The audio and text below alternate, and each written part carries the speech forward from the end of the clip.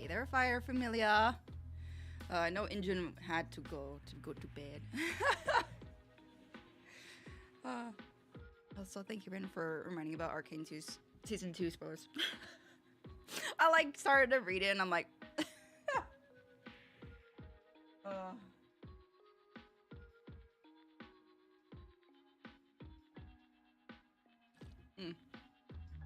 my god. Let me see now. I'm really gonna need to like put a playlist together of videos to watch on stream. So I have stuff like set up so I can start watching things. Let's see.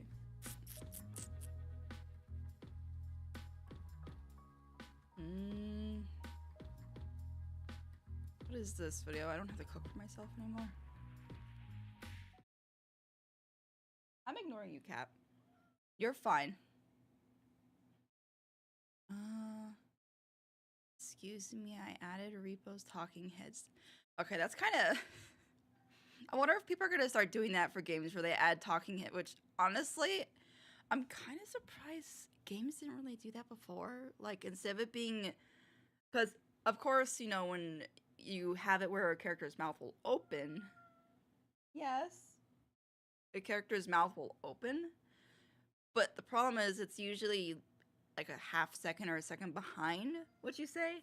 So it always looks weird because it's like they look human or whatever, but their mouth doesn't really, it's kind of, it reminds me of like watching those old Japanese like shows or watching like dubs where the mouth doesn't match the movement. So it's a little like not off-putting, but distracting.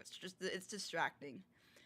And it's just like the way Repo did it, where it's just like a flat head that's just going like this.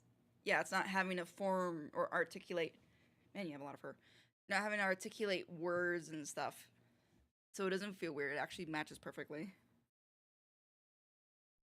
Hello. Oh, it worked. God. It's Repo. Repo is a fun game. What makes it fun? The mouth, the eyes, and the amazing developers. Though we didn't develop Repo, my friend and I coded their chaotic and comedic attributes into Minecraft and played 2 hilarious games. Enjoy. All right. Oh yeah, hold on. I gotta just let this out for a second.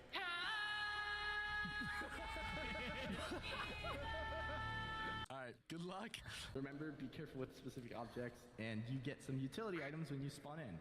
I'm not gonna lie though, I don't think I've like really ever used voice chat in Minecraft. Valuables. There's 40 valuables around the abandoned house. Your team must find and retrieve at least. What is that? Oh, what is stuff. this? Oh, that was valuables. No, there was a thing that fell through the. These are health packs. Yeah, there's. Oh, he actually made Repo in Minecraft. Oh, Narfi, Oh. for a random reason, Oh, I need you to be near me. Is this explosive? Oh no! Lasers!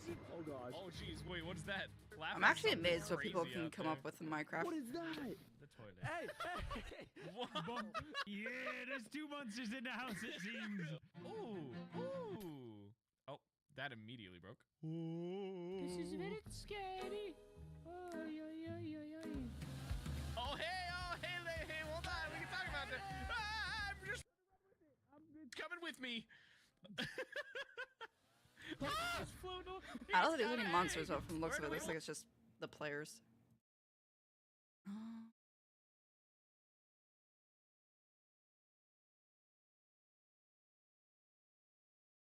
Bring back a trend. What was this trend? I recognize this song. Yeah.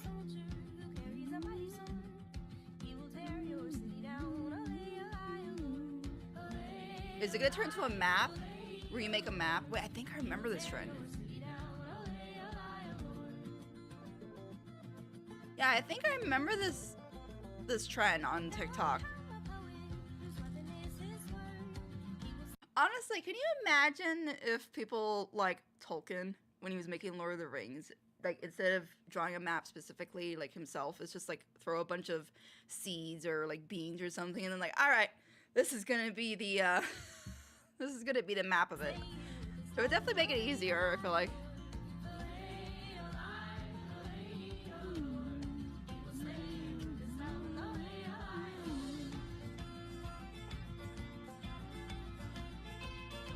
people having to hand do these maps before looking down at this going, shit. I should have thought of that.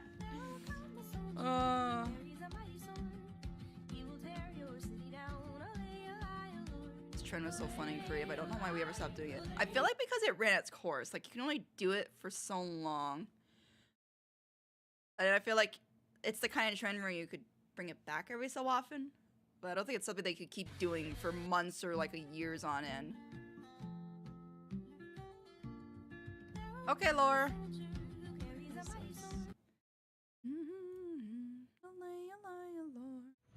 Hey, Star, how you doing?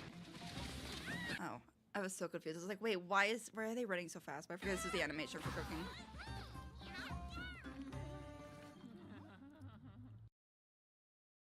What is that cat tired sound?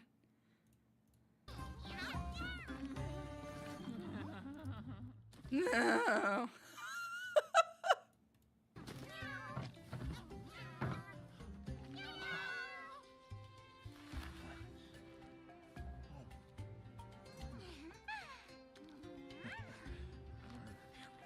Thank goodness I just ate.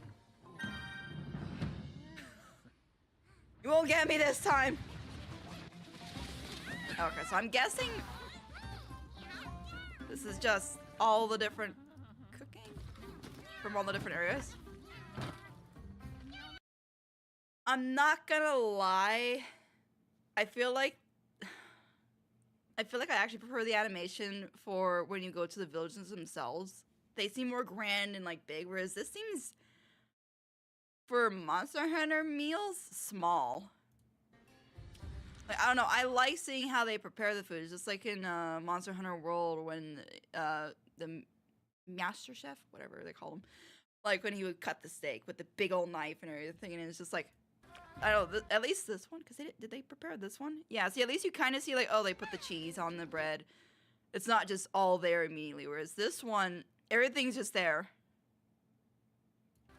So it's just you pretty much eating.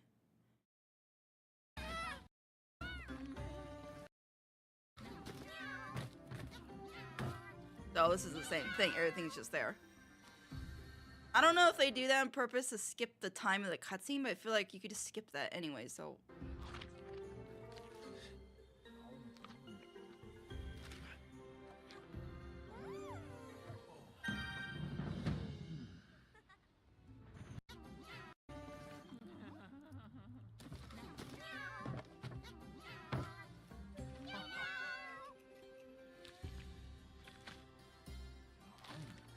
I mean, at least that one, they wrapped the I don't know. I feel like... Yeah, I kind of prefer villages. Never mind about that. I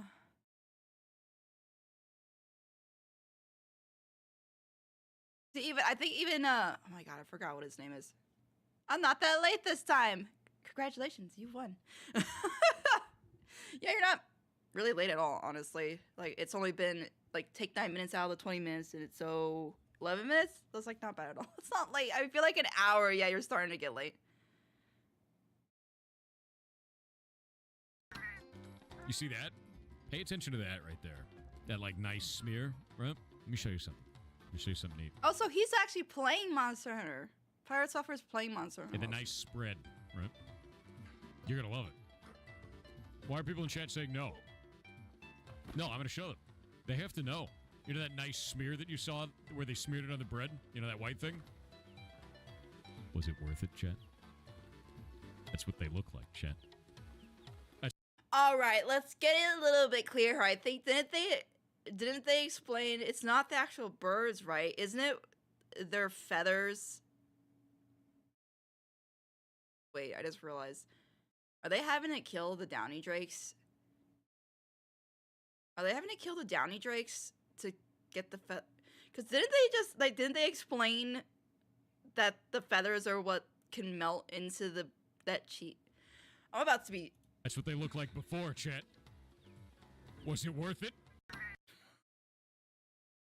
Wait, I don't think that's the case, is it? You are cute and cuddly. Unfortunately, you are also made of meat, Sokka. Was it worth it? Yes, and thank you for showing me where they live.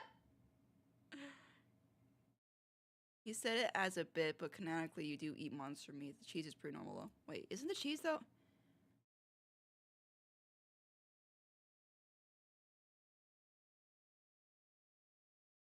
I feel like...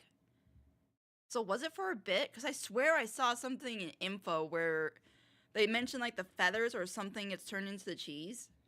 Like it melts. I forgot where I read that. I think it was literally yesterday when I was playing it. I saw it and I just was like, oh, okay. I didn't think anything of it. If that's like the case. I'm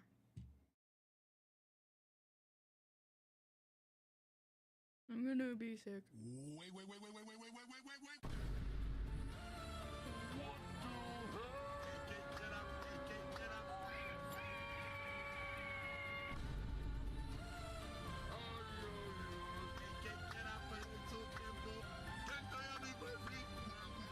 Okay, I'm just curious. What is holding up all these people here that they can't move forward, that these people are going to be forced to do this? And second, how is a security guard or someone not notice this? Okay, like if I was up top here, I would literally stand at the edge of the stairs saying, don't take the escalator. I would come up with something. It's jammed or it's blocked, so don't take it. Instead of just letting it continuously fill, because now, like, that's dangerous.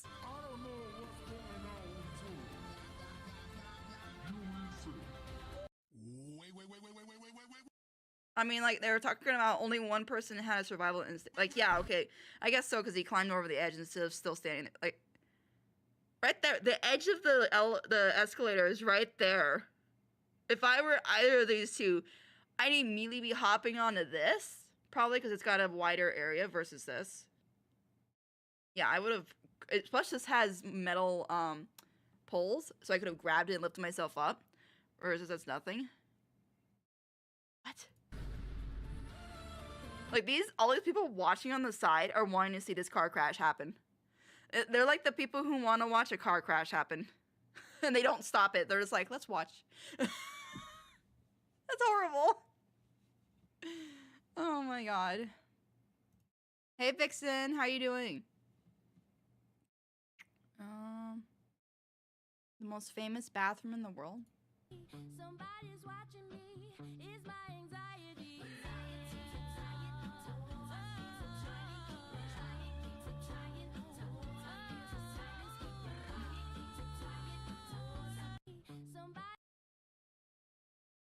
That's actually a clever bathroom. Men to the left. Mr. Good Looking. Women are always right. I wouldn't say that, and I say that as a woman. I don't think women are always right. I literally have an argument with one pretty often. So I don't think that's the case.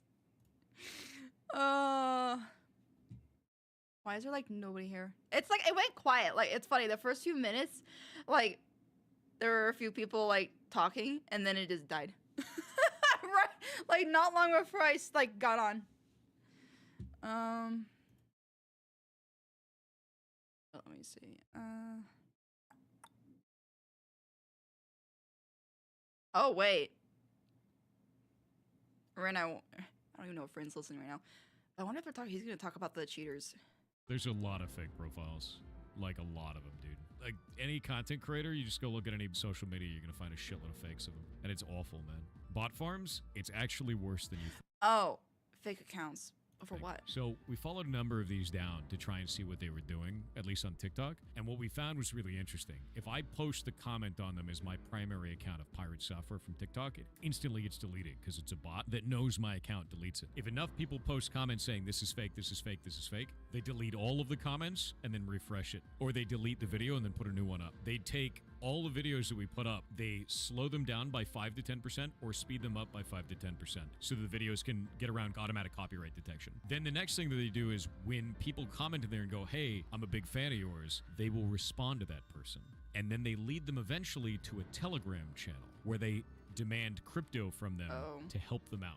And we've seen this happen over and over and over again because they get shitloads of money from vulnerable people acting as content creators like me. It sucks.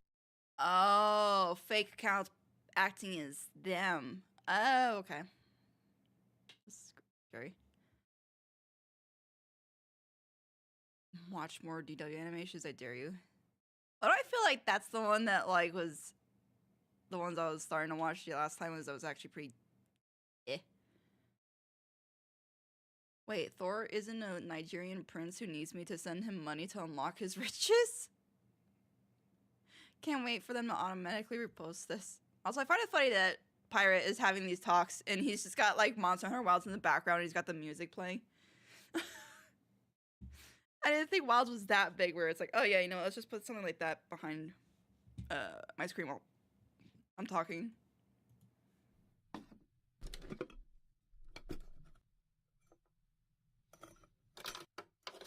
2003 McDonald's McFlurry maker. So this is a channel that literally... Oh, ASMR Playroom. Okay, so they literally get old toys.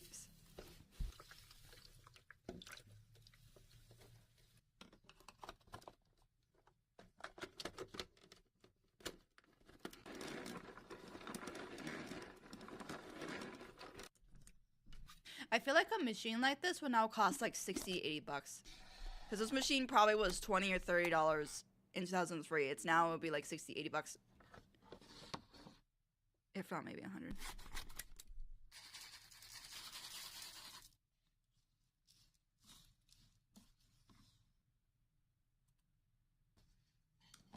That looks okay. Danny's World. Oh, Danny's World. I thought it was the one that was kind of like gory or whatever. They had a watch off stream for some of them. Never mind, Danny's World. I'm sorry, Danny's World. I feel like, okay, if it's got like good music or whatever and it's a good animation, sure, but I don't know. I don't really care for Danny's World. I love 20-year-old sprinkles. I feel like wouldn't sprinkles be stale after 20 years? I don't think even in a packet they would stay good. I mean, okay, they'll still be edible, but they'll just taste stale. You laugh, you restart, laugh again, you restart again. I don't trust these kind of sometimes.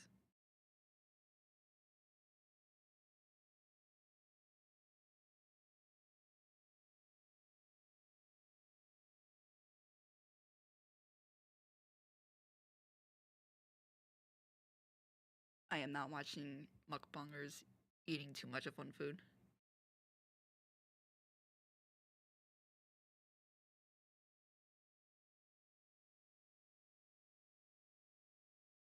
Wait, what?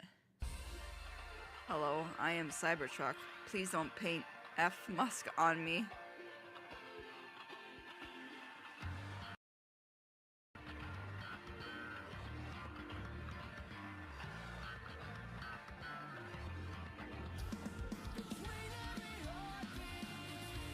This truck already makes me look stupid enough.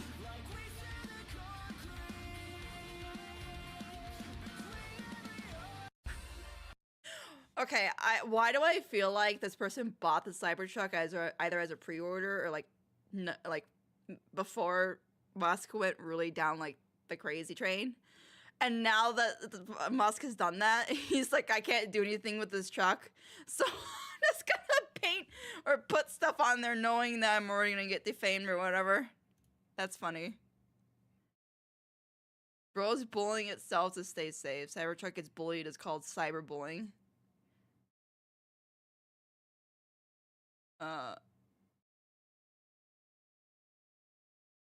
Bro should say, please don't burn me. The amount of people, I would say, I think people have been lighting them on fire. Not really, I haven't heard of any of the painting stuff. I've heard of people burning them. Okay, wait. Simple childhood flavor. How to make a simple childhood flavor? Candied Haws?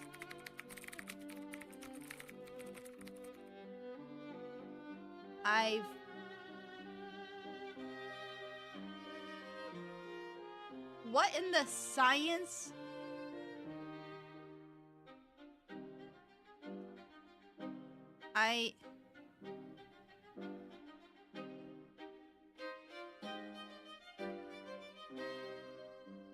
For all the work that's going into this, I think I'd rather just pay someone.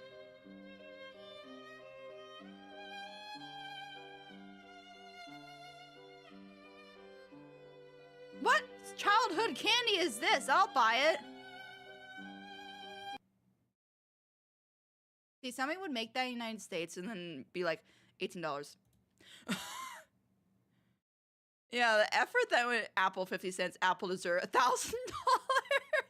You know, I can see somebody doing that. Just put some gold flake on it, and somebody would charge, or like probably at least, not going to say 1,000, but at least a couple $100 for this. Because that's, it's pretty. You can only.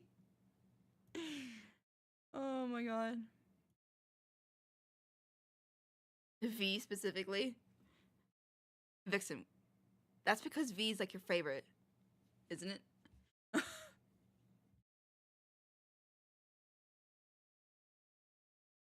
I recreated Into the Spider-Verse with $0.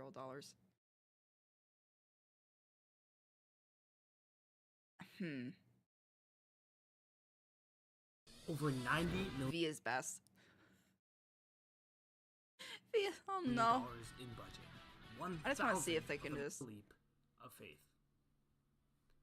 So here's the plan. I want to recreate the scene.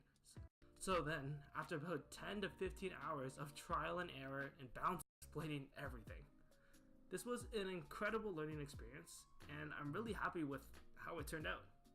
I've been away from YouTube for a little bit just because I really want to experiment with Blender.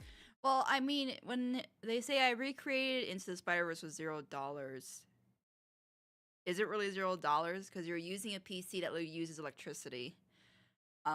You're putting your time, which that time could have been spent on work or something like that to make money.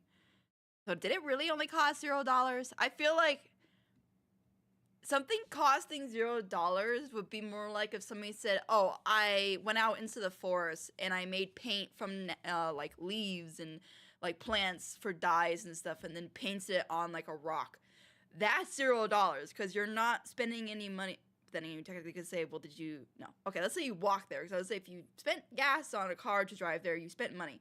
So you say you walk to the spot, get all the materials you need, paint on a rock. That's truly $0 you spend. But this is not $0. These past months, just doing Technicality of me would just a couple mini projects here and there. Actually. Overall, learning Blender these past 5 months has been an amazing journey. And this is just V is the gone. beginning.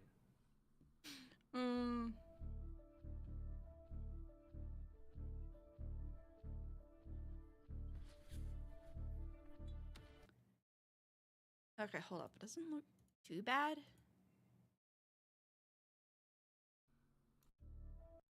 It's not too bad. I would say here is where it feels a little wonky. I feel like this building is not far enough away. It feels like it's way too short. Like the perspective here, I feel like. Shelly's better. We're about to have a Dandy's World fight over who's better.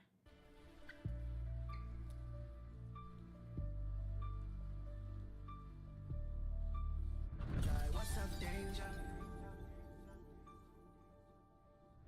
Like, what's up, danger? Not bad, like seriously. Like this would be like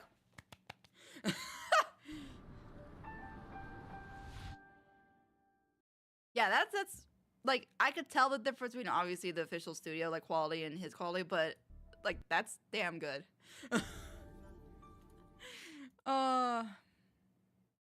Yeah, ain't no way you're that good after only 6 months. That's crazy. Can't really see where you go. So yeah, like the fact that they did this in 6 months, and if they're not that, I've been learning Blender for 5 months and decided to give myself my, okay, that's insane then. That they learned Blender specifically for this, and they were learning as they did this. Like, what? This is something I'd expect someone who's been going for a couple years or a few years at like a class or something or a school to do this. Not 5-6 months of like what?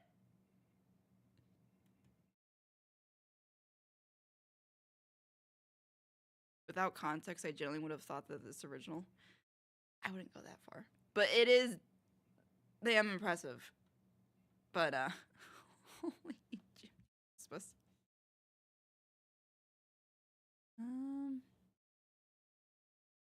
I shipped them, but I had no idea what you were watching videos. I showed up. I thought we were just gonna see some dude jump off a skyscraper, Timothy. It's like, oh, Nara's watching this kind of stuff. Okay. Also, this is such a weird game. I've heard date everything. Wait, when they say date everything, is it? I feel like, are they? Okay, is it like people that were objects before? I feel like that's the best thing to guess. Well, I gotta see this. Peggy 16. You seriously have magic date furniture fuck glasses? I'm a pair of Dateviator glasses. My name is Skylar Specs. My lenses have special properties. They allow you to directly acknowledge a thing's existence or date. You see all What? This seems like an April Fool's game. the things around your house. Can I date my PC? Just kidding.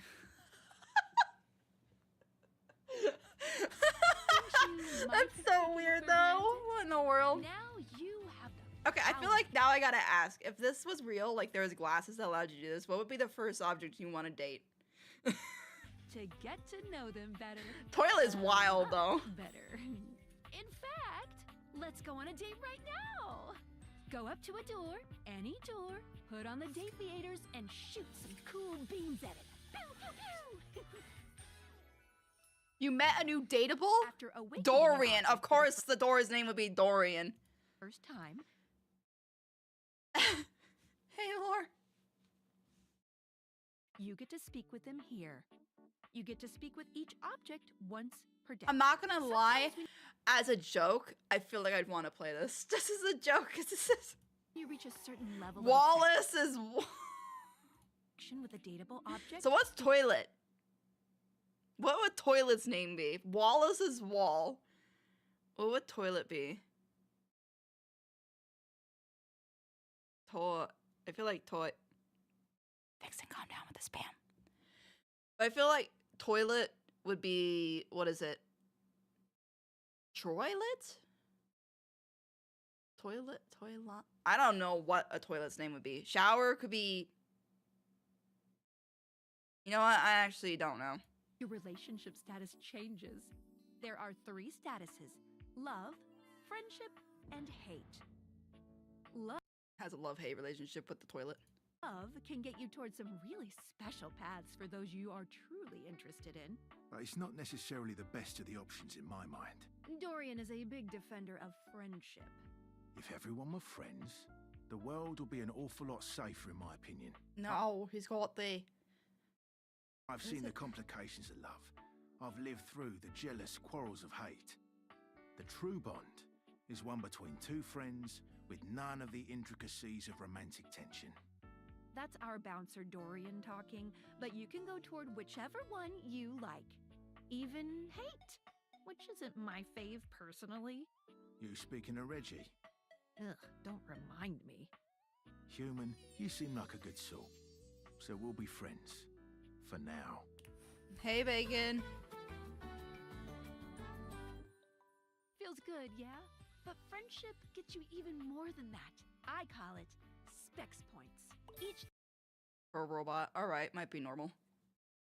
Anyone who finds it weird to have a thing for robots is kinda, not even kinda, I would say you're new to the internet, or you're new to that stuff in general. That's been a thing since Terminator days. dateable object has points to give whenever you achieve an official relationship status with them. Get more of them to be able to choose some more advanced options. But really, there's no going wrong here. Talk to anyone you want, in any order you want. Okay, what's the cat? Nah, what's the cat one? Wrong here. Talk to anyone you want, in any order. Yeah, what's the cat one? Is it a pocket watch? I'm not making a joke there. Any order you want. You're basically in a big, huge. So piano, globe, lamp. What would the lamp's name be? Cherry? Light switch? I don't. Sandbox. Like the open for you to- possibilities are endless with this game. Either my ears or my headphones are starting to fail because my phone's at full volume and I can't hear that well. Playing. So, I don't have no idea for you guys. Like for me, my voice is normal. Oh, are you ready turn off the video.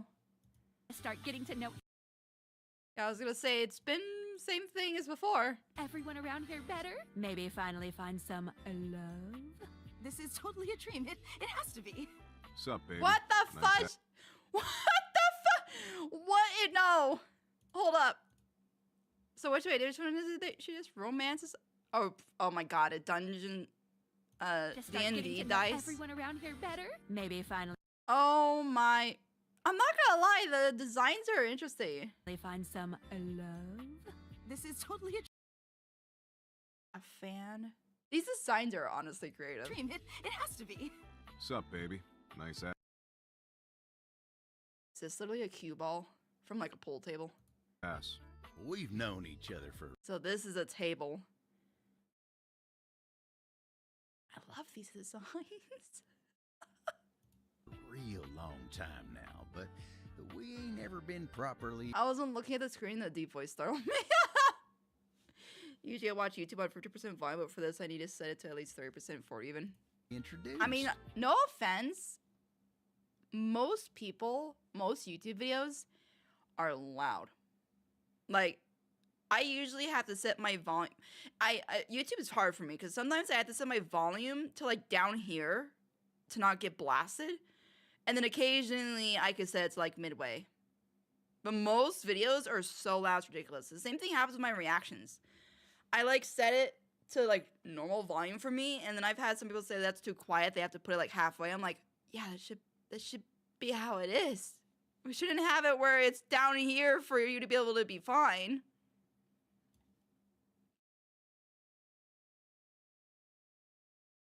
Name's Hoover. Like, I don't get it. I don't get why people have made their YouTube videos so bloody loud to the point that you have to have it almost muted. My friends just call me Hoov, though. Now that we are introduced, we must get to know each other, eh? Did you just ask your water heater what she does? I like these designs. Oh, the scandal. Oh, Polishing of my knob is a sacred art. What are you doing? they're curtains. You ain't got no chill. Now we're dating. That means Lux. Oh my god, he's a ring light. They're a that ring you need to light. follow certain rules. Dating? Why would you The game controller. Okay. It's called Date Everything, and I'm not gonna lie. For fun, I want to try this. It looks silly, and I love the designs though. do that? Like they're actually Memorial creative. gives you a kiss For that most is of them, at sure least. to Not all. I don't. Is this a person or? land in your own romantic hall of fame. A true old-timer. There's time for all that later. Right now. Christoph, of course. He's a treadmill. Or no, is he treadmill or is he? It's gotta be a treadmill, right? Oh, we Hey, do Ken. violence. So you're saying there's a chance? Wait, what was Hank 3? Are they freaking suits or are they oh my god, what do they call them? Not clothesline. Hangers. Yeah, Hank 3. Hanger 3. Date everything. Oh, I was right. Cat is a clock. But it's not a girl, it's a guy. We got the piano. I'm gonna guess might be a refrigerator. Because you got the food and then it looks like chill on it. My heart rate is through the roof. This horror pack is putting me on edge. Why are you playing it alone? Go play it in isolation. That's a vacuum. I'm not. I want to try this game. Yeah, they did. Oh, did they release? Yeah, release date trailer. June 17th. Characters that make you want. See, even they give physical versions. Just kidding. I'm not gonna make fun of Nintendo because Nintendo, I guess, is already. They're not the ones doing the non-physical versions. So. Fall in love. Art thou ready for our... I'm trying to make progress. Why? When you're gonna start over if I play? Because I'm gonna want to start over. I'm gonna be like, I'm gonna go off on my own so I can start over from the beginning. Our date? Placeholder text? Where? Let me at it. We here. Chap? Is he a microphone? Is he a mic or is he chapstick? Here at Sassy Chap Games LLC are sticklers for quality. Sassy Chap Games. Sassy Chap. Oh, okay. So that's just what they're called. That is. I'm curious to see if Dorian's personality is different depending on what Dory is. Yeah, because he was a front door in that trailer.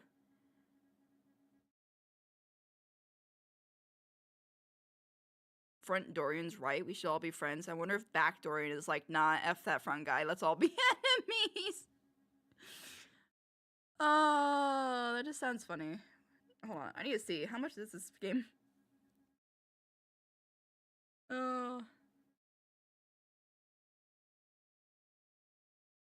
I'm gonna date a vacuum cleaner in Pride Month. Woo! Oh my god, Ken.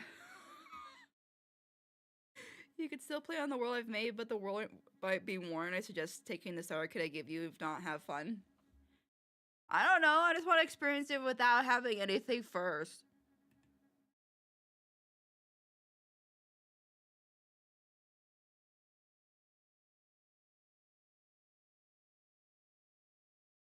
I've had it on my wish list for a few weeks now.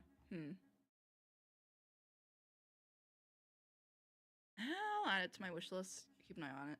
It's funny, I saw something for this, like just a screenshot. Like I think of the thumbnail, and I was like, that sounds weird, and I didn't look into it. Because I thought it was gonna be some cheap, weird game, but it actually looks interesting. Okay, later, Vixen. Disney stole my artwork and sold it in their parks. A long-awaited update. It's been over 2 years since my last update on Disney stealing my work. This is going to be a long one.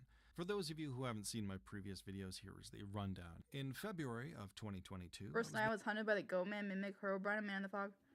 How many monsters are there? Because at that point I was to say, if you experienced everything. A fan art model that I sculpted back in 2018 of the Tiki drummer from Disney's Enchanted Tiki Room was used by Disney to make a music box celebrating Disney World's 50th anniversary. The artist credited on the music box was Costa Elevezos, who at the time was, but is no longer, more on that later, a product design manager for Disney and had been employed by the company for over 25 years. But he is not the artist. He is a thief that stole my work and passed it off as his own. This is pretty blatant. There's no... That's not even copying my homework and change it up a bit. This is like copy and paste.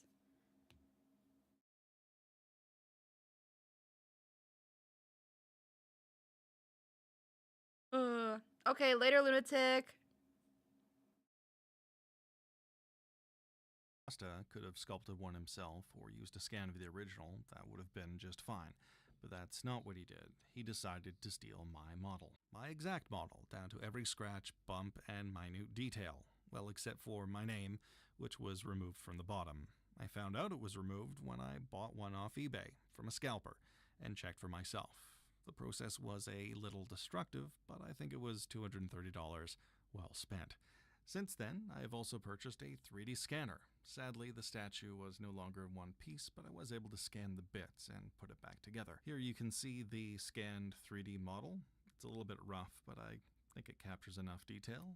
And here's my original model. A scan model, and then my model. The scan, and then mine. You can really see that there's no difference between them because they are both my model, the one I made and the one that Disney stole from me.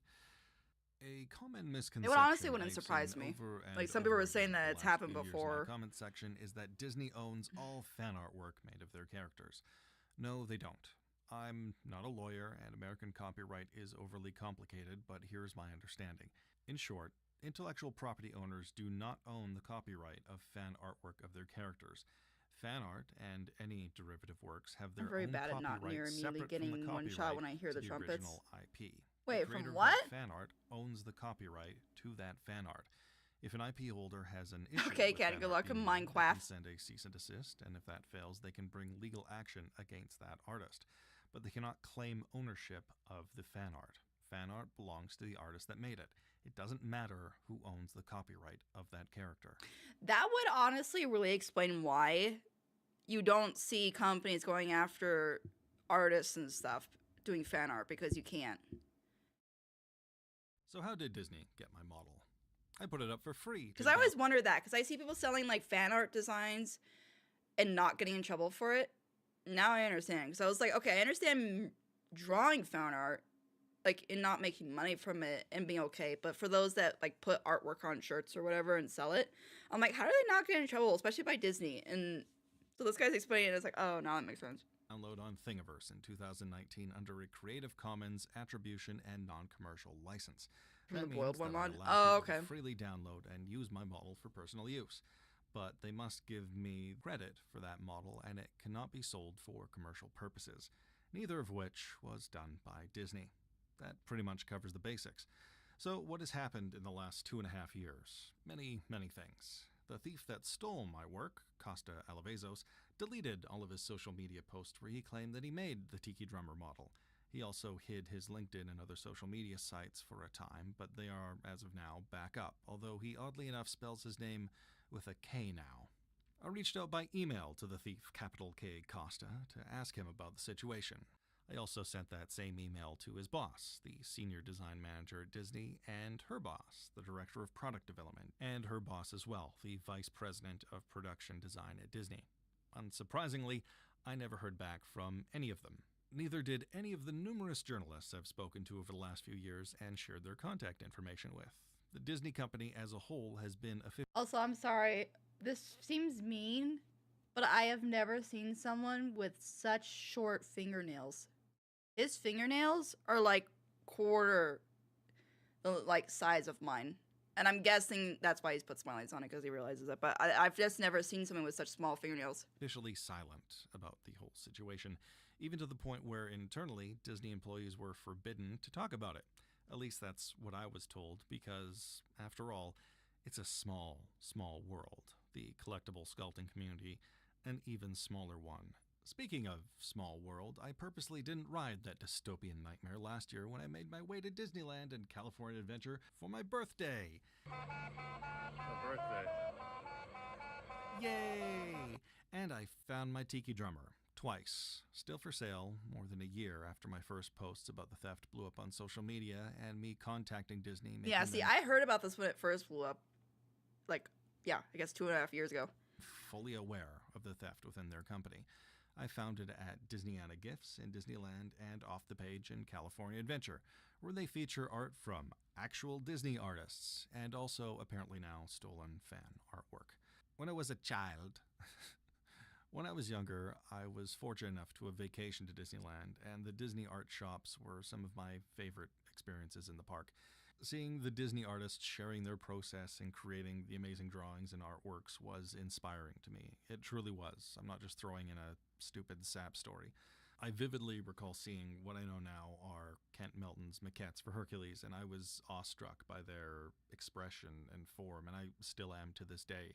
And in my 10-year-old brain, I thought that creating something like that was something I'd want to do when I was older and tried figuring out what to do with my life. And it was a dream of mine to maybe one day have my artwork seen in the Disney parks, and I've achieved that now. However, the experience has been somewhat soured when the artwork has been stolen from me and has the thief's name plastered all over it. For everyone furiously typing that I should just stop whining and sue Disney, I will say this to you. You have way more faith in the American justice system than I do. If there's any lesson to be learned from the last several years, it's that the rich and powerful can get away with anything, consequence-free. Secondly, I want you to stop and really think of what it costs. Not just the monetary cost, but the time cost, the opportunity cost, the relationship cost, the physical health costs, and the mental health costs it would take to sue the richest and most powerful entertainment corporation on the planet. a company that almost certainly employs more full-time lawyers than they do animators. And what would it get me? Years and years and years of drawn-out and expensive legal procedure, and then a settlement offer with a non-disclosure agreement that will make me shut up about the whole situation, and then maybe some money. And don't get me wrong, I would gladly take some money. I've got student loans, I've got rent, bills, food to pay for, and scraping by month to month as an independent artist sucks. And I'm only able to do it because I have a support network from my partner and my family. And trying to get by is getting harder and harder every day with generative AI stealing from and devaluing the work of actual artists. And it sure doesn't help when one of the richest companies in the world and their senior staff steal your work and sell it for $125 a pop. There has been a silver lining, though, maybe some minor justice. Shortly after contacting Costa's higher-ups at Disney, his direct boss, the senior design manager at Disney, deleted her LinkedIn profile, and I haven't been able to find any further information about her current employment. And the thief himself, Costa, according to his Instagram, where he now spells his name with a K, has retired from Disney and is now pursuing other things. Read into that as you will. That about covers everything I can say up until this point. Would you kindly follow me on Instagram and YouTube at Monster Caesar, or search my name, Andrew Martin, with Sculptor, and my socials should pop. I mean, it wouldn't surprise me at all. Because, yeah, like, nobody's gonna go up against Disney. Unless it's another big old studio. Ugh. I feel like the only time Disney might get in trouble is if it's like a billionaire that they steal something from and that person has the money to go after him. But the average Joe Schmo, no. Like, if they stole from me, I wouldn't go after Disney. Like, you try to at least get the info out there. Just hopefully there's a, like a, what do they call it? A reaction to it. But if Disney doesn't do anything and it's kind of like, oh, you're gonna have to sue us, it's like, well, I don't have that kind of money. And I feel like Disney knows that. So they're not gonna care. I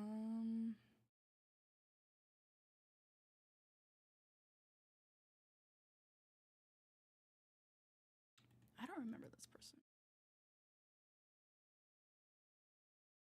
Like, I feel like, didn't I watch this? I'm gonna subscribe to them. As I said, I don't remember if I watched this or. Cause some Axis Row.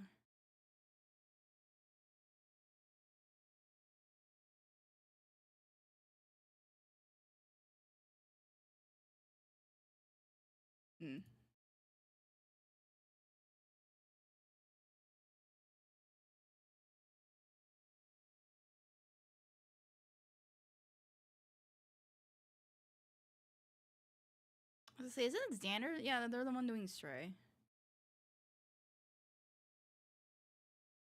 And just, yeah, they're showing, like, he's showing all the OST and stuff, but not really.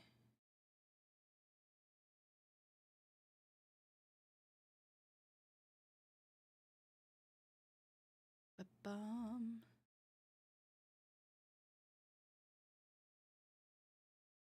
Making poison art to punish AI thieves.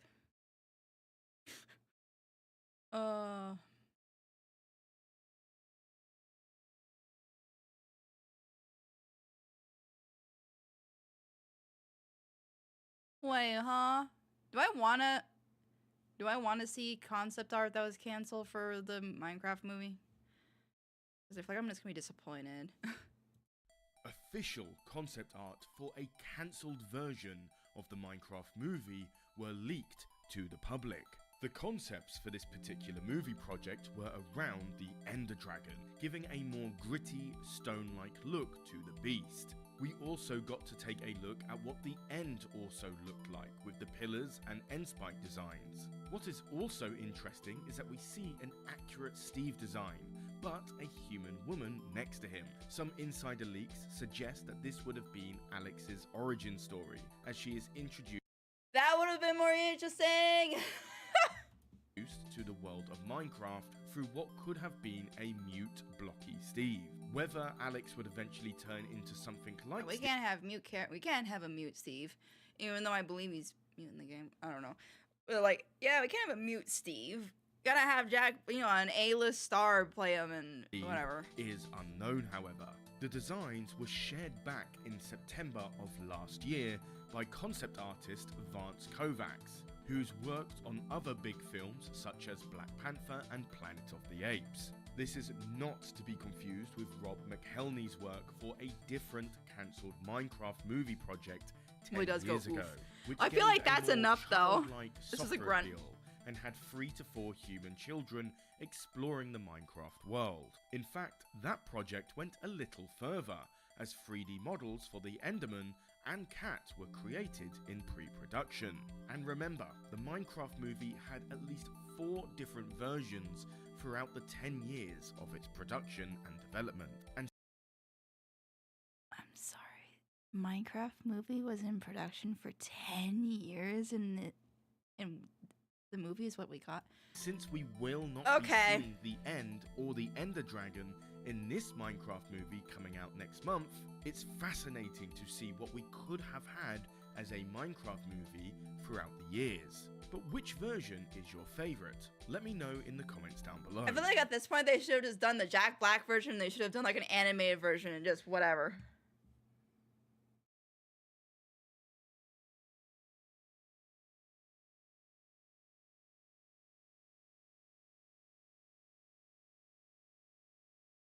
In a magazine 7 years ago. That's crazy.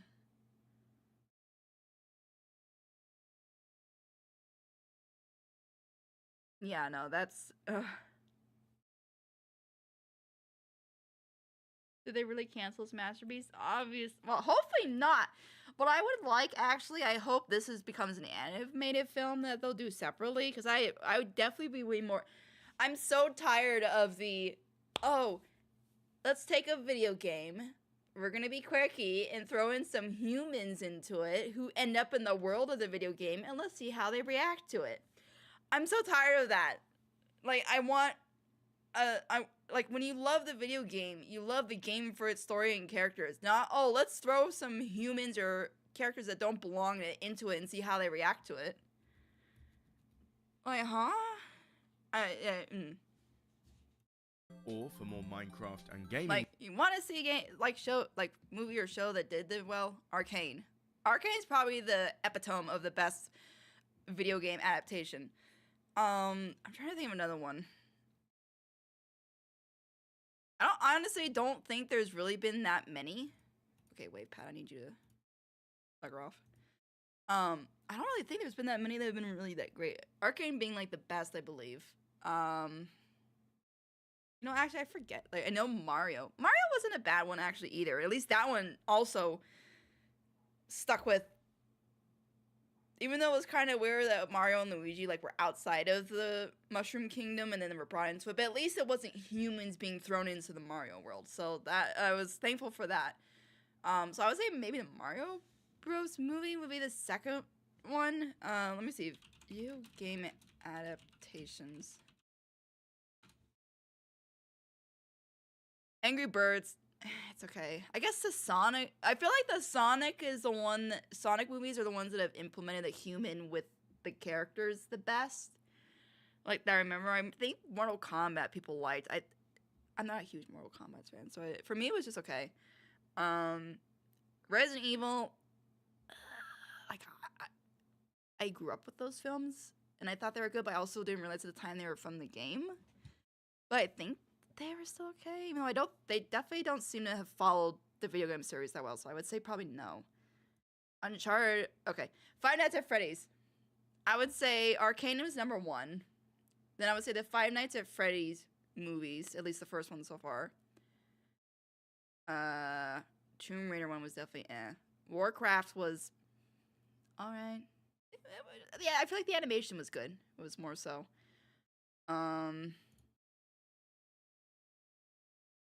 I always forget that Borderlands had a bloody movie. I never saw that, so I can't say. But yeah, from what I've seen, Arcane number 1, Five Nights at Freddy's number 2.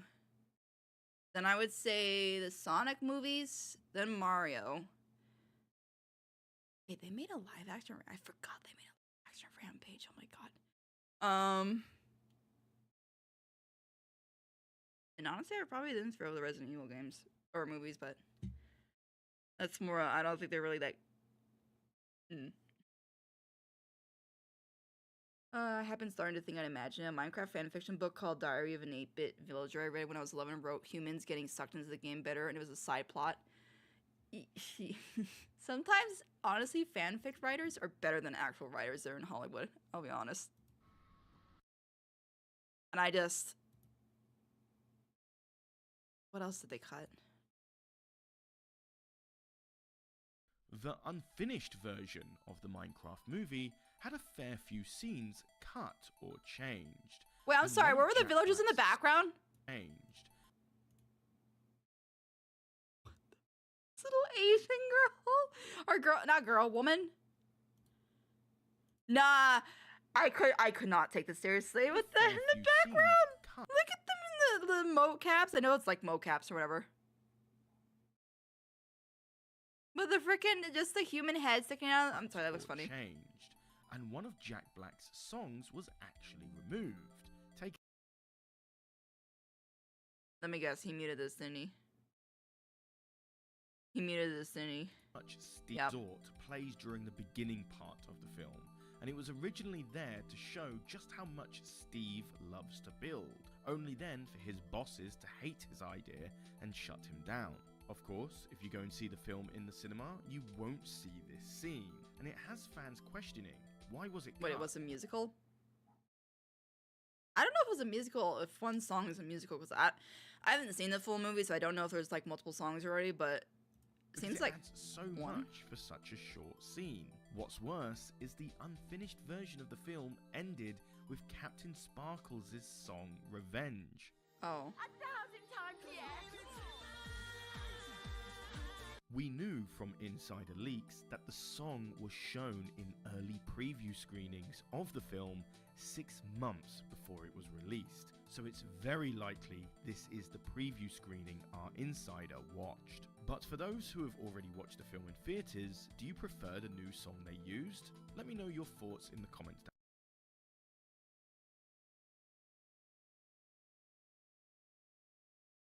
Captain Sparkles.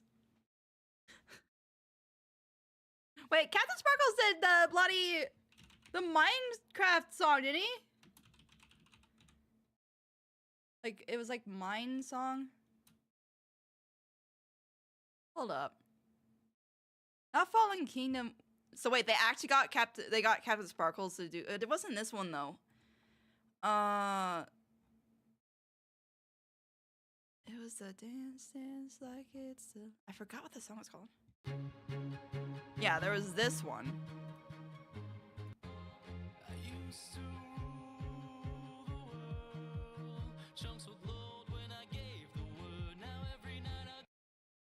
What's the one they used then? I can just go through this.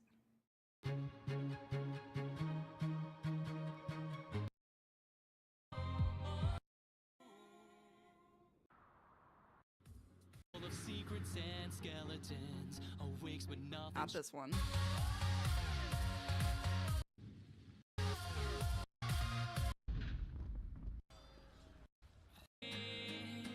And I wish I could go back together. We are the dragon hearted. We are the dragon hearted. It wasn't. So wait, did he make a specific one for the movie?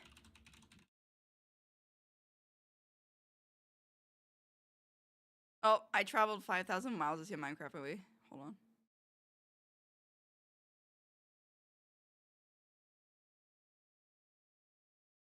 Chaos. What about the song?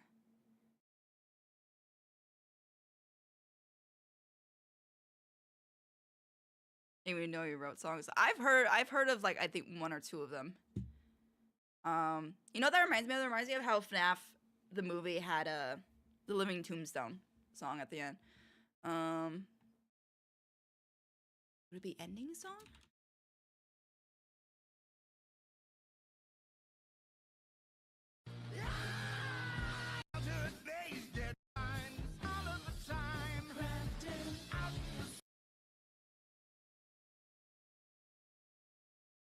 Okay, wait. Did I mistaken that there was gonna be a Captain Sparkle song when they went with?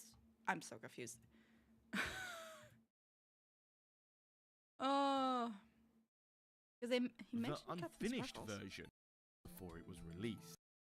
The leaks that of the film ended with Captain Sparkles' song Revenge. Revenge. Okay. Captain Sparkles' song Revenge.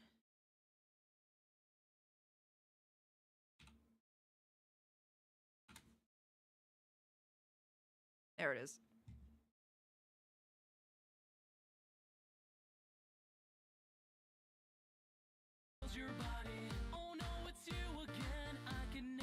So the unfinished version had it. Of the film ended with such a short scene. What's worse is the unfinished version of the film ended with Captain Sparkles' song Revenge. 1,000 times yes! We knew from insider leaks that the song was shown in early preview screenings of the film 6 months before it was released. So it's very likely this is the preview screening our insider watched. But for those who have already watched the film in theaters, do you prefer the new song they used? Let me know your thoughts in the comments. No offense with how this movie is and it's mad to me. I'm actually kind of glad Captain Sparkle's song is not in there. I'd rather his song actually be used for like the animated version. Like if they do an animated version that looks like the concept art and it's like a focus on Alex's backstory, I prefer that. I'd rather not be tied to this, I'll be honest. Like this thing taking 10 years to make is no. I wish the song you sung was the I am placing blocks and shit because I'm in effing Minecraft one. Nah, see they gotta appease to the 10-year-olds and stuff, Laura, so they're not gonna put a song with cuss words like that. This is the song I've heard from Captain Sparkles.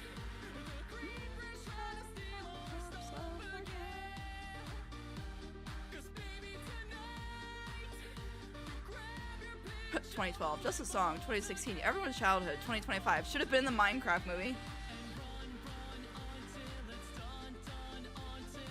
At least this isn't copyrighted, so I can listen to it.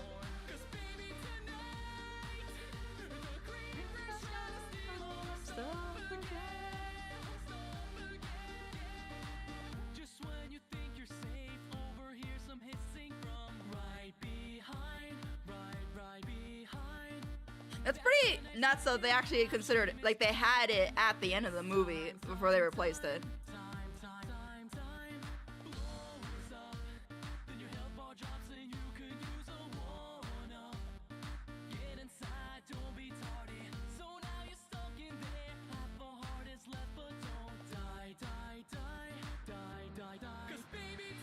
See, that's the problem right there. He said die too many times. They didn't want to frighten the children. That sounds like something Netflix would have an issue with. I'm sorry, you said the word die too many times in your song. We don't want that for our show or a movie.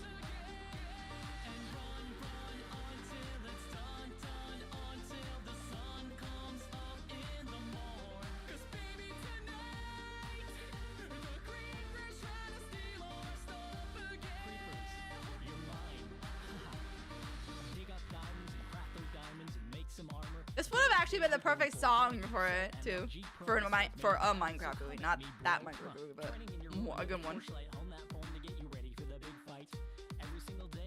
Like, honestly, I feel like if studios just grab a YouTube content creator that makes Minecraft animations. Like, even, I feel like Z Animation or Z Animation would be a good one. I don't know. One of them. Few of them. Throw them in a room together and let them brainstorm. I feel like we would have gotten something at least better than what we got.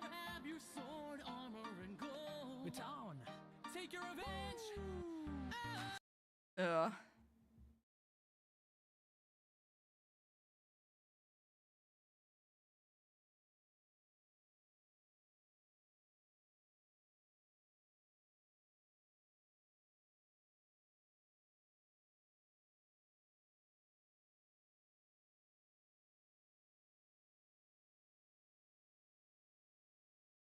I thought for a moment, like Ninja, I thought they meant Ninja the streamer.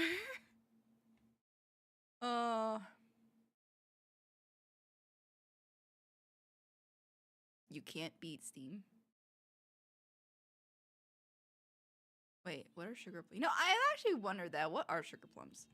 I'm like clicking on random ass videos just because I'm like, I need something to watch. I also want to see this. This like, is a shirt that shocks you with electricity. Oh, God, that hurt way more I don't know if I ever want something that actually causes me pain in the game. than I thought it would. I usually go to video games to have an enjoyable time or fun or whatever, not actually feel pain. So you might be wondering to yourself, why would anyone even want this? Well, pain immersion was always such a cool idea to me, but there were never any real products that Also the name Owu. This feels like a suit that Liam would make. went for it. All right, nice and easy. God. Until the OO skin came along. There's B haptics, but for me personally, just a little vibration is not worth strapping up for me. This thing, as much as it has its downside, is crazy, and you can dial in the pain as much as you want. I've turned it up pretty high. It makes sense, like, it is possible because there's like watches that will zap you, so I feel like, yeah, it is possible, but I'd also be kind of terrified to put something on that could literally zap it. Wonder if it could go too high, because I feel like, what if they all went off on accident? Or actually, I feel like that could happen. What if it's like you have an explosion? Content. I think one of the greatest things you can do is just be VR, aware Alex. of when you actually don't know anything. God, let me go. Let me go. Let me go. God, it hurts so much.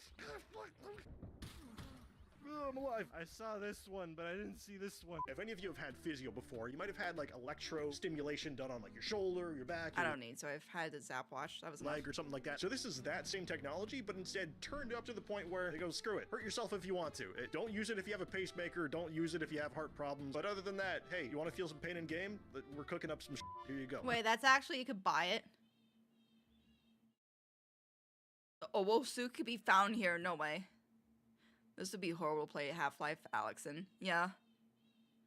How much is this thing? 480! Oh!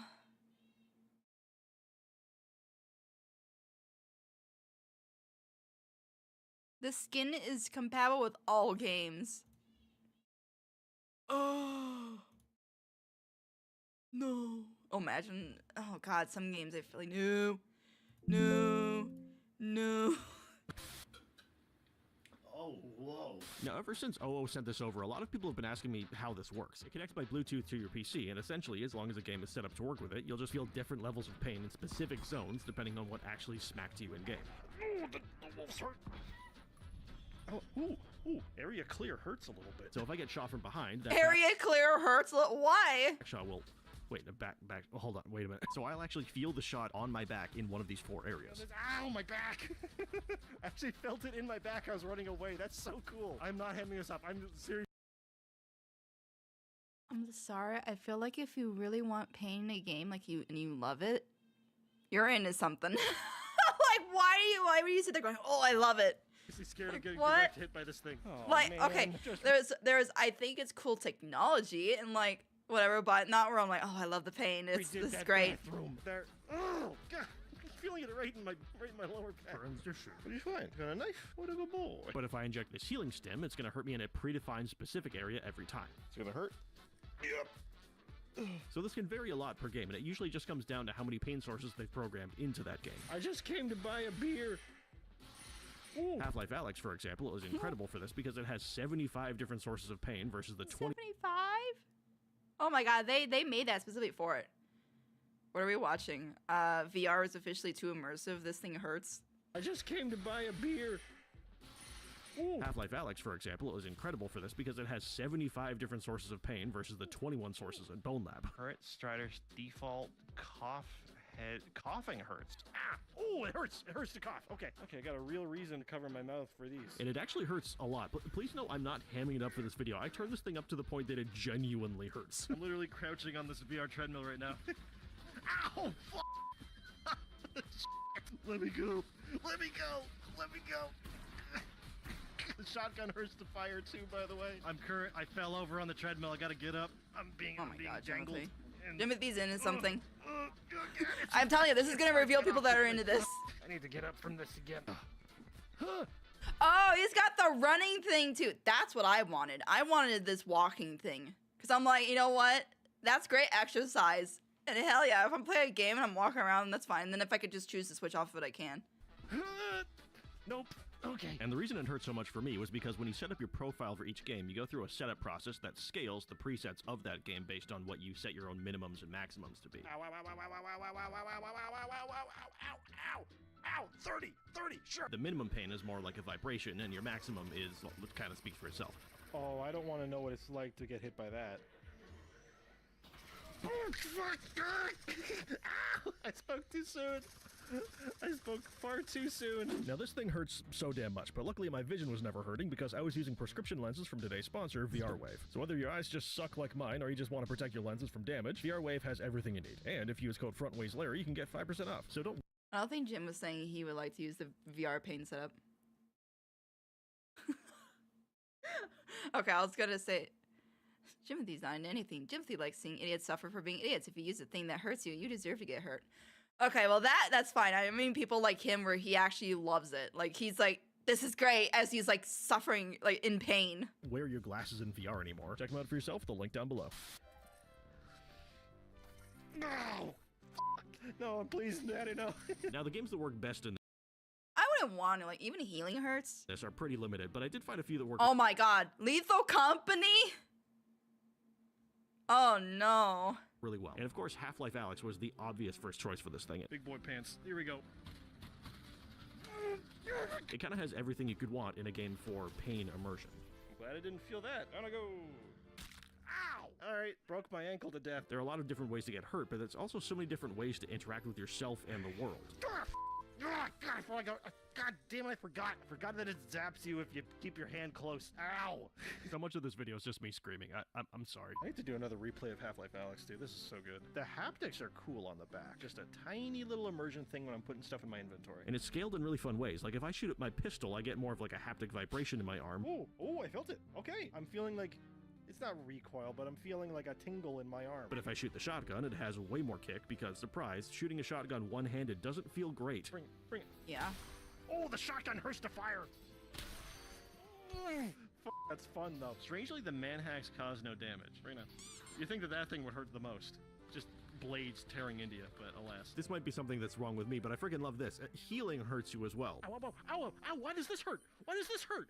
Why does this hurt? Oh, ow! Yeah, I wonder why it hurts. You have a bunch of needles doing something to all of your fingers. Why would that hurt? Hurts you as well. Ow, ow, ow, ow, ow, why does this hurt? Why does this hurt? Why does this hurt? Oh, ow! Stop! Stop! Like, this green goo isn't really designed for humans to shoot up. If I remember correctly, it's for Combine soldiers. There we go. I'm scared. In a game, like if you play the game normally, you just don't even care. You just put your hand, but it's like he's having to hesitate because it actually hurts. I probably would take forever to get through a game like this because I would just not want to experience any of the pain. You launch yourself past areas of grenades. Okay, yeah, that thing would probably kill me.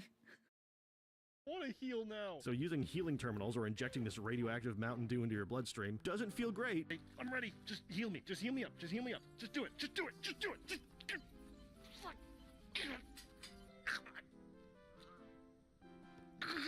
It's still tasing me. It's still tasing me. It's still going. It's still going. Fuck. Stop. Stop. I don't think. I feel like the problem with this is I'd want to try just to see how bad it could be, but at the same time I'd be like, no, I'm good.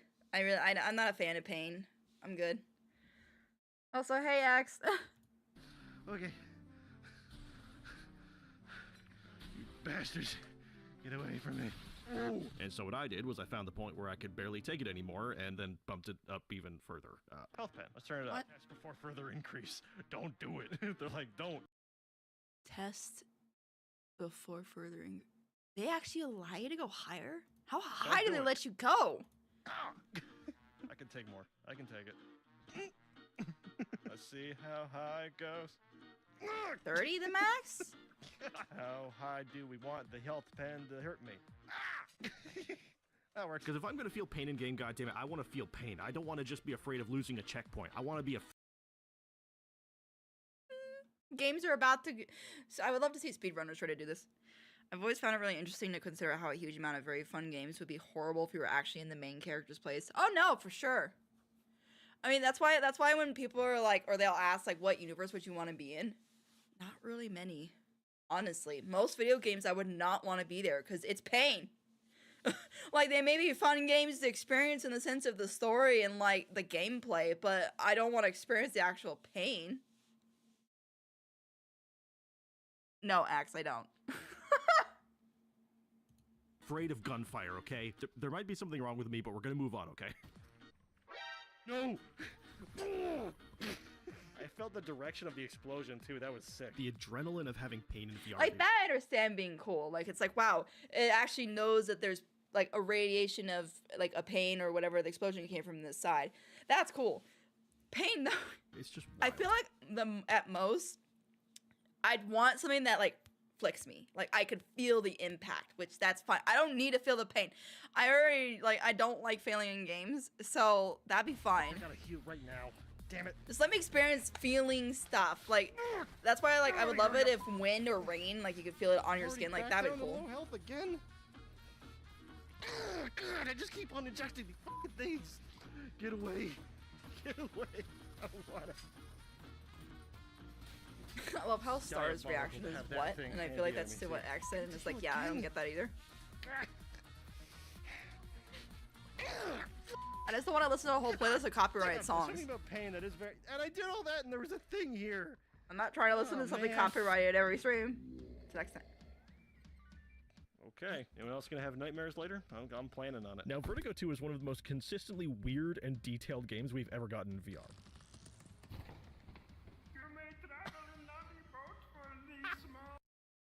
What the fuck? Yes, joking, der. Nah, you're serious. I saw something like that in a movie once and thought it was really unrealistic. I wonder how it works. And since the new DLC is on the way soon, I figured I should finally try and finish this thing. I put it down for a while. I forgot. People are down. What the hell is that? What is this carnivorous snowman potato? What the fuck? Oh, now it's in the earth? Now there's 3 of them? And the cool thing is that with the OO skin, I had some of the most accurate pain depictions so far. Jeez. Oh no, not the pain depictions so far. I delivered the whole line while fighting with a burp. You now are required to give me praise for my Jeez. Oh no, not the Yeti snowman police again. Not the potato man. No, God, they got It's called Vertigo 2. I know what one of these feels like to get hurt by. Do it. Stung me, I guess.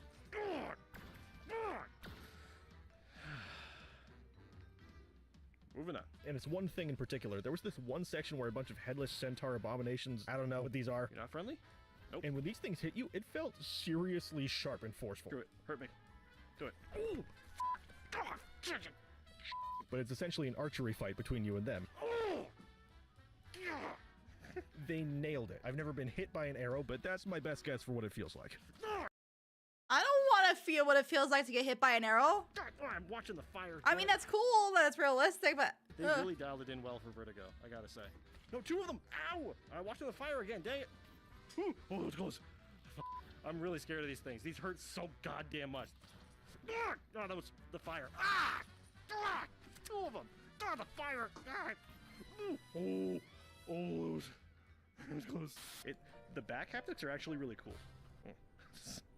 This gun's so slippery. But the only use for this thing isn't just to feel your nerves getting deep fried in real time, because some games actually have a little bit more of a haptic experience than an adrenaline-fueled, painful thrill ride. So few VR games have reloading be physics-based. That's so good. So The Light Brigade here is a game that I'm both incredibly impressed and frustrated by. Visually, it's stunning. The sound design is impressive and punchy, and with the gun mechanics, there's truly unique and impressive physics at play here. You can...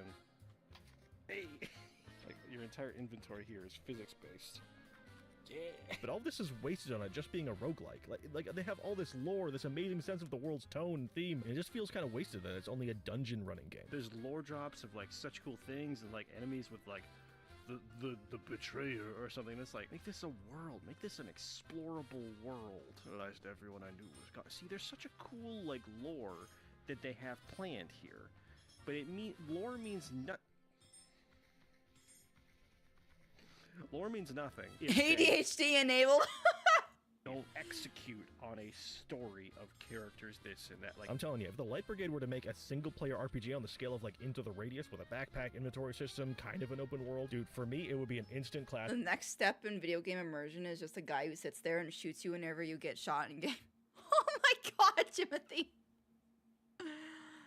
It's like a must-buy title. I want the Light Brigade, but I want to see the world beyond it. I don't want to just do dungeon crawls. I want to see the world. I know that's not a simple thing. It's just making an RPG. Like, it's not that simple. I get it, but that's just what I want. So, yes, do it. So it's like somebody make it. Damn bulletproof birds. But that doesn't mean the game isn't still fun in little bursts. Like with the OO skin in this game, there was actually some neat implementations. Ooh, I feel a tingle on my back when I teleport. The praying mechanic gives you little waves of tingles across your body in like different sections. Arms, chest, belly. Cool. It goes like boom, boom, boom, that kind of speed. Plus, there were just satisfying inventory haptics that actually have me questioning my stance on the B haptics vibrations that I mentioned earlier. The back haptics are really nice though. There's been very few games so far where I've felt like really good back haptics. It's going like middle back, lower back. It's going like boom, boom. Oh wait, no, when you put it away, it goes top, bottom. When you get it out, it goes bottom, top. Putting it away, taking it out. That's neat. Maybe I'm wrong. You know, maybe I'm wrong about B haptics. Maybe the vibration is actually kind of worth it. I'll pray for you, brutally clueless. Ooh, ooh. Now I've been having.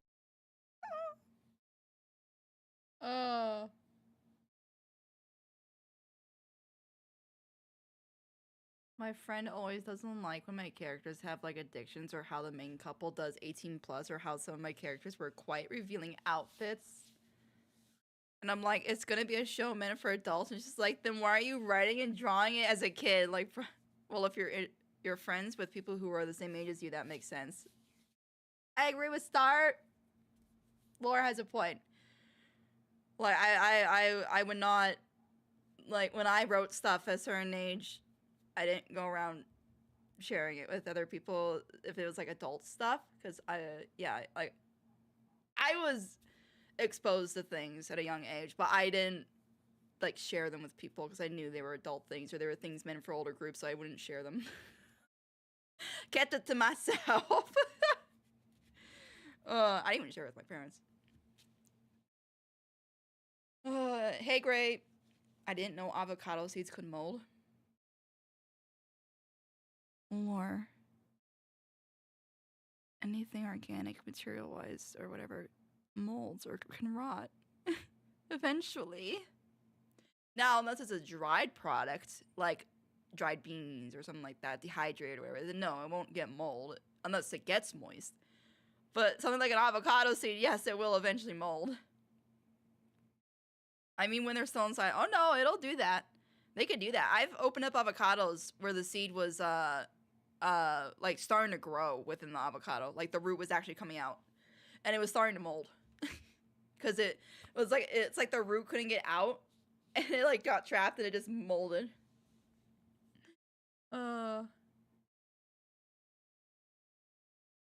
Fun with this thing, of course, but the real question is it worth it? Well, first off, there's game compatibility, which they need to expand, and they need to expand it fast. Like, VR users are people that frequently spend exorbitant amounts of cash on accessories and weird bleeding-edge technology, so they should be the main focus, right? Well, you'd think so, but instead they have mostly flat-screen titles supported. I don't know about you guys, but I can't see myself sitting down for a flat-screen gaming session and getting hurt with all the steps to keep this thing ready to go, to put it on beforehand. To me, this thing is for VR gamers, whether they like it or not. It just seems like they've got their focus all wrong. Okay, literally just as I'm editing this right now, it looks like they just added support for Ghost of Tabor and even a special Ghost of Tabor collab skin, so I guess maybe they're finally refocusing to VR, maybe they're finally realizing what their market is. Oh well, I already recorded this, so I'm leaving it in. Now, of course, I would love to have this supported in every game, but if I had to pick one, I'd choose Into the Radius, because, like, imagine touching the electric anomaly in that game and getting absolutely just levels, just right. I mean, when they're still inside that avocado, everything was still green. Avocados do contain a small amount of water in them. I wouldn't say, like, just water, it's just they're moist. I mean, unless that's why they're moist, because of water, but I don't know. I mean, like, avocados, yeah, they're moist. I've never had a dry avocado. I just feel like I'm gonna write and draw what makes sense for the characters. The characters are adults, they do and act like adults, they drink, they can wear what they want, so I'm not gonna dumb down and make them PG because I'm a kid who writes them. I do what makes sense, you know?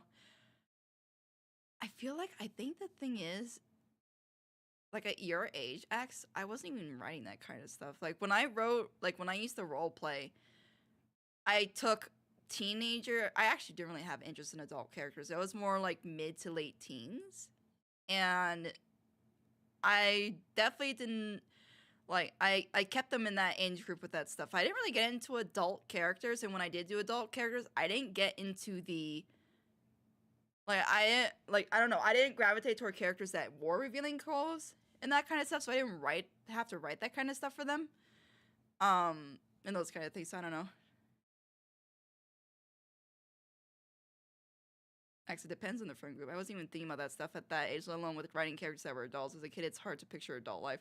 I was gonna say, like, because I wasn't even thinking of adult stuff or adult things until my mid to late teens, honestly. When it comes to, like, writing and things. And even then, honestly, not until my late teens did I start writing, like, adult stuff. And wasn't even revealing clothing, but also because I'm just not into revealing clothing, so I never wrote my characters with revealing clothing. Like, the closest thing I think I had was Junko's older sister, and she, like, just, like, she wore, I think, a crop top with her stomach showing, and that was it. That was my revealing for me. So I just didn't get into really those things, because, again, I just wasn't into adult stuff yet. I was just enjoying being a kid. That's why when people will, like, tell me, and they're like, oh, you know, I know you're gonna want to rush to be adult, I would always be like, no, I'm not. I'm enjoying being a kid. I like being a child. Leave me alone. I don't want to grow up. I don't want to be an adult yet. And, like, even that way now, it's like, sure, I enjoy being an adult to an extent. Like, I have more freedoms in certain things. I miss being a child where I had meals cooked for me and that kind of stuff. But adult, you have more responsibility. I don't know. I only have one adult character, and he's a sad old magician scammer dragon. This generation is simply well. So you definitely get along with my friend group, and they 100% admire your art. You two are both trying to grow up too fast. I think it's just because this gen just grew up low-key kind of fast. Grew up? Oh, no, you guys didn't.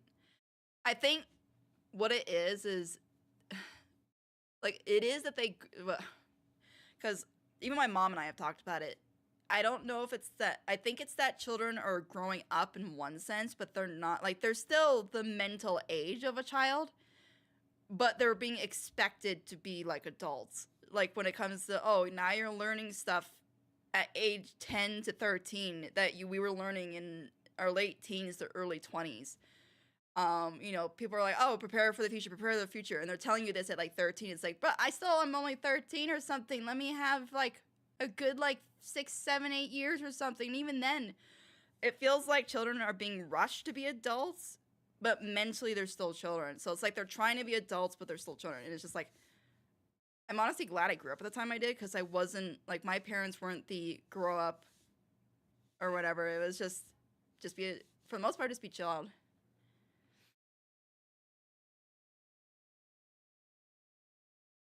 I don't plan on smut or something, but Otter gets pregnant, so yeah, her BF and her do it. It's just not on screen or written. My friend also judges the drinking of Ole, but drinking is important for that. OC. I'm saying, like, every in Gen Z. You guys have a fake facade of what being adult is. I didn't write stories much as a kid, but when I would imagine fantasies, I'd always just imagine myself being in them. He never gets it. Yeah, see, when I remember when I was, like, young, this is, like, under age 10 kind of thing. When I've always been imaginative. Like, I remember playing in the tub and having, like, dinosaur figurines and stuff, and I would always write out stories in my head where I'd play out, like, oh, this character goes rogue, and it's like, yeah, the family of, like, I don't know, at that time, that was, like, me. That's always just been the way I am.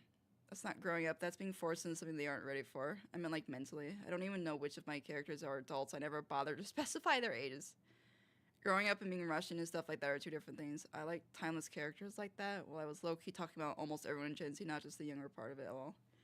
Yeah, no, I'm saying that because what I'm saying, I'm trying to find out what they mean when they say, oh, we've grown up. I don't know if they mean mentally or they mean like they're being forced to grow up, because, yeah, that seems to be the standard thing, is a lot of children are being pushed to grow up faster, and it's just like, that's not going to work. Mentally, there's still like, you can't rush mental growing or mental growth, emotional mental growth. That still takes time. But I feel like, yeah, like, that's why I honestly, if I had a child, I would not put them in the school system, at least in the United States, because it's very much the learn what you need to start working, be an adult, do this, have your future plan. It's just like, no.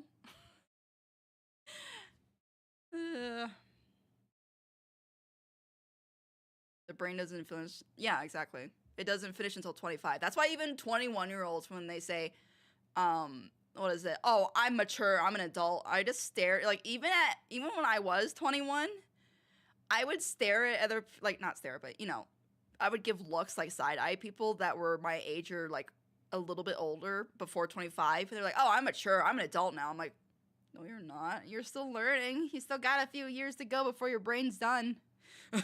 Your brain's not done cooking yet. Rocked in the babyest run. So stupid. Ooh, no. And I'll put this out there to any VR devs watching this. If you want to implement this into your game, like, I don't know, let me know. Like, I'll happily guinea pig this for you. The devs at Death Duel VR said that they'll implement support for this, so keep an eye out for that. Oh, did I break his legs? Your arm can get cut off in that game, so there's definitely some pain haptic possible. Ew, I wouldn't want that. What I've seen most is kids who aren't looked after well enough being online and consuming things they shouldn't at their age. Oh yeah, definitely. Definitely. Thankfully, I haven't seen anything like that, at least out in restaurants. I do see like parents with children, like with iPhones or like, you know, iPads or something, like tablets, like watching stuff. But when I've like been able to see what they're watching, it's typically YouTube Kids kind of stuff. Not anything I would be like, what are they watching? I swear to God, if I ever see a child with an iPad or something like that and they're watching like, I don't know, Murder Drones or something, I'd be like, why are you letting a 10-year-old or younger watch this? Or even like 12-year-old or younger watch this? You should not be watching this. I'm sorry. or especially, oh my God, Has-Been Hotel or Hell of a Boss. When I was in Disney World and I wore a Hell of a Boss shirt, this girl who had to have been 11 or younger, she goes, I love that show. And I just stared at her. I'm like, cool. But in the inside, I was like, why are you being allowed to watch this? This is not for even mid-teens. I was just like, oh my Lord. Simple put, this generation is being rushed because parents aren't parents anymore. No, yeah. I mean, in that honestly, the generation of parents right now that are like that have their parents previously to thank for that, because that generation of parents were pretty selfish and hands-off, where it was very much the work, leave kids at home or let a babysitter raise them. And so they were hands-off too. And so now they're like that, except instead of it being babysitters, it's more the iPhones and the iPads, the internet raising them and that kind of thing. I just thought my friend was immature for being weirded out how my adult characters will act like adults and do adult things, especially considering that she draws a lot of gore for just a kid. I mean, the problem is, to someone, they can consider gore, but then like revealing clothes or 18 plus like sexual things as weird, and vice versa. Somebody who's into the flip side could look at gore and go ill. So I just personally wouldn't, I guess wouldn't care. I mean, unless she's like really being like, oh, why, you know, I don't know. I didn't deal with that stuff at that age, so I didn't have people looking at me and going, why are you drawing this stuff? Why are you writing this stuff? Because I didn't write that stuff. Good idea. The school system made me grow up fast. Oh yeah, like it wasn't so bad when I was in school. It's a lot worse now. Like when I was in school, I would say it was okay, but it's gotten way worse. And I would not, like I said, I would not put a child into school. I would homeschool them.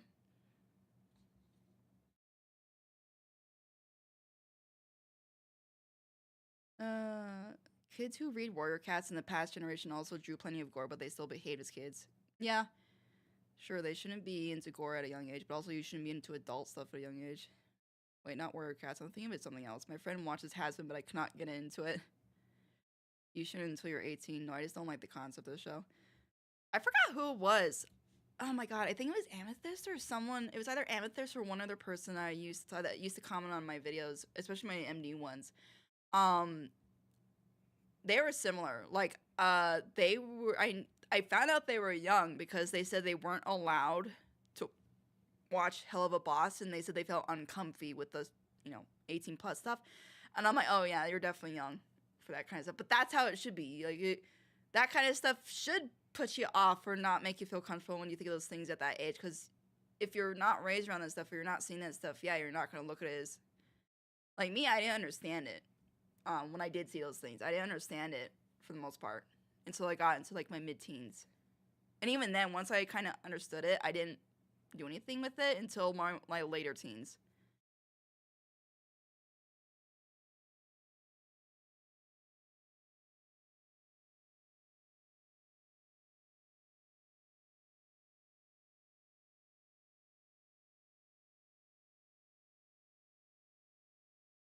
I drew Lizzie in a very revealing outfit as a joke on a comic strip. She was like, my wardrobe stylist chose this. This is basically lingerie. Yeah, it's definitely not how you spell lingerie. Star, what? The fact that you can't spell it, I think, proves you shouldn't be writing about things like that. I saw a video of a kid who was 8'10" at a convention asked the voice actor of Angel Dust what it was like to make moaning sounds for the episodes. I would feel so uncomfy. I'm sorry, you know what? I feel like at that point, I wouldn't fault the child. I'd stare at the parents with the most judgmental stare I could pull off. Or I would try and laugh off and go, oh, why are you letting your child like this watch these shows? My show is not for children. But again, I feel like that stems to parents thinking all cartoons are for children when it's not. But I feel like if they're watching the child watch these things, wouldn't they see that? Like, if I watched stuff that was not meant for my age, my mom would get upset. She would tell me, you're not watching those things. My dad was the bad one, and he would let me watch, like, The Grudge, Resident Evil, like, really gory stuff. Not mature, like, sexual stuff, but more gory things. And my mom did not like it. She's like, you know what, you're letting her watch these things when she's not, you know, she's a child. Like, my dad even let me watch another movie. For any of you who have seen it, you know, it's the Watchmen. I watched that when it came out, so I think I was like in my mid-teens or something, and I was so disturbed by a certain character in the movie. I was scarred. Now I don't care because obviously I'm an adult, but my mid-teens or whatever when I watched it, it scarred me because of what was in it. And my dad saw nothing wrong with it either, which I guess because I'm in my mid-teens, but I still think that, I don't know, it was weird to me.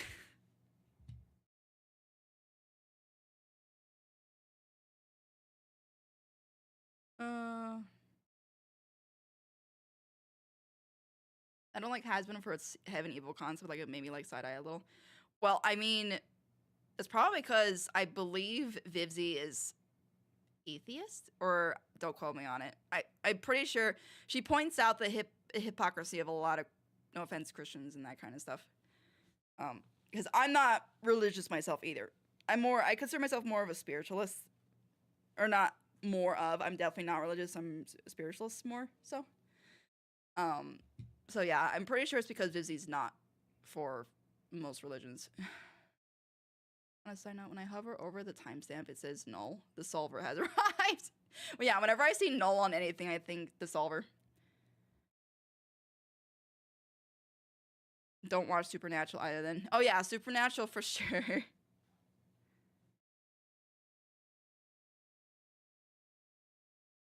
I think I only watched the first 1 and 2 episodes of Supernatural a while ago. Supernatural went on for too long for me. I liked the first and second season, but then when a certain character dies, I stopped watching it. And then when I saw how much longer the series went on for, I'm like, I'm good. The most concerning part is that kid wasn't with his parents. Huh? I mean, that's pretty fitting, I'll be honest. They're not keeping an eye on what he's watching, so why would they be...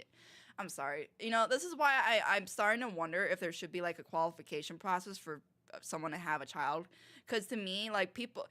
I've talked to this about this with my mom. I said, why is it for adopting a pet, we have to go through a, like, process and, like, a qualification for the most part, or at least an adoption fee or something for children, like, to have a child is just, like, that's way more... can have way bigger effect on, you know, mankind and things in the future generations and stuff. Shouldn't we, like, make sure the parents are, like, mentally healthy, like, emotionally good, all that stuff, or something, a test or something before having a child? Because not every person should have a child.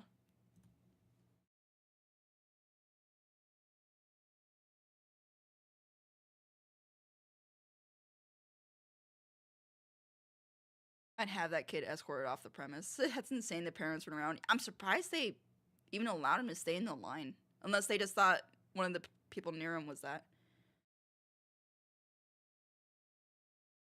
The streets are extended gutters, and the gutters are full of blood, and when the drains finally scabs over, all the vermin will drown.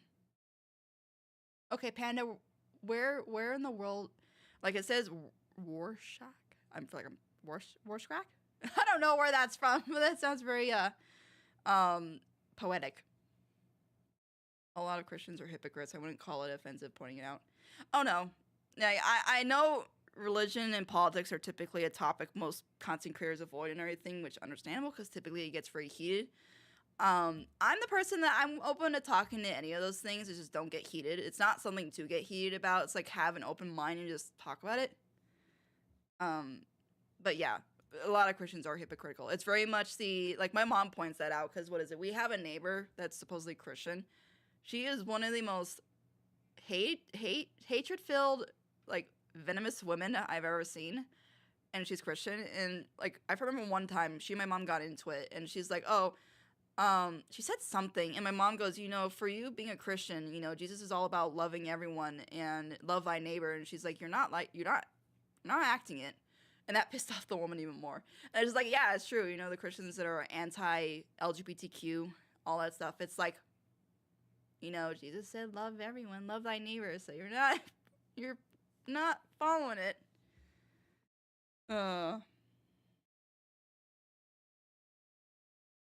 We went over that at my youth group a few weeks ago. If anyone wants to know, I found the clip from a video called The Hazbin Hotel Phantom is the Worst by Royalty is here at 7:40.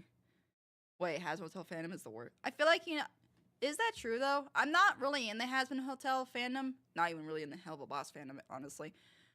But are they really that bad? I feel like every group, like I've heard Murder Jones be called the worst fandom. I've heard quite a few fandoms be called the worst. So I'm like, are they?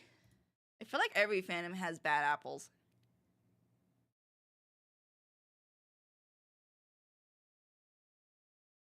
I'm not really going to go into religion as it's not something I fully agree with, saying there are things in the Bible that are contradictory on itself. That is all I will say. I've had big discussions with my mom about this stuff because she and I are both on the same page with things. And even I point out stuff that she goes, you know, I didn't think of it that way. And I'm like, yeah. Besides the revealing fits, I don't think writing drinking addictions and making out is as horrible when they are adult. LC is not even that bad. I feel like it's not that making adult OCs act that way. It's that you're at your age writing these things. Most people that write these things are at least in their mid to late teens. Usually late teens, and then they start getting into the adult stuff. So I do, like, I understand in your friend's point of view, but I think the way she's wording it is off. I'd be like, why are you writing this stuff when you're a child? Whereas saying, oh, it's weird for adults to act like adults, no, that's not the case. But it's weird that this is being written by a child. Like, I'd feel uncomfortable. I'm sorry. I feel like, at least at your age, if I did write that stuff, I'd keep it secret. I would not show it around because it is odd. I know quite a few hypocritical Christians. Oh yeah, I feel like most do. I feel like nobody can go their life without meeting at least one. Yeah, one of the stories in the Bible is explained twice, and the events of the story are different in both explanations. I think the biggest one my mom and I have pointed out, especially my mom. I think my mom's the one that said it, and then I was like, yeah. She said that the Bible was written, I think, a couple hundred years or so long after Jesus Christ died, that it's like, how factful and truthful is that? Like, and my mom's like, tell me, would you trust someone to write your biography pretty much 200 or plus, even 50 years later after you died and get everything correct? Would you trust that? And like, nobody is, either people get defensive or they go, no, I wouldn't. And it's like, exactly. So why? Like, and also that was written during a different time period. This is now 2025. Maybe not everything fits. It's kind of like the Declaration of Independence for the United States. That was written 200 and something years ago.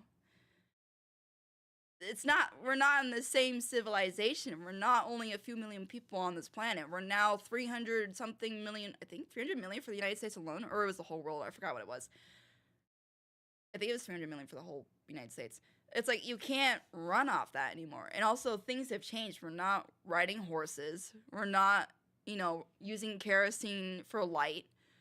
We have the internet. We have way more job opportunities in the sense of like variety. You can't run it the same way. We don't have the same systems in place.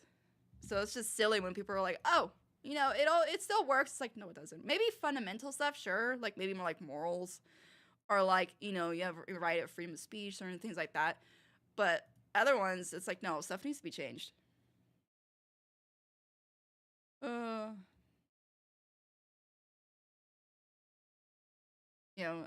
Mom, do you think I'm a very nice Christian? I honestly, if you didn't say anything, X, I wouldn't even know you are a Christian.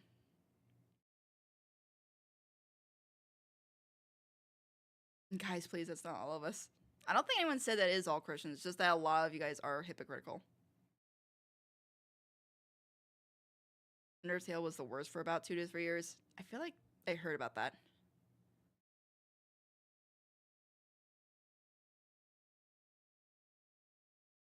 The worst fandom UCC. I feel like every fandom goes through a phase where either they themselves or somebody outside says they're the worst. And it's just like, I don't know, it's weird. I think the thing I hate most about Christianity is that people tend to either preach love and no hate, but I see a lot of hate more than love. That's why I have full-on respect for those that actually follow the teachings of love, not hate.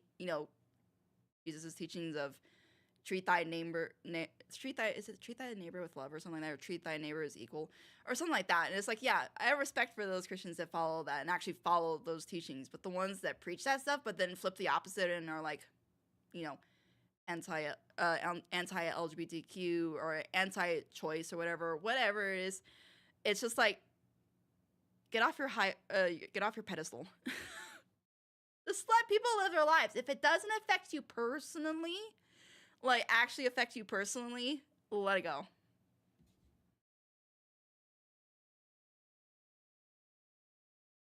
The unfortunate reality is that the worst part of any group of people is also the loudest and most prominent part. Usually, yeah.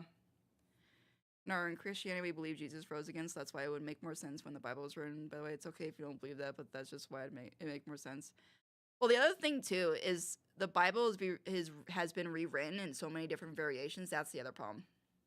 Like, my mom could have a full-on talk with this because she knows about this way more than I do, but she's like, there's this version of it, and she knows the names of them. She's like, it's this version, this version, this version, this version, and she goes, and they all chose to follow the different versions.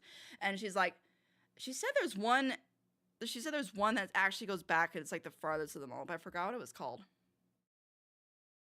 Again, she would know this way more than I would. Because she's done a lot more research than me. I just pretty much listened to her, did some of my research, and I'm just like, okay. But yeah. But it's like I told her, what was it? The plagues of Egypt or something? The ones with that. I said, if you actually come from a logical, logical, like, environmental, like, understanding certain things, those plagues or the things at the time makes sense. Because let's see, it was the cows dying, the water turning red, the locusts coming along, and then you had the plague. And I said, when you think about those things, they actually make sense. Red water could be from algae bloom, which could come from water getting too warm, or bacteria in the water. Cows drink the water, they get sick, they die. Locusts, because there's either it's just like a big bunch of them that spawn, which that happens where I live sometimes, where it's like we've had it where so many, I think they're not locusts, I think there's something else, grasshoppers or something, and it's so many of them that come to where I live, you can't drive anywhere without running them over. So I feel like that happened, or it was a like drought that killed the plants that they would eat, so then they just came in. Then you had the frogs. Oh, there was the frogs too. Like, of course the frogs would leave the water, because if the water has red algae in it or has no oxygen, whatever's left in it, frogs leave. So for me, it was one after the other that it made sense. But because of that time period, it's like people that had the witch trials and thought, people that had, not aneurysms, but like would have seizures and stuff. Oh, you're possessed by a witch. Evil stuff, whatever. People didn't understand at the time. So they didn't understand about these things. So people who don't understand like red algae, would cause this, that would lead to frogs leaving, and if the cows drank the water, they die. They would just look at all that stuff and go, this is mystic, this is stuff that, you know, is the spirits, whatever, it's all those things. So, are there things that can't be explained? Sure. But I wouldn't automatically say for a fact it's because of God, spirit, energy, source, whatever it is. I would be like on the fence. I'd be like, you know, it's a possibility. We don't fully have the technology and science to understand everything. But I'm not going to for fact, especially if it costs lives. And that's the other thing too. If you start killing people or hurting people or whatever, or enforcing things on people because of a belief that you think is real, it's like, that's where I have a problem. But that's why I think I like Buddhism. Like if I were to go with a religion, it'd be Buddhism, because Buddhists kind of like just do their own thing. They don't like really forcing stuff upon people. It's kind of like, hey, if you're interested, join us. If not, cool. And it's like, that's fine.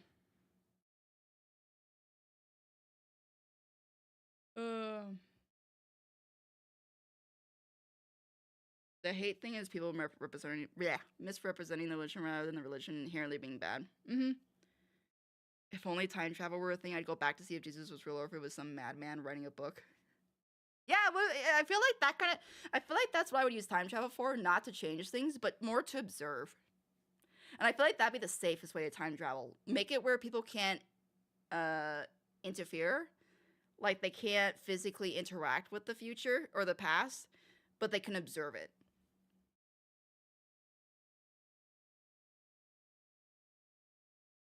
There isn't anywhere in the Bible that says it's okay to commit sin, just that it's an inevitable thing since we're human. That's how you see what you've done and what you do after it that matters. My belief is that religion was created in a time when humans didn't have the tools to explore the stars and the meaning of our universe. Now we have those tools, and that's why people are split. People seek meaning in their life how they choose. Some seek in the stars, some seek in the book. One most used is King James Version. I'm pretty sure that's what I use. I'm not sure which one I choose. I can't remember. My church uses all the versions interchangeably, I believe. When I die, I shall be made into dust and return to the stars. That's my meaning life. Just gets ejected out of a rocket into the stars. I think my dad told me, he goes, he wants to get spread his ashes in the ocean. I'm like, for me, I'm simple. Just take my body, cause there's a burial service. I don't know if it's where I live. But there's a burial service where they literally just take your body, no coffin, no casket, which I think, in my opinion, I don't really care for coffin or caskets. I think they're kind of like money things. They take advantage of people's griefs to make money and say, oh, spend a lot of money on your loved one that's dead and make it really grand. It's like, I'm dead, I don't care. So I'm like, just wrap me in a cloth if you want to wrap me, I guess, or just bury me plain and simple and plant me with a tree, so then my body is used as nourishment for the trees. That's it. In fact, to me, it's a better way of honoring me. Make me a tree, plant a tree above me, so then when you go to, if you want to go to talk to me or whatever, it's a tree, not a tombstone or something. That's the way I'd rather, if I die, when I die, that's how I'd rather be taken care of.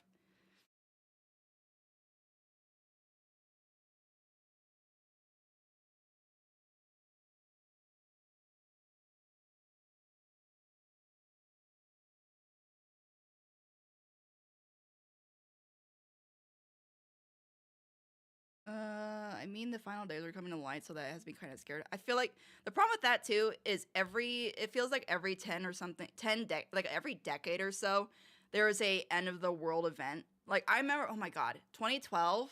Oh my God, the amount of Christians and people that were religious that said that the end of times is coming. This is the end. And nothing happened. And then my mom told me there was another one, I think it was the 90s or 80s, where they said all electronics were gonna be wiped, and it was gonna be a solar thing that was gonna knock out all power, and we would be set back to the Stone Ages, and it's the end of time. Christians took it as the end of times and all that stuff and everything. It's just and nothing happened, and that just seems to be a thing that comes about, and it's just okay, you know what? We could technically go at any day, so I'm not worried about it. We could literally have a meteor that gets detected today, and maybe we have a day or two before it arrives. We don't have technology to explode the stuff yet, at least as far as I'm aware, unless they're secretly working on stuff. So it's like, what? I just look at it as I live every day, not as my last. I don't look at it as like, oh, I'm gonna die today, but I appreciate and enjoy every day, kind of thing, because you don't know when things are gonna end. So the whole, well, now it's the coming of days, so now it's time to worry. It's like, just enjoy the time you have, because you don't know when it could end. There are literally people that leave for work and they die going out the door. You just don't know.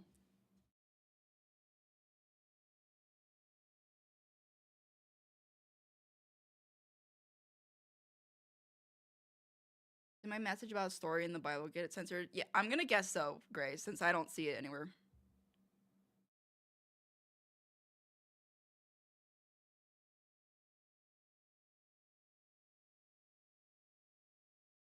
Didn't someone get their ashes spread in the Haunted Mansion at Disneyland once? Yes, they did.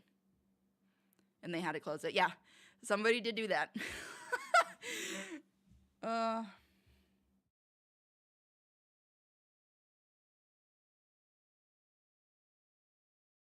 Somebody loves the Haunted Mansion? I don't know. People, fans of certain things are real crazy.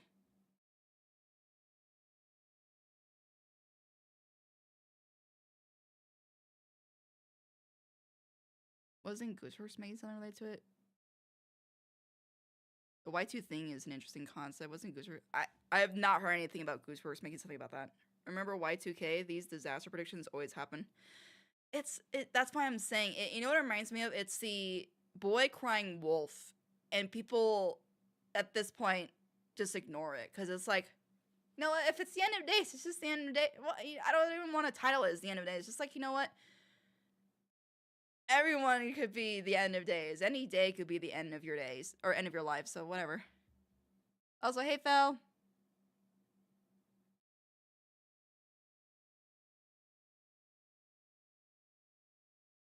Religion is a meaning giver. It's there to help people who struggle with giving their own life meaning. Yeah, I think the thing is, it's like, that's why I'm not against religion. What I'm against is when people shove it down other people's throats, or they, like in the past, did harm. Well, even now it still happens. When they do harm or kill people because of it. Because like even one of my dad's cousins, he was going down a very like alcoholism, drug stuff. He got into Christianity and it helped him to quit alcohol and drugs and that kind of stuff. But he went from a Christian that was very like, it helped me and that's good, to now like every time we eat out with him, it's always, he kind of expects everyone to do prayer. He preaches about it. He takes credit for things like, what was it? Like my dad went in for heart surgery and he goes, oh, Michael, which is my dad's name. He goes, Michael only made it through because I prayed. And it's just like, really? And it's just kind of like that kind of stuff is where I get put off from people like that act that way. And it's just like, eh.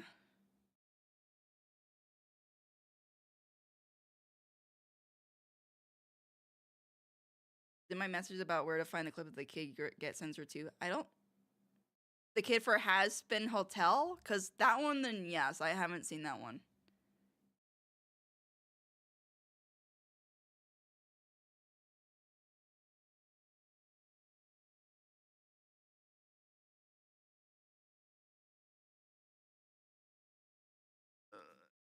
It's how the human mind works and why a lot of people self-delete themselves. They had no meaning and struggled to find meaning.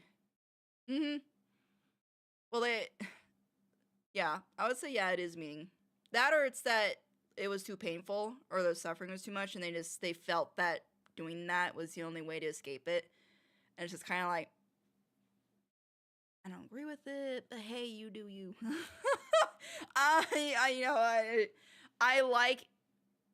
I joke and I say, you know what? Like, before even, like, dating Rin, it was kind of like, I'd stay on this planet for the food alone. I'm sorry. Because I don't know for a fact whether or not, like, in the afterlife or whatever's after you die, if you could eat food, if you could taste, if you could smell. I'm sorry. I enjoy the sensations of being alive, of eating and drinking and smelling and that kind of stuff and having fun with these things or whatever. Experiencing life. So yeah, I'm not. I'm good.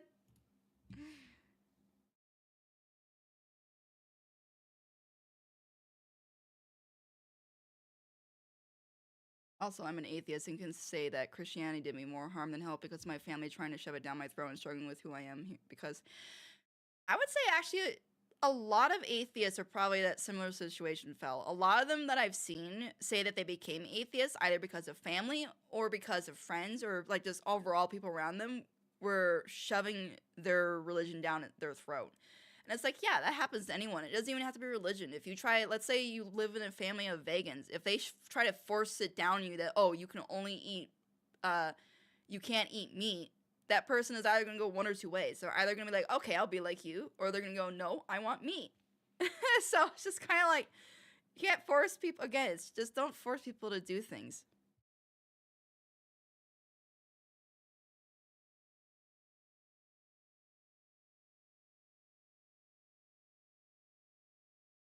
Christians like to say certain things you are against God's word when they're not. I just, Laura, your typing just died.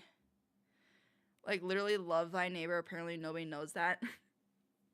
It seems like they don't, but there are people like that. Like, that's why I said I don't hate Christians. It's the ones, I don't even hate the ones that don't. It's just, I dislike them. I prefer the Christians that actually follow the teachings. The ones that don't, shoo shoo. Shoo shoo. Stay far away from me. Because you and I are not going to get along. And I'm never going to convert, so go away.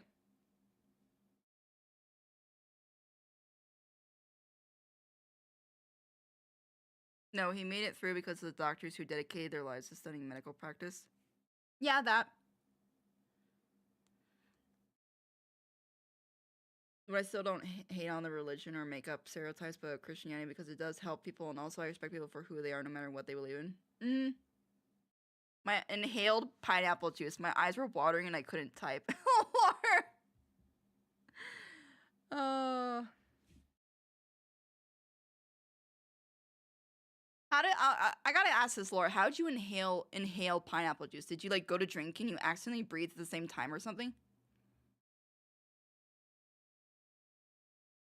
Me, life is life. If I live or die, I existed at one point, and that's all that matters.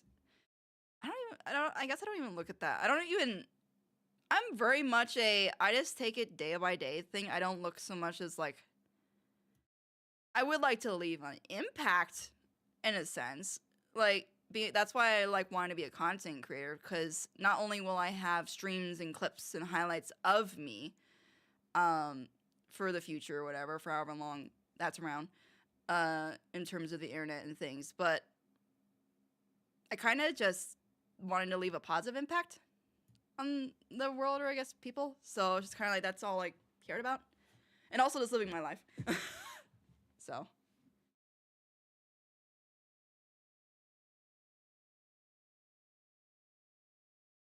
Okay, the clip is from a video called Hasman Hotel Fandom is the Worst by it's at 7 minute 30. I think I'm good on the VR is officially too immersive.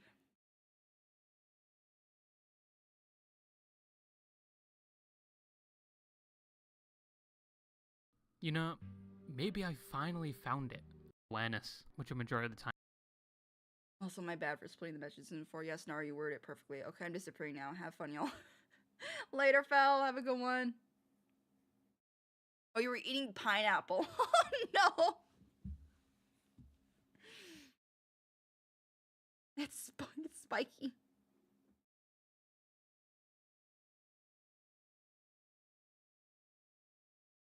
I'm just curious. Comes from, but then you have the over-sexualization, and it was not hard to find in this community.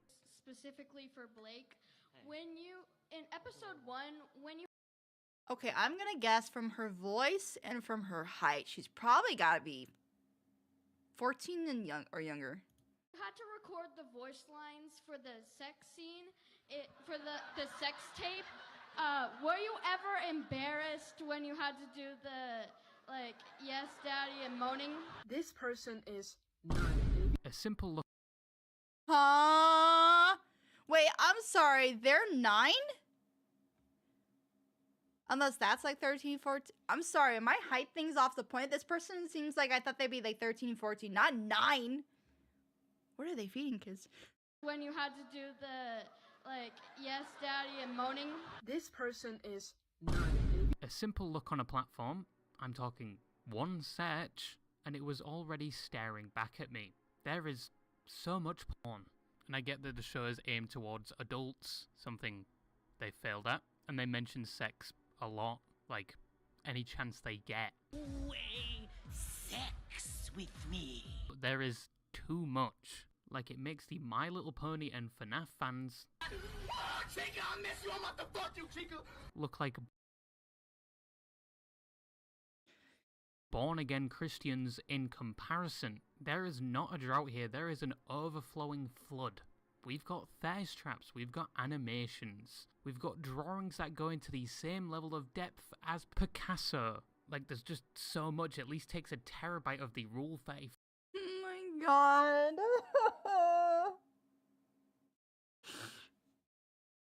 There are a lot of small needles that make up pineapple flesh.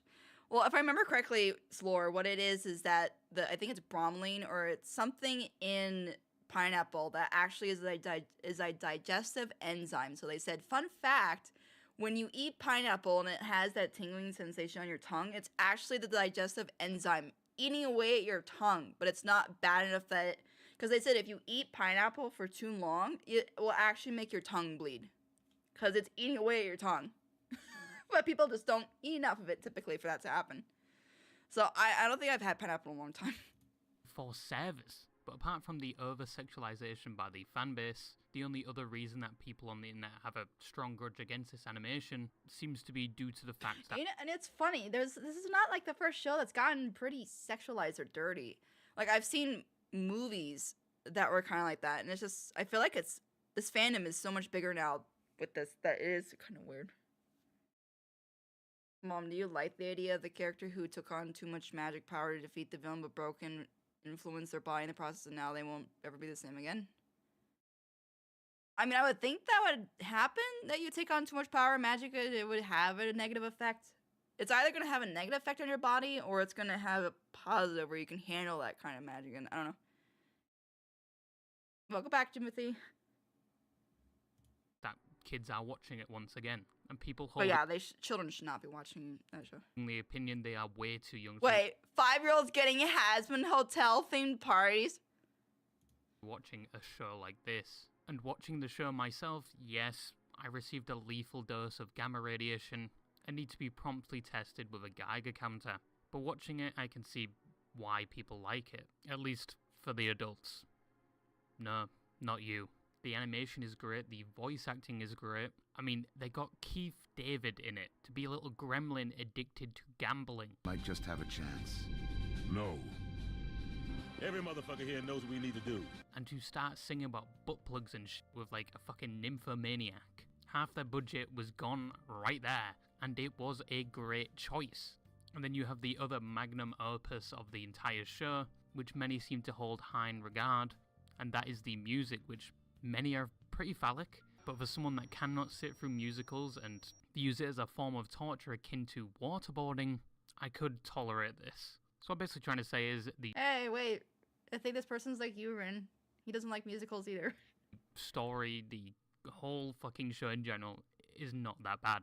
The only reason the internet hates it is, once again, because of the fans. And the main reason that a majority of them are underage, and the internet is their little daycare, where they contribute nothing but atrocities to it. But then again, you do have some adult fans that do the same. Oh no, not this! Hey, I can't sit through musicals. I want to watch a show, not listen to singing. I think it's more, for musicals, it's the story is told through the singing. And the So it's just two different storytelling. You have musicals where development or the story is explained through singing, plus like the movie show, whatever it is. That's why I really appreciate musicals or songs that can tell a story and emotion through the song. The topic is over-sexualized as well, adds to that. It's kind of like with the shipping situation with My Tell me the story Academia, without singing which it. was one of I its don't know, I guess downfalls, songs just was make me like more people emotional. shipping other characters that have never been in a scene before. Ew. It's like the epic saga or whatever. The epic saga with Odysseus and Penelope. I was like, ah, that's cute. I could relate to that, or like I could see that being like me and you, or like Sign and Junko and stuff. Because then their songs get me more emotional. Because I'm like the story is like touching, like But in the this songs. scenario, you just have each of them being drawn fucking each other, and I do think this fan base is. I just worse like music, than My so for me, Academia. like, hey, But my if you tell a story theory through is a that song, this show it's is fine even with more me. popular than My Academia, or the fact that My Academia already hit its peak around 2014 to 2018, and you don't really see much My Academia cringe anymore. And Has Been Hotel is only just hitting its peak now. You're a loser. Now, what else I wanted to talk about was one of the creators, Vienna Medrano, which I probably just butchered, or other. Okay, where to get Vienna out of Vivian? He actually got Medrano right, but it's Vivian, not did you say Vian? Creators, Vienna Okay, where to get Vienna? Vivian. I can see Viviana, not Vienna. He's skipping the second V. Medrano, which I probably just butchered, or other known as Vizzy Pop, was the original creator of Has Been Hotel and uploaded many of the pilots to YouTube where it garnered popularity. Since the success, she isn't much of an animator anymore. She's took more of a directing role in the series, but her reputation regardless is on the same lines as her creation. She's been known to not accept criticism as well, on everyone's favourite platform, Twitter, with some rants being called tantrums by her own fans, and some actually preying on her downfall due to the fact that when people criticize her, she apparently weaponizes her audience against Yeah, I think somebody told her to stop with that too, because I haven't seen it in a while, but I remember the last time she did it, people were like, you need to stop reacting to these people. People criticizing her, but I could find no evidence of this. The only thing I could find was a controversy between her and the FNAF creator, where she commented on some of the donations he was making, and that's it. But Twitter being Twitter, the FNAF creator had his details leaked, and apparently Vivzy was responsible for this, but she wasn't. In fact, his details were leaked far before she even made that tweet, and it was in fact her details that were leaked by the Five Nights at Freddy's fanbase, because she was saying some unsavory things about the creator. Another What a shock. The internet takes something as factual and just runs with it, and then, yeah. criticism piled against her is that she's into zoophilia and bestiality, all sourcing from artwork she made about 10 years ago, something she publicly denounces and has apologized for in recent years, and no longer draws those type of things. But the one thing you can say is true about her is her perception towards criticism. There are a long list of tweets where she talks about criticism and how she can indeed take it, and that she hates that people say she can't take it. But a long list of tweets and replying to almost all the comments, "I'm sorry buddy," kind of proves their point. And another controversy involving criticism was when one of the creators of Digital Circus took a poke at her saying, this is our show if it was made by the creator of Hell of a Boss. It was a joke about how there's so much swearing. I saw that one. I saw this one. So much references to sex. And that's it. Even though that some people on the Digital Circus were friends with her and had worked on projects together, she responded by blocking the person tweeting it and saying, you know, she hates that people keep saying this about her creation. I think she took that a little too seriously. He just needs to get off Twitter. That's it. Remember when the creator Master Uguay was doing the same thing, like responding to every piece of criticism that was posted about him? He even commented on my video. And now with this situation with KSI where he just can't seem to let it go. Those are the times you take yourself off of Twitter. If it affects you negatively, take yourself off the platform. But yeah, in conclusion, the show isn't that bad. The music's actually pretty good, but that's coming from someone that only listens to Donald Glover. The only downside is the fans, and the fact that most of them are underage, even though it's an adult show. But that's very tricky, because we did the same when we were kids. At the end of the day, it's down to the parents, and the creator seems to have a terrible reputation, even... I think the difference is, because yeah, that's true. We watched stuff that was not meant for our age group at the time, for sure. I know I did. But the difference is, I wasn't allowed to a convention like this. Like, I remember, I think I was 14 or something. I went into a convention, and from one of the shows that was for adults, you had to be the age limit that was for the show to get in. And if you weren't allowed in. A 9-year-old should not be allowed to ask questions at a convention or at an event for Hasbin Hotel. That shouldn't be allowed. Age, even though it's an adult show. That's very tricky. Welcome back, because Vixen. we did the same when we were Her kids. forehead At holds the end of her the day, ego. it's down to the parents. And the creator seems to have a terrible reputation, even though most of And yeah, I think she should get off Twitter. Like, if she can't resist responding to criticism like that, get off Twitter.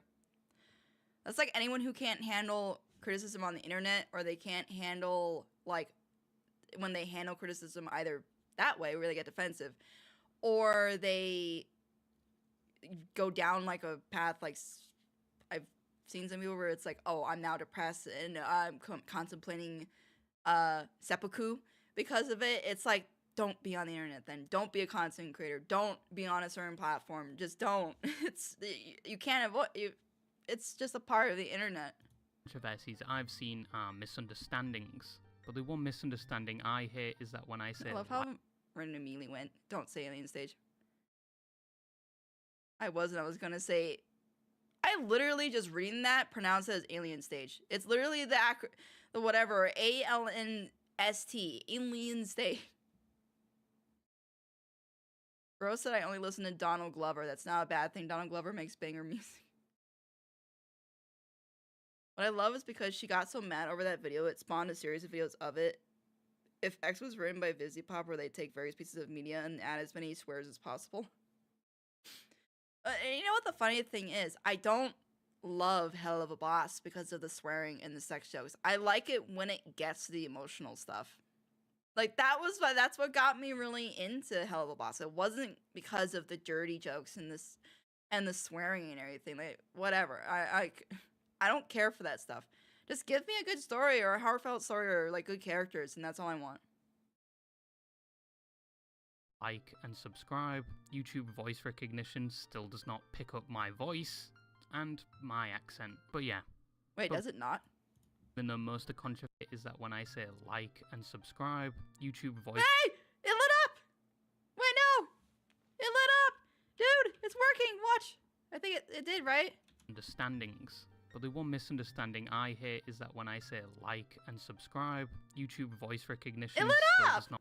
It worked! Not pick up my voice and my accent. But yeah. Bye-bye. Now I want to do that in my videos and say like and subscribe and see if it lights up. Does that work on live streams? Probably not. Like and subscribe. I would just do that to see if it gets it to work. Around Christmas time, you hear a lot Now I want to see this. I've never seen what sugar plums are. about sugar plums, visions of sugar plums dancing in children's heads, the sugar plum fairy from the Nutcracker. But what exactly is a sugar plum? It picks up subscribe but not like. Yeah, I feel like they should do it for like as well, but whatever. It's cool that the subscribe button reacts to it. Wait, so does it work on live streams? Also, hey, I eat cement.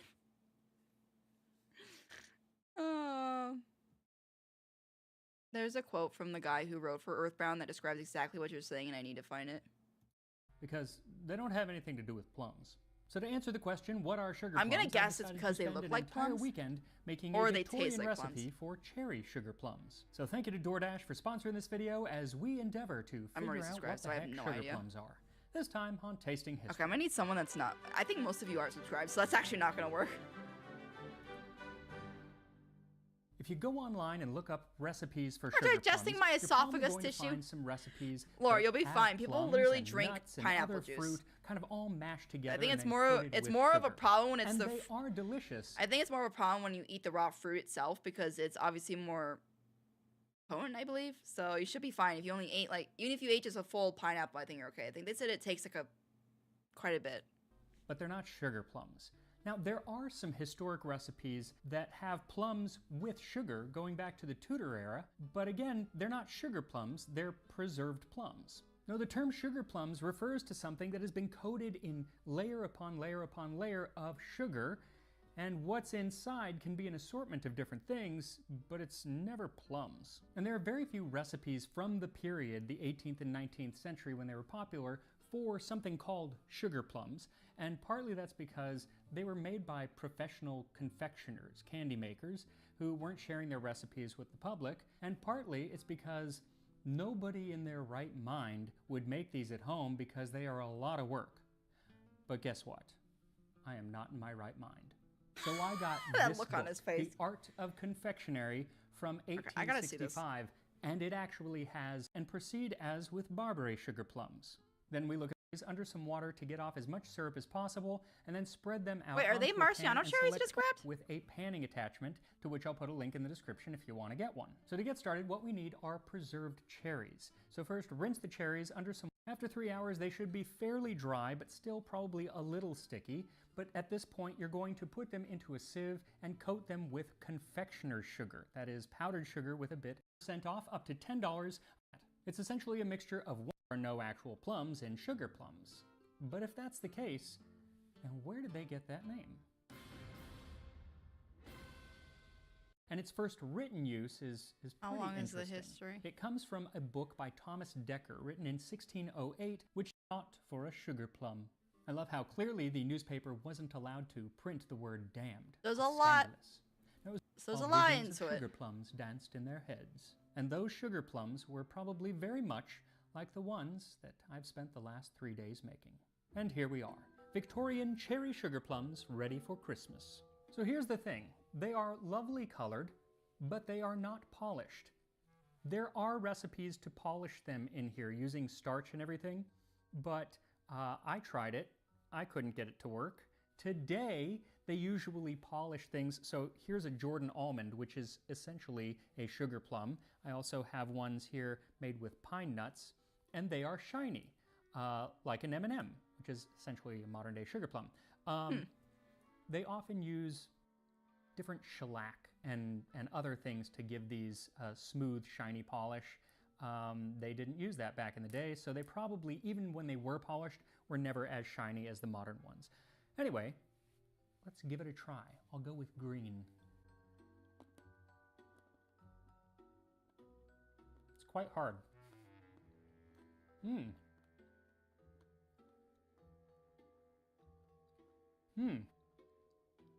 That sugar, you're getting the orange. You get a little bit of the cherry. What's crazy is it feels like there's not much cherry left. A hint, but it's mostly sugar, and that's kind of what it's supposed to be. But I also made some with hazelnuts, so I'm gonna try that. They're much smaller. I feel like that would be It's good. more like a Jordan almond. Has less layers of the sugar, and gum arabic. So these are actually made pretty much the same way that they were in this cookbook, because the only ingredients are sugar, pine nuts, and gum arabic. So made the same way, which is pretty cool. Honestly, there are modern versions of sugar plums still out there. We just don't call them sugar plums. And what we do call sugar plums now aren't sugar plums. I mean, I guess if you want it to be a sugar plum, it is, because I'm that's so how confused. language What is works. this video about? But they're not What are sugar plums? How to make real Victorian sugar plums? what Victorians would have called sugar plums. That said, if you want to make one of those modern versions of sugar plums, Alton Brown has a really good recipe. Just Google Alton Brown sugar plums. I haven't made them, but they look. I always wondered.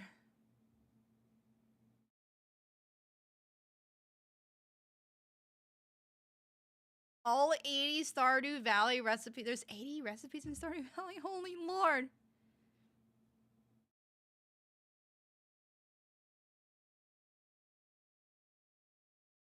I'm gonna sneeze.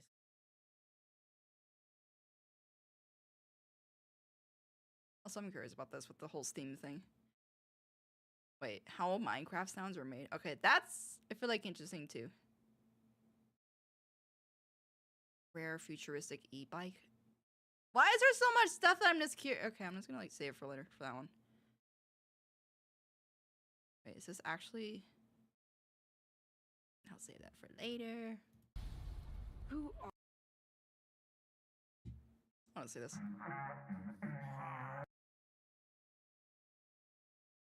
My sister's addicted to Stardew Valley. Stardew Valley is so boring. I feel like Stardew Valley is more boring if you're by yourself.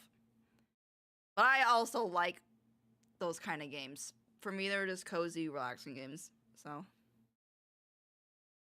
now watch the boiled one on Alan. I don't really want to see anything of it though.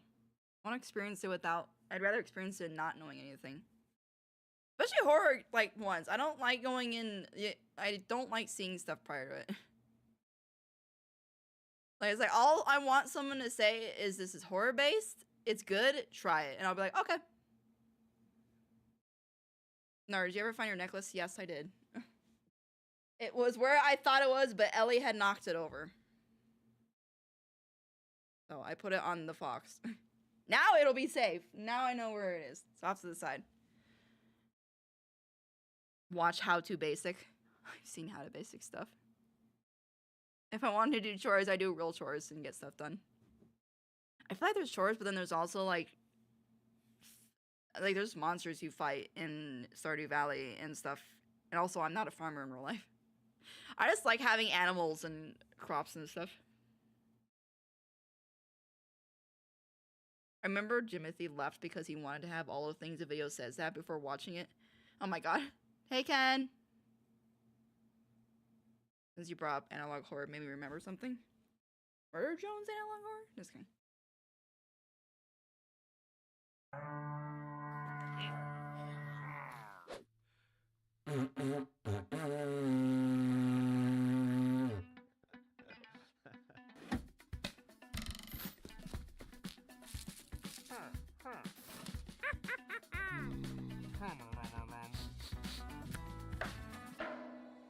That's nice.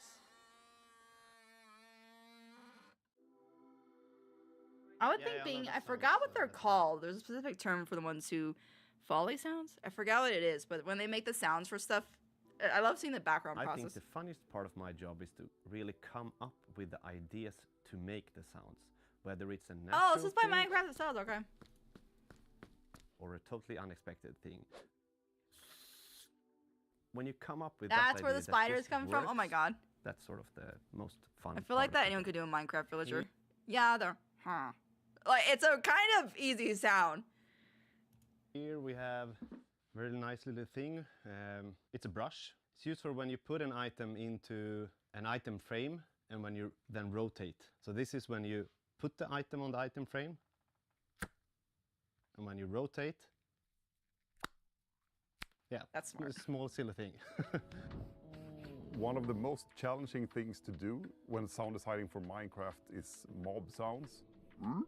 Because there's you have to establish a character, and the mob is going to have like a variety of different behavior that is always a bit different from other mobs. If it's not an animal, if it's a mob that doesn't exist in the real world, then you have all the combat in Stardew is lacking, mostly because it's a farming game, but still it doesn't make it worth playing in my opinion. Yeah, for me, Stardew, like, I'm interested to try it. But I'll say the graphics, like that pixel Terraria style like graphics, doesn't really interest me. So it's kind of like, it's gonna be down to the gameplay. If the gameplay doesn't capture me, then it's like, well, oh well. Opportunities to do stuff with this. I don't remember the definition of simp being someone who sporadically repeats the name of someone over and over for no conceivable reason. Yeah, I was gonna say simping wasn't just randomly saying a name of someone over and over. I know someone that does an eerily accurate witch laugh. I feel like I would tell that person to just do it.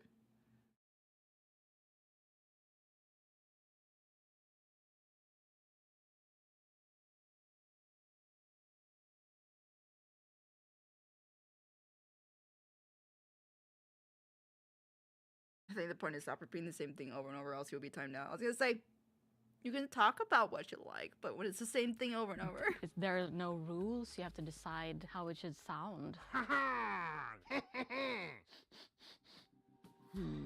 Challenging things about creating mob sounds is So this to guy is find literally the behind it all? right character of the sound. And sometimes it's just me standing in front of a microphone trying to find the mob. When it's fleeing, it's like. This guy voices everything? Sorry, that kind of thing. That kind of thing. It's scared. But then it becomes very angry. Then it's like. And then it flees again. They're very primitive, as you can hear. I think the voice is a powerful tool because you have the power. I don't think many people here are all that hateful. I was gonna say, I don't think anyone here is hateful. To do emotive outputs on command. I can sound happy. I swear to God, does he do the gas too? I can sound sad. I can sound angry. You know, all those things you can control with your voice, which makes it a powerful tool, especially if you apply effects to it. I mean, obviously not the cats and Well, stuff. the cat sounds in Minecraft are just basic recordings of my funny cat called Odi. Oh my God! Odi's thick. I don't mean fat thick. I mean like muscular. Thick neck. That's his own cat? I thought they would have just taken stock footage or stock sounds. Real animals for me has been that sort of. No, the gas is C417's cat. Okay, yeah, that's right. I forgot. Just by like the goats I met, they have their own unique voice. Odi looks like they went to war. We now have unique. Damn goat boy, sounds in you Minecraft. thick. You can't hear these goats in any other game. Well, one of the most advanced mob recordings I've ever done is when I went to Kolmården Wildlife Park to record the dolphins. It was a pretty big setup with a bunch of hydrophones, which are, you know, underwater microphones. For the dolphins. And we recorded lots of both underwater sounds and overwater sounds for the dolphins, so that was super big. I think Samuel used his child for the phantom sounds. The cat looks like I got bonked on the head by a cartoon hammer. Well, the phantom is an interesting mob because it appears when you haven't slept enough. And that's basically what happens when you have a baby in real life. So I thought I'd just record my little kid crying and then I put some filters on it. And if you listen closely, you can actually hear that it's a cry. Alright, I would have not gotten a child cry from that. I have a ever. challenge for you. We have pre-recorded a sequence from the game but removed all the sounds, and you have 20 minutes to recreate them. Alright, challenge accepted. So we need a wooden door, we need a toilet roll, we need some kind of bell. Oh. This is also part of the job. The working process that we have at No wonder I hate Mojang phantoms. is quite unique, I think, because we in the sound department gets to be involved from the very beginning, from the brainstorming part. I love how holes together with designers like went and from artists like and not being developers. known to like now So that we whole have huge like it started being used as a meme with that whole I'm tired of this grandpa, it's too damn bad. I keep like I grew up with that movie. And it's like it went through like a good like 10 years or something without anyone mentioning it or until like recently with TikTok, and then now like it seems like everyone knows that quote. It's like I'm glad Holes is a good movie, but impact on the feature from the very beginning, and that's really fun. De kanske fejdar ut den här bara. Nej, det är kul kanske. Oh, det är kul. Ja, det är jättefint. Det blir jättebra. I think the silent aspect of Minecraft is one of its most beautiful things. Bro, I loved the sound Holes. I engine only we read the use book is very Holes, I never bare saw the bone. movie. It's I didn't even only realize it able was to a book control until like things later on. Pitch and Digging volume. up them So every holes. sound I love the really songs counts, and it's for still a very Holes. comforting soundscape, I would say. I think that is definitely something we want to keep in the game. Okay, here we go. I think also a lot of Minecraft sounds that Skipping already it again this exist year just that to be Samuel here. has created, that has been here for Oh my God, all Lauren. these years. Let's be honest. Would you really have, want to go to prom? I know I wouldn't. I didn't care for prom. Homemade. Even though I feeling like the to idea of it, prom, in a way and like I write sounds a story like it's, with a prom, recorded I and didn't care for not prom myself. it doesn't sound like a library sound. So when we create the new sounds, we need to follow in those footsteps and create sounds that will fit into the already existing Minecraft world. So that means we need to continue to do it in the same feeling. Yeah, definitely. Yeah. Well, that's it then. Yeah, as we say, we can live with this, I think. Yeah. Tittar vi då?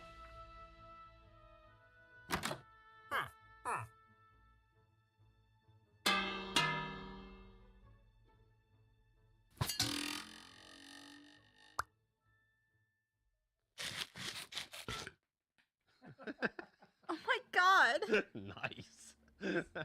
Thank you.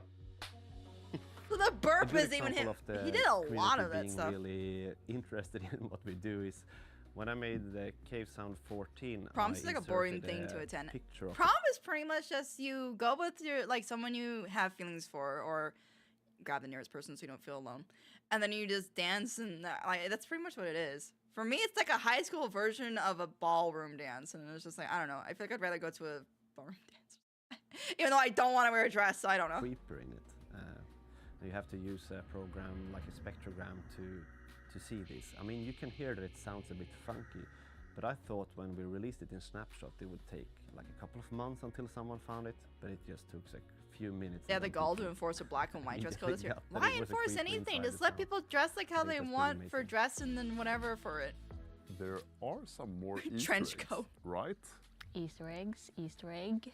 Yeah, if you dig deep down in the caves, maybe you will discover something that you haven't heard before.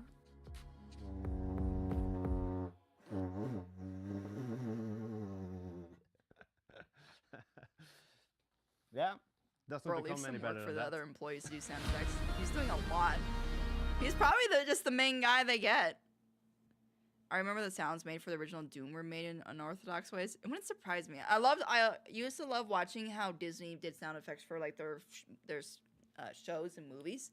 Like lightning being, I think it was a sheet of metal. It would have that rumble effect. Like I loved watching behind the scenes stuff. Bro, every time I see Ghetto Prom, their dresses are so gorgeous, I don't even see the ghetto part. See, what's even the point of Ghetto Prom then if they just dress nice? The Minecraft cave noise being a creeper face is a masterpiece.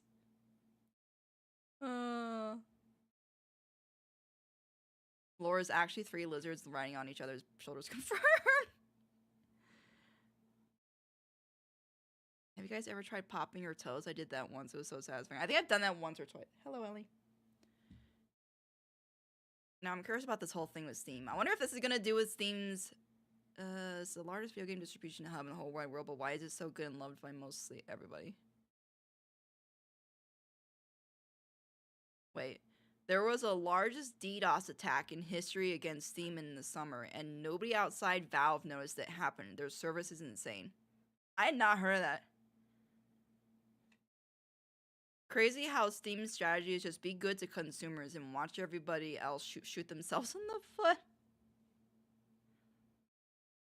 Someone goes, my 17 years of service badge on my Steam profile has lived to tell some tales. The Steam market strategy these days: step 1, treat the consumer like a company should. Step 2, do nothing. Step 3, competition shoots themselves in the foot. Step 4, profit. I just pray that Gabe has a few clones stored somewhere. The day he's gone will be the ultimate fire probe for Valve after all. Yeah, I will be concerned for Steam after he goes, because like while I do think I wish he did more with like, well, I mean, we got like Half-Life Alyx. I guess supposedly Half-Life 3 is being made. I do think TF2's been kind of left in the dirt, but like at least at this platform, it's not bad. Lizard Keeper. I popped my neck a bit. I can never. I remember growing up with people that did knuckle cracking, and I could not stand it. Like the most I'll do is like just like this, but it doesn't pop anything. I remember friends that like Rin does this is just popping knuckles, and I'm just like, ugh, I could not. Like the closest I got to it was friends would pull like, oh, did you know that if I pull on your finger and it pops, it means you're lying? So me being the gullible child I was like, no. So they asked me a question, and then when I said, like, I answered it, they pulled on my finger, it popped and hurt, and they're like, oh, you're lying. I'm like, I'm not, though. And it's just like, that made me, like, not into popping at all. And, like, scared to do popping as well, because it hurt.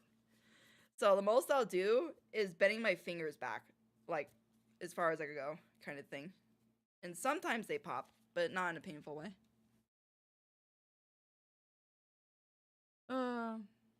She's a cat that's learning English.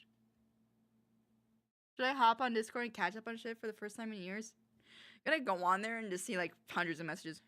I crack every knuckle I have, both of my hands and feet. I got a $100 game for $20 yesterday, so I quite like Steam. I don't know how you guys got on the topic of feet over the cracking feet thing. You're fake Photoshop. Bro, one time a boy pulled his finger and he farted in front of me. Oh yeah, that was another one people like to pull my finger and then they would fart. So it was like when you pull someone's finger, it makes them fart. Hey, Flugel. I love how Flugel, you just come in here randomly and just like, I cracked my leg. And wait, what do you mean crack your leg? Are you? There are dozens of game launchers and marketplaces available right now. See what I mean though? I'm having to put this volume up to max to be able to hear this guy. Other videos like, no, down here. I don't get it. People with their videos is weird. There needs to be a standard for audio. I love this. Blizzard, EA, Ubisoft. Oh my god, these two are the worst. I can't stand EA's one, and Ubisoft's, like, both their launchers suck. Epic Games would be next. Blizzard is alright. It's fine. But yeah, Steam is definitely the best. Who are you? Because they have extremely popular games on them and want to maximize their profit without a Don't show me Valorant. You're gonna make me want to play. Man, one of them gives away 2 free games every week, and Steam just exists and wins. Well, it's actually a lot more complicated than that. Despite the service being old enough to drink in America and suffering from almost every AAA gaming company out there trying to outdo it, Steam still reigns as the ultimate gaming marketplace with 132 million average users each month. But when the service first launched, it was nothing like the Steam we know and love today. In the early 2000s, Valve faced a serious problem with their games, which was updating them. It wasn't the... I feel that for TF2 players, because I like TF2, but I've just heard of how it's gone down the tube for a lot of them, and that's where I'm like, I don't really agree with Gabe with how he's handled Valve with the TF2 and that kind of stuff. Fingers crossed they do something someday. Hey, Sticks! A few years back, I learned I could pop twice as many fingers. Oh. I stand straight, then turn, and it cracks. Flugel! Oh my god. Electronic Arts has killed so many great companies and voted worst company multiple times. Oh yeah, yeah. EA, their latest thing with the whole, like, not latest, like the latest thing that I didn't like was when they canceled Anthem's DLC before it came out. Ugh. All right, later, Jimothy.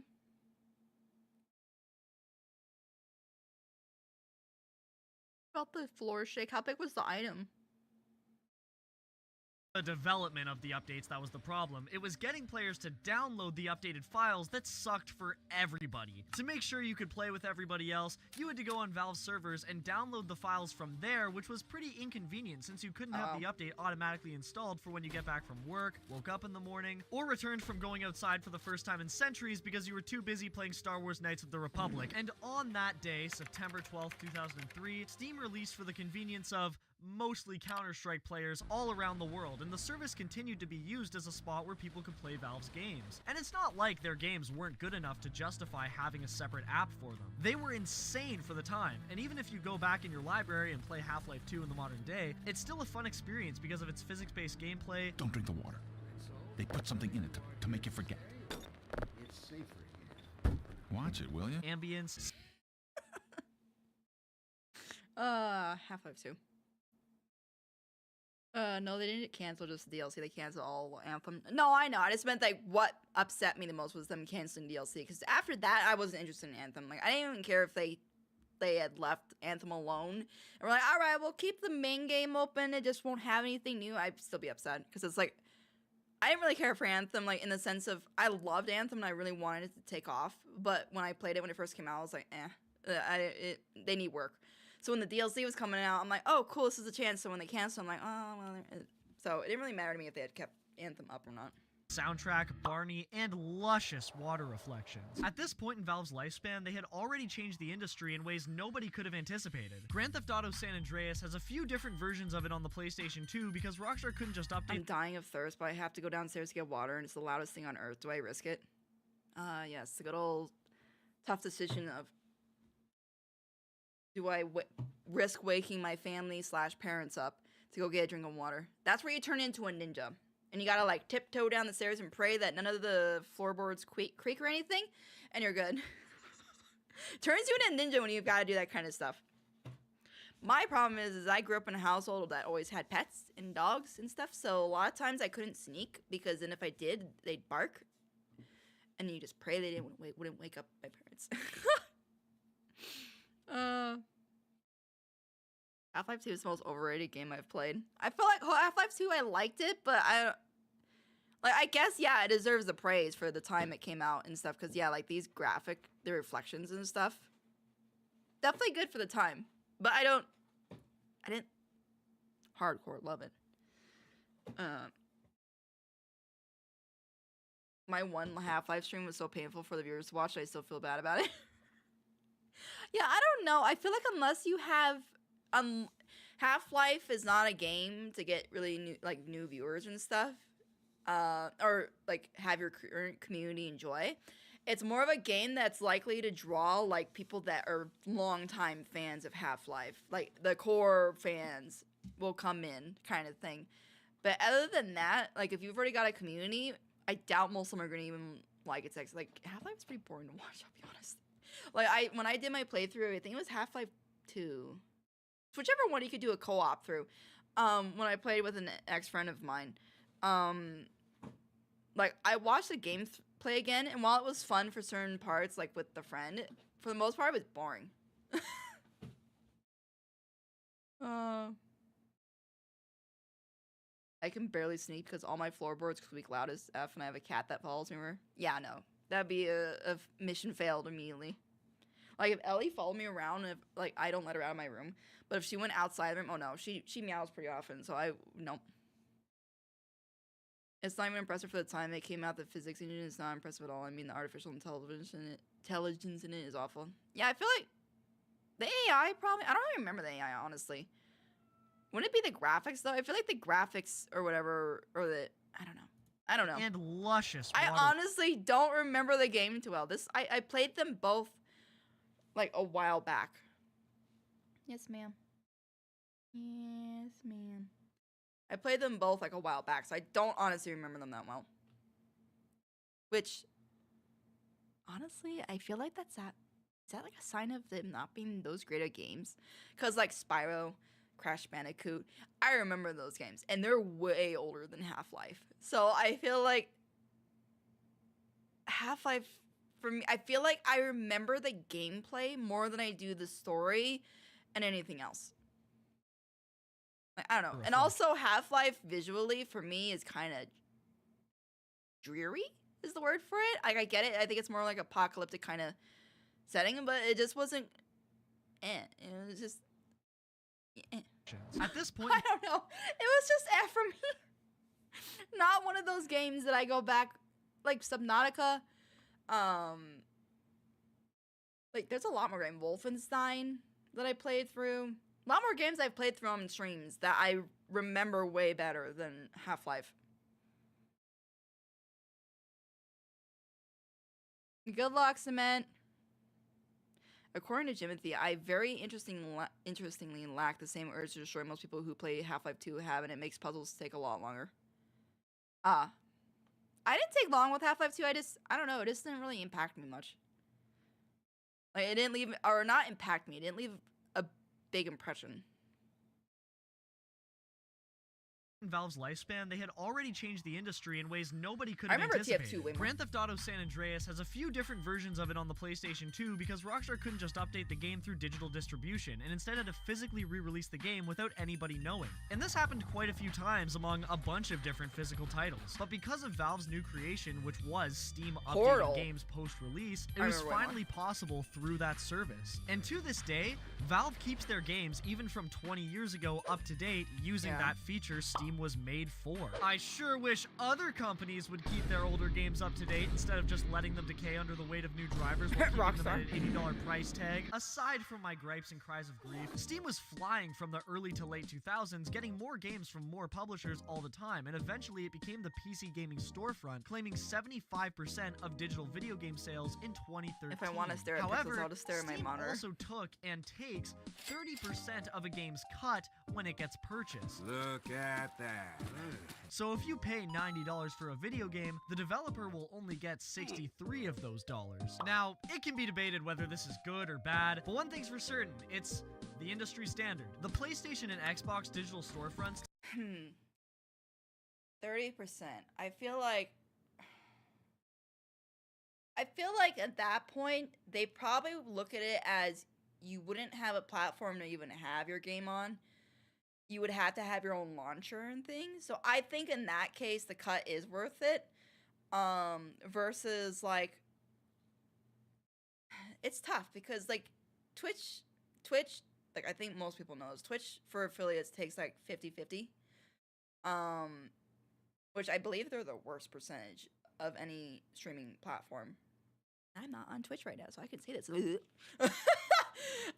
But they take 50-50. And it's just, on one point, I get it because, like, I wouldn't like, without your platform, I wouldn't be streaming. But at this point, when there's competition like Kick and YouTube, I feel like they should lower it to, like, 30-40%. It's like Patreon's great. Like, Patreon could have the same standpoint and go, well, you wouldn't have us. So we're trying to take a big cut. But I think they only take 10 or 20%, and I think they're either the best or one of the best platforms of taking like percentage cut.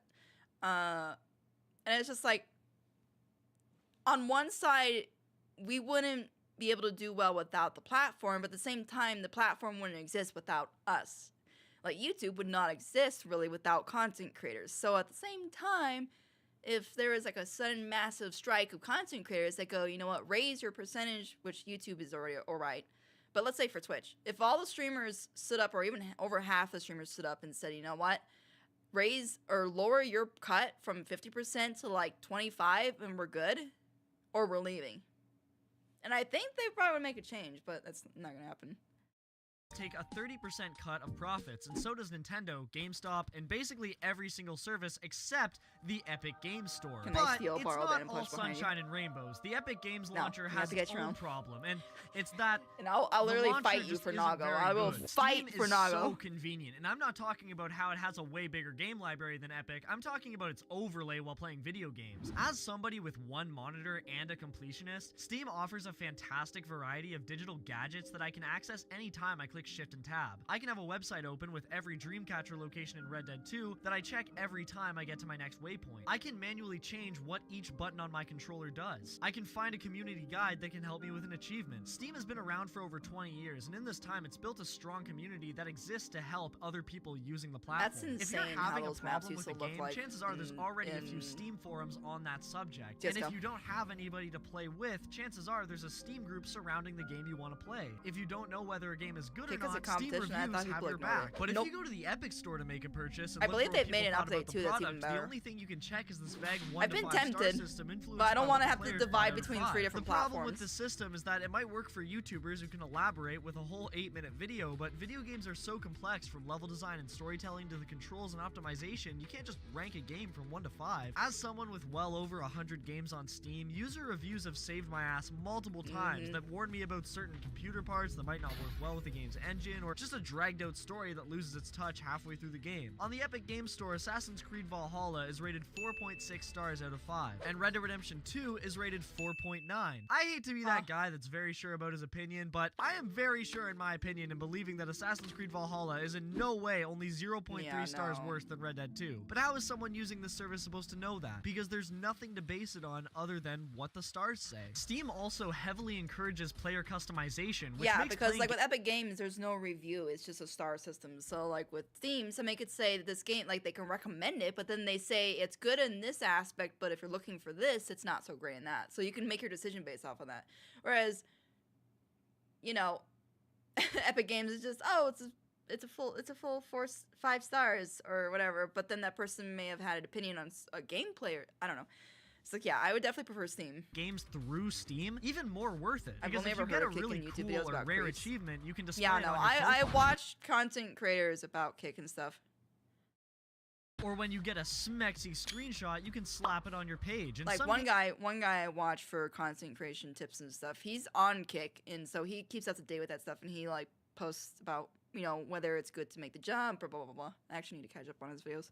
Games offer exclusive profile picture and background displays that make you want to play for those bonuses. I think it's amazing there's even a user-oriented marketplace, like how in PUBG if you don't like a shirt you got, chances are another player will, so you can throw it on the marketplace and get a few cents from it. Then you go back to the Epic Games launcher to check on your friend, and there's nothing to that person except a username. But Steam gives everybody a sense of true individuality, which is without a doubt great to have, and It's like a unlike MySpace PlayStation, on which makes you pay to change your username, or Nintendo that barely lets you express yourself on your profile, it's The dig at the console companies. Yeah, I did not like PlayStation and Nintendo, change your username, or Nintendo that barely lets you Yeah, when I found out you had to pay to change your username on PlayStation, I'm like, wow, okay. express yourself on your profile, it's probably the best gaming platform for customization. But even though Steam is awesome for consumers, it's clearly not as awesome for developers. So naturally, a lot of AAA studios pulled away from Steam and instead released their games on Epic or even their own launchers. When Ubisoft publicly announced they wouldn't be releasing Tom Clancy's The Division 2 on Steam and would be releasing it on their own launcher in Epic, they claimed, "We entrust Epic to deliver a smooth journey for our fans, from pre-ordering the game and enjoying our beta to the launch." Epic continues to disrupt the video game industry, and their third-party digital distribution model is the latest example, and something Ubisoft wants to support. Electronic Arts for a long time didn't have their games on Steam as well, but that wasn't because of Epic Games being a superior platform, it was because EA wanted to push microtransactions and didn't want Valve taking a 30% cut from each one. While both companies at one point weren't releasing their games on Steam. Oh yeah, you love to see that. EA and Ubisoft working together. Blech. Yeah, I don't know. That's exactly something I'd be glad to see that. Something. Oh Lord, I haven't been on Epic for months. Something I hate in Steam is that you have to both own a game and have played it for 2 hours before you can buy a background with characters from it. I called my friend on Discord this morning and said her name about 50 times, and when she said what, I just said nothing and hung up. Her next message was her telling me to die. Not gonna lie, I probably would just let you keep saying my name over and over and to see how long you can go without before you run out of air. That or I just deafen myself. Or lower your volume to like 1%, so all you hear is this quiet like name in the background, like barely hearing it. God, I can't wait to switch platforms again. What, from console to PC? Ever since I stopped playing Genshin, I have had no reason to go to it anymore. Yeah. Epic I only have for, I literally only have for, Fortnite, and that's it. I've played at least 200 hours of Little Nightmares on other platforms. Just give me a background. It's not awesome for me either. It keeps stealing my money. Oh, wait, that's right. Yeah, I still don't get that with Steam. That's actually, like, I feel like that actually, if it was a big content creator that happened to, I feel like they could make us think about it and they would probably get their money back. Because yeah. Lord, they do that because 2 hours is the time limit that makes you eligible for a refund the game. Past 2 hours, you can't refund a game. Steam. If you check the store today, you'll find pretty much every single one of their titles up for sale, so what the hell happened? Call of Duty Modern Warfare from 2019 didn't release on Steam and instead was up for sale on Blizzard's launcher Battle.net. Modern Warfare 2019 reached $1 billion in sales revenue after 54 days of being out. Call of Duty Modern Warfare 2 from That's how much money Modern Warfare made? Holy shit. 2022, which was released on Steam, 2 reached the same sales number 10 days after launch. Ubisoft's newest game, Assassin's Creed Shadows, is, as of March 22nd, 2025, sitting right under CSGO in the top sellers section of the store. And considering Counter-Strike is a free game, that's pretty damn impressive. And for the last 5 years or so, PlayStation exclusives that would never have seen the light of day on PC have been launched on Steam, and Xbox also jumped on that train as well, throwing pretty much every Halo game on PC. The numbers say it all. It doesn't matter if Epic Games games takes a 12% cut opposed to 30, Steam is such a popular platform among consumers that developers will make more money releasing their games on Steam no matter what. Because let's face it, it's, for consumers, an awesome service. The other day I was browsing Steam and I saw a bundle of 4 games that were 25% off if you bought them through a package. Well, 6 years ago I had already purchased 3 of the 4 games individually, but because I hadn't got the 4th game, I could still buy it through that bundle for 25% off, shifting the price from a steep $80 to a much more agreeable $60. This is such an unnecessary but wonderful feature for customers to have. Valve does not need to push discounts this much to be massively successful, but they do just because Steam's that kind of marketplace. Every few months there will be a new huge sale where almost every video game over 4 years of age goes under $40 in Canada, and Valve games usually go for less than $2, and hell, for the anniversaries they gave them away for free. Steam has even banned games that force players to watch ads before progressing, like a lot of mobile games do. Valve could have easily taken 30% of the ad revenue, but instead they banned the practice altogether just because of how inconvenient it is for the player. While Steam certainly takes a sizable chunk out of the developer's pocket when it comes to game sales, I'm happy that out of all the services that could be the top dog, it's Steam. Because Valve is setting a standard of what a marketplace should be. Think about Nintendo that never puts their games on sale and charges a monthly fee if you want to play their older titles, instead of just archiving them in the eShop. Imagine if they were behind the biggest digital game store in the world. It would be way different, because the fact is, the one on top influences everyone else. Fortnite didn't invent the Battle Pass, but it sure as hell wasn't a coincidence that after Fortnite implemented the seasonal leveling system, a lot of other games added their own, including massive companies like Rockstar with the Outlaw Pass and Red Dead Online. Xbox Live launched in 2002, offering an online multiplayer console experience if you paid $50 a year, and prior to this, online gaming on PC at least was completely free, and thank God it still is, because now PlayStation and Nintendo also capitalized big time on paid multiplayer because of Xbox's influence in the early 2000s. It's like Valve has given every opportunity to monetize their products to the brim like every other gaming company is doing right now, but they don't, which allows them to stand out in the corporate world. It also helps that Valve's hiring process is very unique in that they don't offer internships or junior positions. They exclusively hire professionals in their field, so the employees can take charge of whatever they're best at. So there's a reason why Half-Life stood out when it came to physics in the early 2000s, because the game was made by computer wizards who knew everything they needed to create an authentic physics-based shooter. Steam is run by marketing professionals who do what they believe is best based on pure experience. Unlike most companies, Valve has no pressure from shareholders. Industry leaders by estimated revenue. Tencent is up top. Wow, Tencent. I can see Tencent. Sony though being above Google. I guess Google, Microsoft, Apple, Nintendo, NetEase. Oh, NetEase. Tencent being like, oh my God, NetEase. Meaning there's no external investments going into Steam, their video games, or hardware. It's all entirely in-house, and the only people who get stock options for Valve are the employees themselves, which gives each member a small piece of the company. So naturally, every single one of them wants the company to be at its best all the time. The fact is, when you treat your employees well and give them the creative freedom they deserve, whatever your company puts out is going to be amazing, and Valve is living proof of that. My favorite example of Valve as a company standing out in the game industry was in 2004 when Eric Wolpaw was diagnosed with ulcerative colitis. With something that bad, he thought he'd have to leave the company, so he spoke with the CEO of Valve, Gabe Newell, about it. Not only did Gabe give him paid leave, but he also left him his spot in the company on the condition that he takes the time he needs to recover. To quote what Gabe said to him himself, "Your job is to get better. That is your job description at Valve. So go home to your wife and come back when you are better." This kind of generosity in the corporate world, especially from businesses that are self-funded, is extremely rare. And after recovering from his sickness, he worked as the head writer for Portal 2, which, as we all know, was a massive success. Sorry, this video is about Steam. With a platform like Steam, with over 100 million people using it every month, like I said at the start of the video, you'd think the customer service would be pretty lackluster because of the amount of traffic the employees would be dealing with, which, by the way, in total is between 300 to 500 people, and roughly only 70 of those people are in the Steam department. Most people, including myself, have had overwhelmingly positive experiences with Steam support. Refunds are easy, bug reports get taken seriously, and I even had a friend whose account got hacked once, and in 2 hours he had his account back back with no other issues. Steam can't be beat because it's a staple of what a digital market should be, and if Valve continues to run with their current values in business, I'm sure that Steam will continue to set an example and keep the industry from diving into a complete anti-consumer market like all these other companies seem to be catering towards. But what do you guys think about all this? Do you like Steam? Do you hate Steam? Let me know in the comments below and I'll check them out as soon as I possibly can. As always, thank you so much for taking... I mean, yeah, I definitely would say Steam is definitely the best gaming platform, and they definitely like I like their discounts and everything and the way they handle for the most part. Like, I've not had an issue with their refunds before.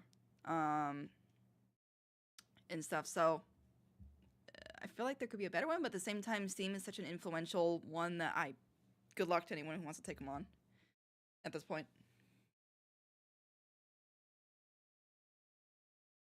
Sony has to be one of the worst companies to trust your data with. Yeah, I would say yes. In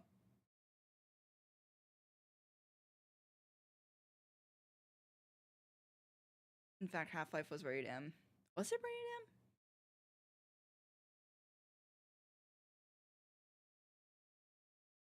I was gonna say, Half-Life never felt like it was supposed to be a puzzle game. Portal was more of the puzzle, like, true puzzle game. Check Discord, okay. The low-res blood splatters. See, you gotta understand hanging bodies. I was gonna say, you have to understand, too, this was, again, rating, like, at the time, like, nowadays, children are exposed to so much more than, like, when Half-Life 2 came out. Stuff like blood splatters or hanging bodies and things that nowadays people would probably be like, what's the big deal? It's like, no, that was a big deal. You didn't have that for children or rated E for everyone. That was mature. Okay.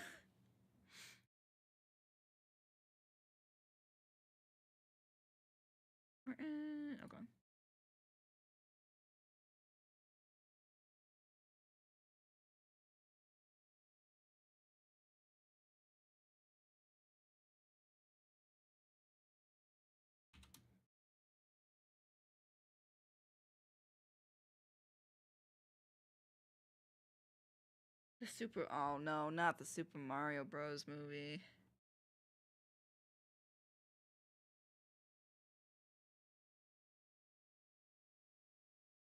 Wait, the moment chat went insane. Why?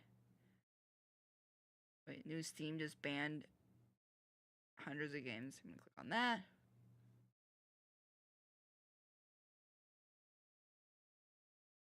PlayStation support versus Steam support. I feel like that's gonna be a good one, but let me see.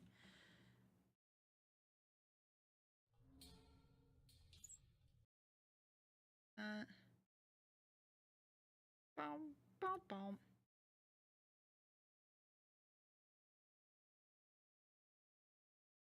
Oh, the barnacles eating people being considered hanging bodies I find hilarious. I feel like me at a young age, if I played played Half-Life 2, I probably would have been a bit like, I either wouldn't have understood it and just been like, and kept going, or I would have been like, that's weird.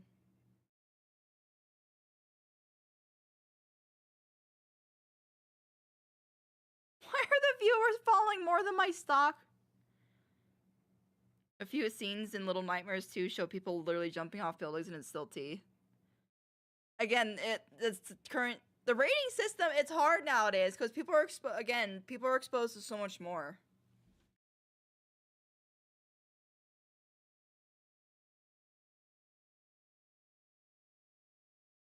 I love how no one had a problem with it once it was found out too, because apparently basic human decency is a thing of the past.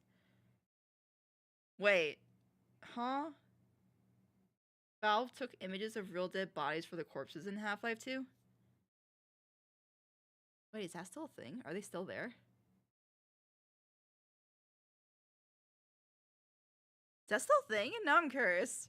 Oh, and oh, good lord. See, now it's loud. Down you go. Okay.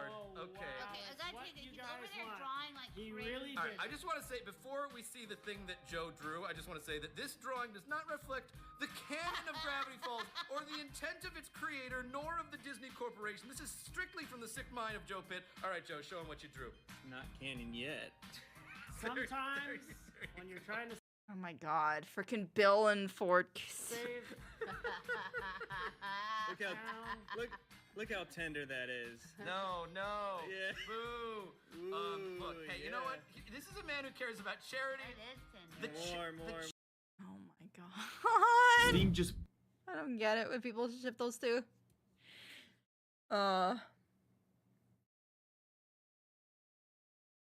How to censor certain scenes to keep its T rating. I think I remember hearing about that. Shooting the hunter when he got stuck in his own bear trap, yeah. I find it funny though, like they'll allow certain things.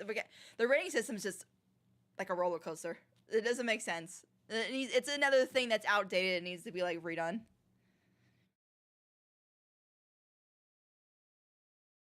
Yeah, Reanimal is where I'm gonna be excited because that's gonna be rated M, and it's just like, yeah, go all out, like just go for it.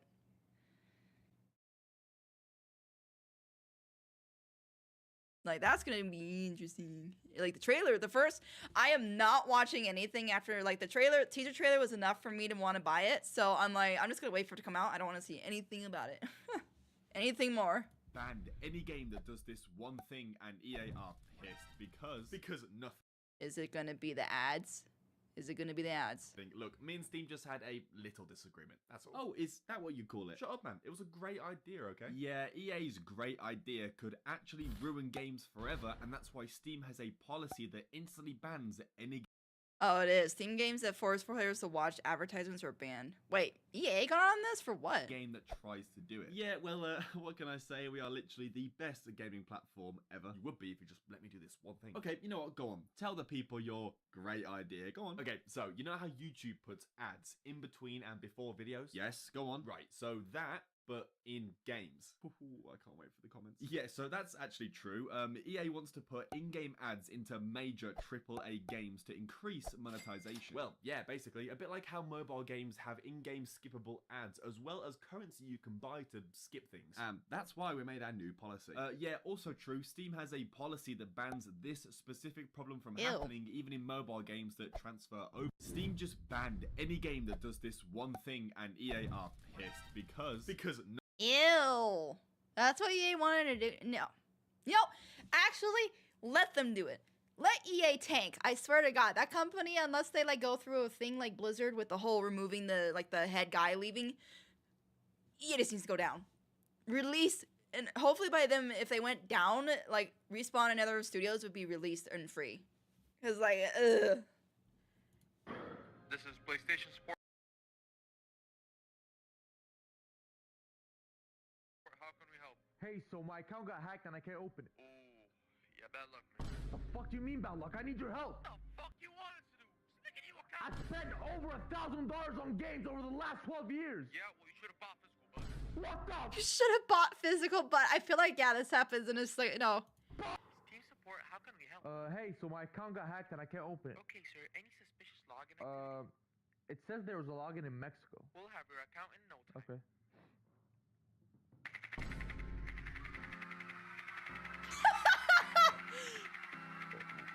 What's going on? Oh, hack's been neutralized, sir. Can you log in one more time for me? Okay. It worked. Oh, glad it worked, sir. Thank you for contacting Steam support. Have a nice... Oh my God. I feel like that's not wrong either.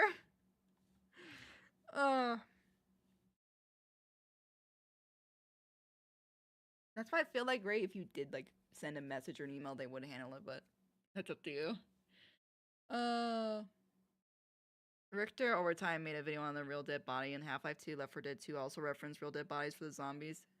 I will praise L4D for having some of the most interesting AI deaths at the time. No game says they has remastered what they accomplished with L4D. Referencing Real Dead Bodies and using an image of one is different. Yeah, I would say referencing one I think is different. I want to see, like, actually, because I don't remember it. Yeah.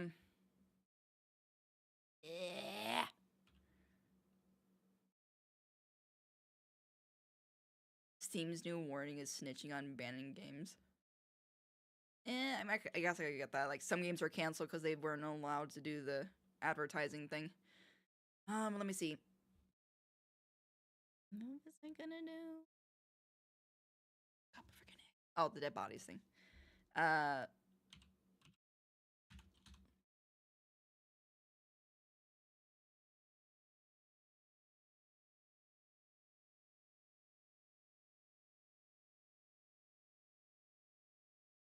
Good evening. Corpse01.mdl is a model you're undoubtedly familiar with if you spent a good amount of time playing Source Engine games. The model appears often throughout the Half-Life 2 campaign, especially in the Canals segment, and it's also a popular player model in Gary's mod. It has historically been the default model for the hobo job in Dark RP servers, and you've probably come to associate it with And yeah, EA, as long as the sports games are being sold, they make enough money from that. Secret.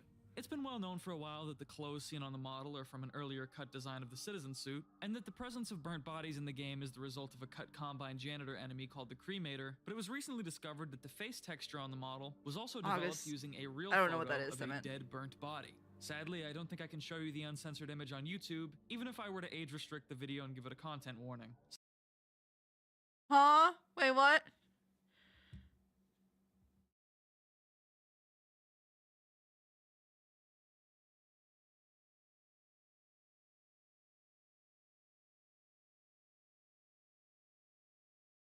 Good night, Ken.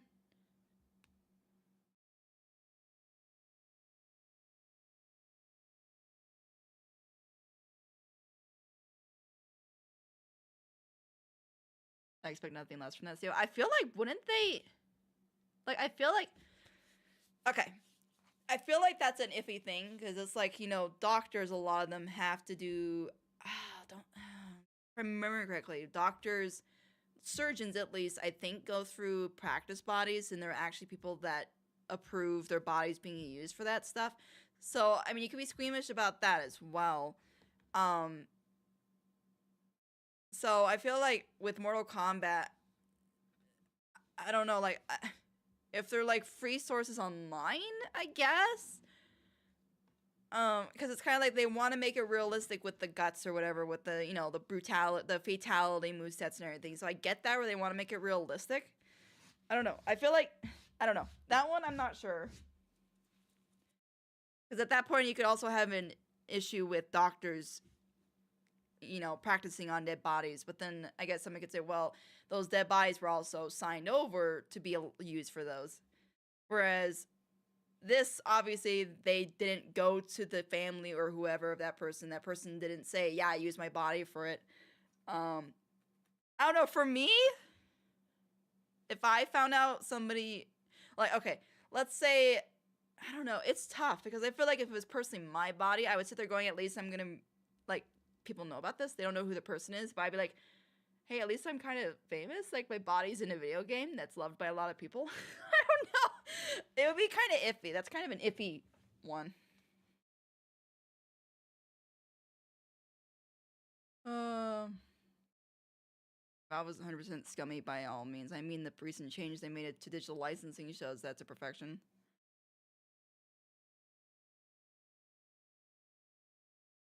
But if I had to choose a platform, I'm going Valve Steam, simply because Valve does sometimes have their community in best interest. More so than any platforms, at least. Yeah, and that's the thing. I wouldn't say Valve is a great company. I would say definitely they could. It's kind of like YouTube. YouTube's the best video platform site, and I definitely use them and go to them first over any other platform. But do I wish there's a better company? Yeah. Same with Valve and stuff. I would like a better platform to come out, and take them over. Honestly, and I wouldn't praise them to death either. Like, I wouldn't like say they're the best ever and, you know, whatever it is. I wouldn't praise them all over. I would say what they've done right and then point out what they've done wrong and then be like, yeah, and I hope somebody in the future makes something even better.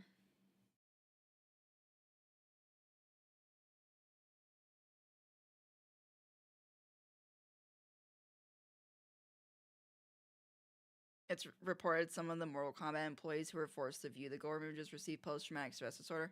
Well, in that case, yeah, that's not alright, because then they're being forced. Now, if it was part of the job description and they say, hey, warning, you're gonna most likely see gore images, so that way we have references for the, you know, whatever we're using this for, and they still accept it, and then they get traumatized, that's on them. But yeah, if they were forced to view those, yeah, that's alright.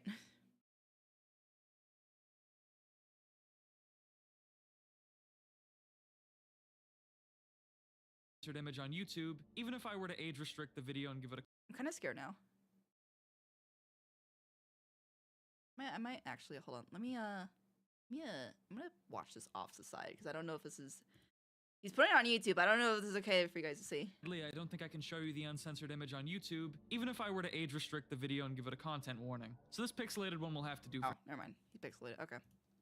now. It's believed that the picture was originally sourced from a medical textbook showing forensics photographs, though verifiable information about something this old is a bit hard to come across online. One user on Reddit claims to recall the man as once being involved with the mafia and having his face torched as a mean of sending a twisted message. Though this is dubious, it would explain the guy's hair being in perfect shape. For a long time, users online have speculated that other models, such as the Poison Zombie and this leaked Fast Zombie model, also use real graphic injuries as references, though I'm not aware of any source images for either of those. This burn victim is the first source photo for a Half-Life 2 corpse I've ever come across, and it looks like they used it pretty wholesale apart from editing the guy's one remaining eye Hey, out. hey, Sam. In the developer You became commentary an for animator? Valve's Nice, later title, Left 4 Dead congratulations. 2, one of the game's developers, Wait, when you say Bronwyn became an Grimes, animator, are you saying like you got hired by a studio, or that you're like doing animations? The infected textures are part hand-painted, part photographic reference. One of our team members had a nightmare folder full of photographs of people suffering from bizarre diseases and injuries. They were so hard to look at that the infected actually contained none of these. Instead, the secret ingredients for infecting normal-looking human textures are photos of housing insulation and potato skins. It would seem that since Valve discovered this new technique, they've stopped making use of real gore images for model and texture references. It's a controversial yet surprisingly common practice that many in the gaming industry consider unethical, due to the profound effects it tends to leave on developers, such as lifelong PTSD and nightmares. Oh my And god! on the level of the player, Oh my god, he literally referenced the Mortal Kombat thing!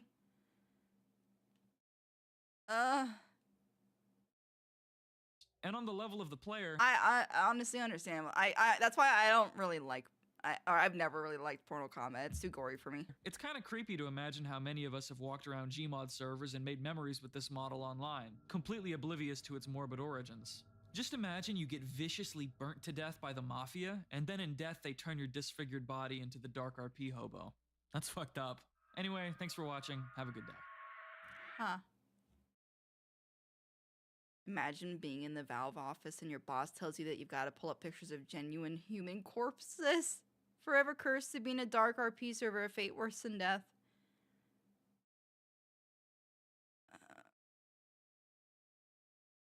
That body has always felt too realistic. I honestly never even noticed. I'll be honest. Ugh. Oh, I make animations for that game called FNF, but I am happy to see my favorite streamer live again. FNF. I know I've mistaken that game for FNAF before, but I know it's something else and I don't remember. I'm gonna need someone to remind me, please. But me being your favorite streamer, I appreciate that compliment. Also, good night, Cement. Play older ones. Wait, which older ones, Sticks? Oh, you mean older Mortal Kombat. I never liked them. Even when I was little, like when they had the Mortal Kombat arcade machines, I couldn't stand them. I preferred Soul Calibur for like fighting games and stuff. And in fact, I avoided the Mortal Kombat arcade machine, especially because during the preview, it would always show the character falling and then hitting, like landing in the pit of spikes. Nope. I stayed away. Like I would run away from that. I didn't like it. Like I'm not like that anymore, but I just don't like the games. I don't care for them. I've tried them too. Like I think I had Mortal Kombat either on here or on my PlayStation, and I just no, I'm good.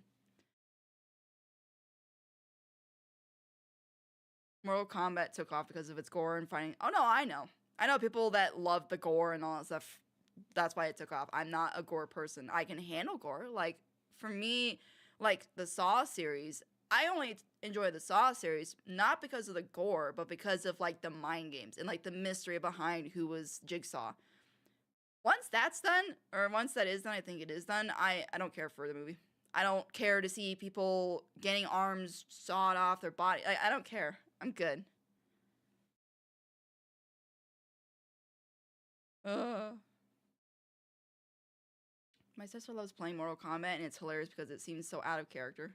She's like really nice. Like, I just met your sister being like, oh, real nice and innocent, and then she just plays this bloody gory game. Friday Night Funkin'. Okay, that's it. Yeah. Hey, Sam's a mod maker, it sounds like. Wait, hey, Sam, you used to post stuff in the Discord server, didn't you, when you were making the FNF stuff, I believe? Or no, maybe not. Somebody I know in the server was posting, like, on a game they were working on or something. I swear it was FNF.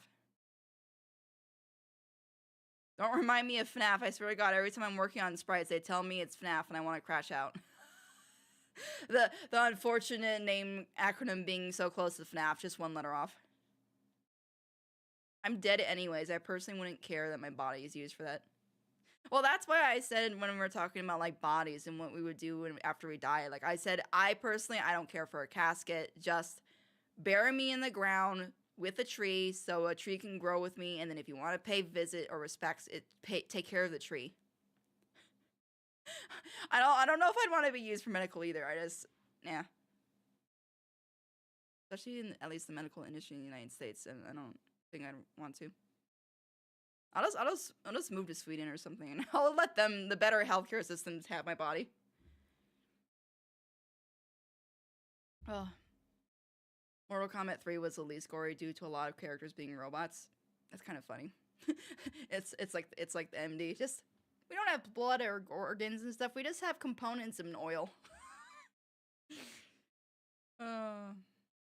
I've given my local hospital the okay to use my bioverters for nighttime.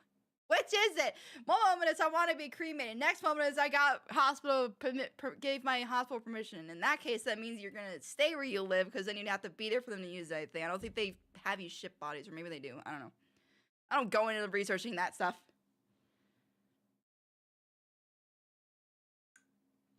It was Tora who was the FNF mod maker. Okay, I was going to say, I haven't seen Tora post anything in a long time. You have a Discord? Where can I join? Yeah, we've had one for a long time now. I just don't actively advertise it in the sense of like posting about it or talking about it. I like mention it every now and then. That doesn't sound that bad of an idea. I always wanted to make a Minecraft mod or something. I always tell the next hospital it's fine to use my body.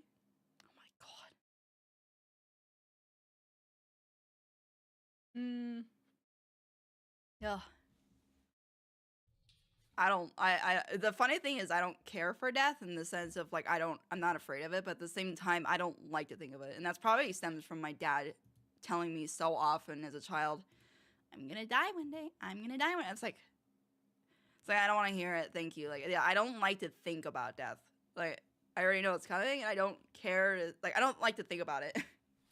Then I'll be sent in a spiral kind of thing. It's like, oh, I could die any second. And it's like,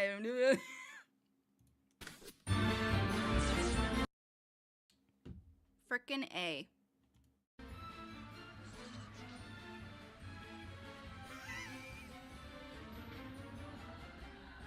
Because a lot of times too, when I think about death, they're like, oh, what's gonna happen to my body afterwards? Or like other people dying, then I think, well, if that happens, then what am I gonna do? Oh, now I'm gonna have this, and then I start worrying about the future, and then it just spirals. Hey, paisanos, and welcome to the Super What Happened Super Show, the YouTube video place where we plunge, jump, and bop our way through some of the entertainment industry's biggest, smelliest disasters. I feel like a 20-minute video sticks. And I don't want to sound hyper. I'm gonna try and skip through this. Like, I've already watched Nostalgia Critics review of the Super Mario Bros. Movie. Mascot then goddamn Mickey Mouse. Mario, when they call him Mario, not Mario.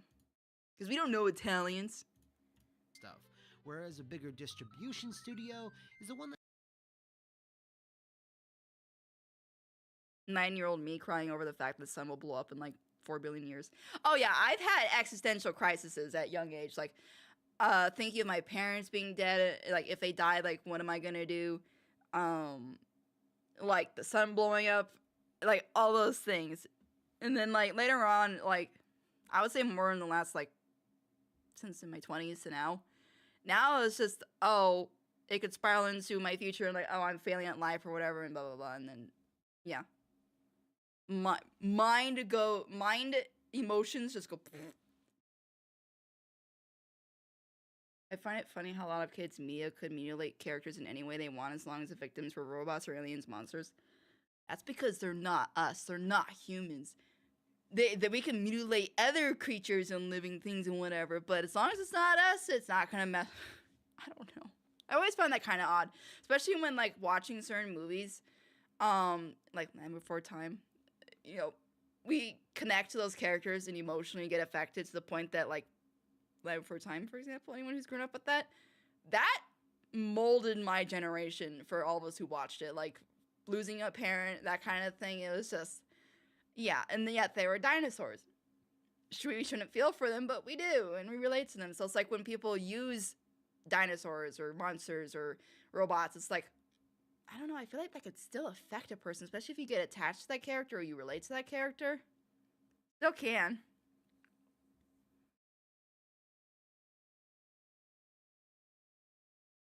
Similarly, death doesn't scare me at all, but whatever leads up to it is what scares me. The way someone can die can be so slow and painful. Yeah. What? It's not a review. Talk about what happened, why it failed, who's at fault. Why do I care though? I'm sorry. Well, Super Mario, I feel like I'm more interested in the hows and whys a movie failed. If it's a movie that was like good or whatever, and then I go like, well, you know, how did it get to the point that it did? But when it's a movie that's really bad, I don't know. It's kind of like looking at it behind the scenes of like Food Fight or Sausage Party. I just don't care to hear about the behind the scenes of like, why was it so bad? Kind of thing.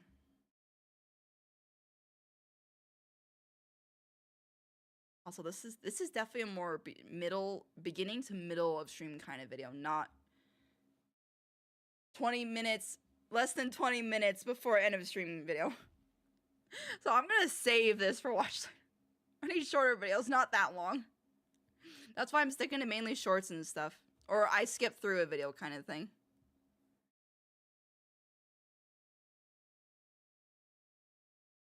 There's an animation mods. Okay. My irrational small child fear was that my kneecaps would slide out while I'm sleeping. Huh?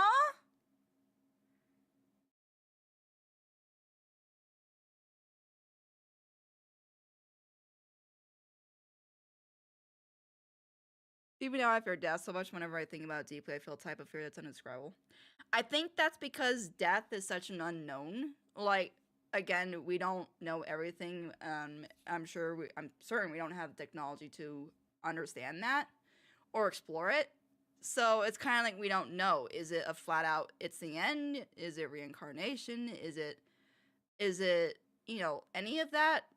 And even if it is reincarnation where you don't technically end, but you get a new life, I like the life I have right now. So imagining it coming to an end, it's like, I also think of it like, if there is reincarnation, will my next life, will I be into the same things? Like, will I have the same opinions and thoughts? What if I'm completely opposite to how I am now? Like, I don't know. Those kind of, when you start thinking those things, it's like, That's why I said I try to focus on just living day by day. Because if I start thinking about that stuff, it spirals out.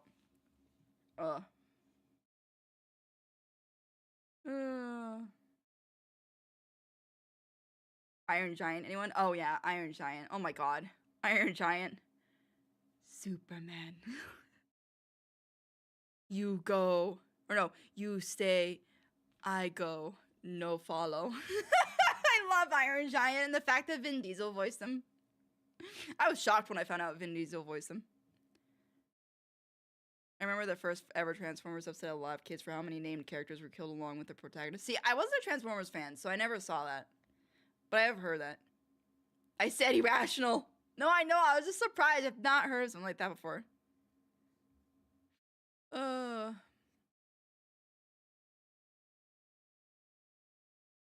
Oh, I'm sorry. It's not like I can tune in at the start of the stream, Miss Naru. I said middle. At least an hour before the end of stream. Man, I'd hate getting reincarnated as like a lemur or something.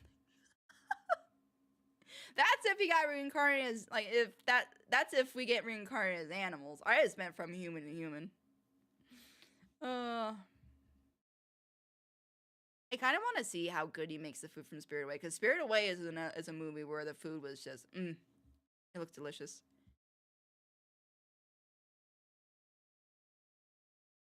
Oh, that's right, Marathon.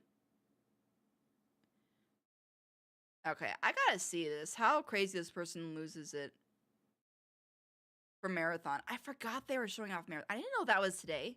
I need to see that. And I'm gonna skip right to just where they show it. Thank you to Box. A few months ago, I bought a dry ice maker, which was pretty much just a denim sock strapped to a CO2 tank. After running it, I loosened it up a bit, and I was left with some nice and powdered dry ice. I really wanted a nice block of it though, so I bought a different tool thing to make it. Was to keep the pressure solid. Now, apparently all I have to do is wait for the whole thing to fill up. That's gonna take a while. Remove the strap thing and open it up, and I have a nice cylinder of dry ice. Well, except for that chunk that fell off. It isn't perfect though, and it's a lot more fragile than I thought it would be. Either way, I don't need the whole chunk of it, and I only need about half. Now cut it. ASMR. Give us ASMR. Please tell me there's ASMR of this. You know, I just wanted a pleasant ASMR, just like that nice crunchy, just of like a knife. Nah, you use a chainsaw. That's the bloody loudest thing.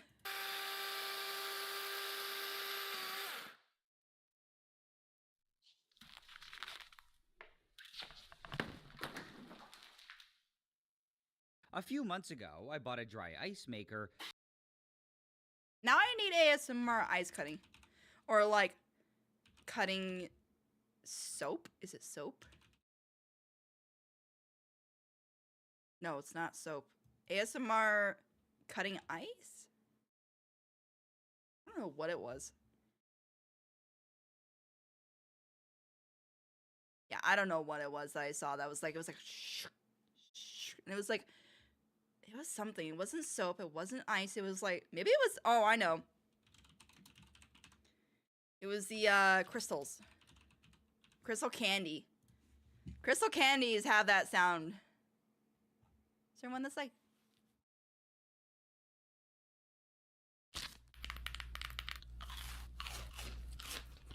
Okay, that's just gonna make me hungry. Piss off. I'm not watching that. It just makes me want the candy. I really want to try them too. Just once, at least. And I would definitely do a stream for that. You want ASMR videos? No. I'm good. I just wanted those. I sent you smaller videos. Now rolls eyes. Okay. Hold on. Let me see this first. I want to see this whole marathon. Marathon reveal. I'm a little bit late. Just a little bit, like a couple minutes. Looks like they didn't really show off anything yet. I'm not really big on like extraction shooter. Wait, from what I heard, the cinematic was directed by someone that wrote an episode or two for the series Love, Death Plus Robots on Netflix. Oh. Watch Bungie put paid DLCs in it and does FOMO with limited storytelling per season. Games. That's what Marathon, I guess, is like rumor. Think. But again, the purpose of today is to show off some gameplay.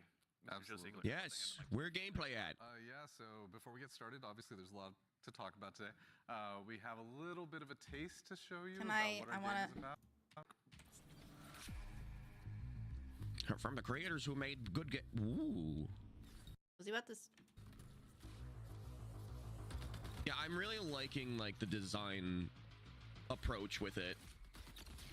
I'm not gonna lie, the trailer kind of looks like Destiny style. I'm honestly getting Destiny vibes from just the trailer style. Sniper.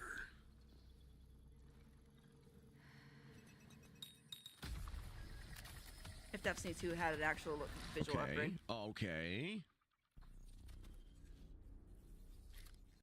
It's Ash from Titanfall / Apex Legends. I'm not gonna lie. Does she not look like Ash from that? Hold on, there was like a zoom out. Okay, no, she doesn't have that same leg design. Face-wise, at least. I don't know, the vibe they give reminds me of Ash. The end of all things. But the dream is not over. My dream. Yours. Now. Run. Ooh. It does look nice. Like I said, it's like they turned up the saturation to max. This is overly like very, very, very colorful. I'm not gonna lie, this feels like as if somebody took Destiny and did like a cosmetic change. Like visually looks different in the sense of like different looking characters and upgraded graphics and stuff. I don't know, this Oh, Vince.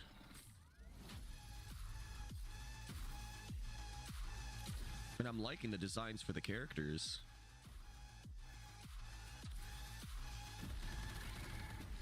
This could have honestly come from any studio, like random studio out of nowhere, and I would have believed it. And I would have been like, wow, it feels like Destiny, but just different. Promising.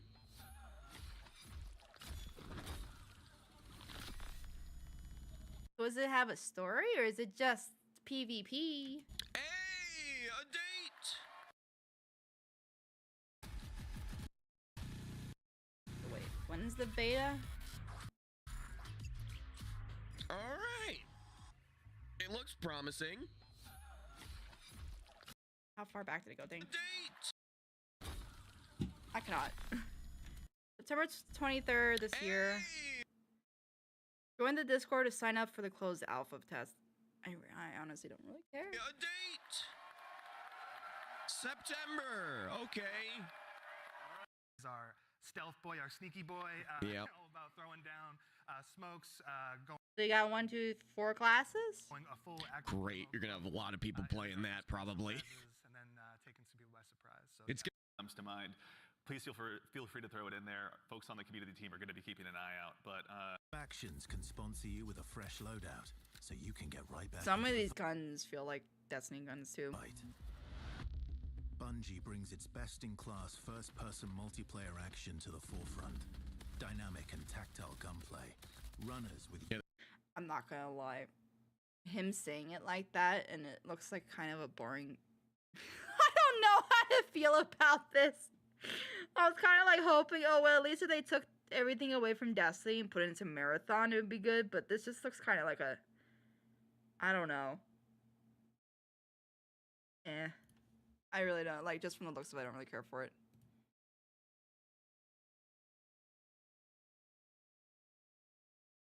So how many did you send, Sticks?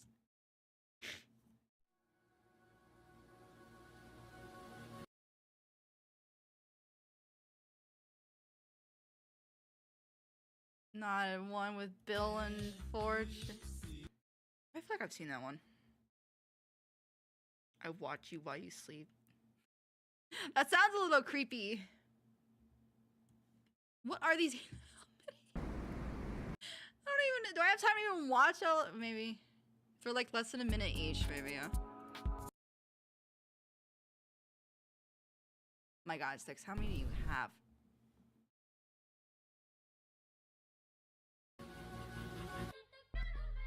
Oh my God, this music.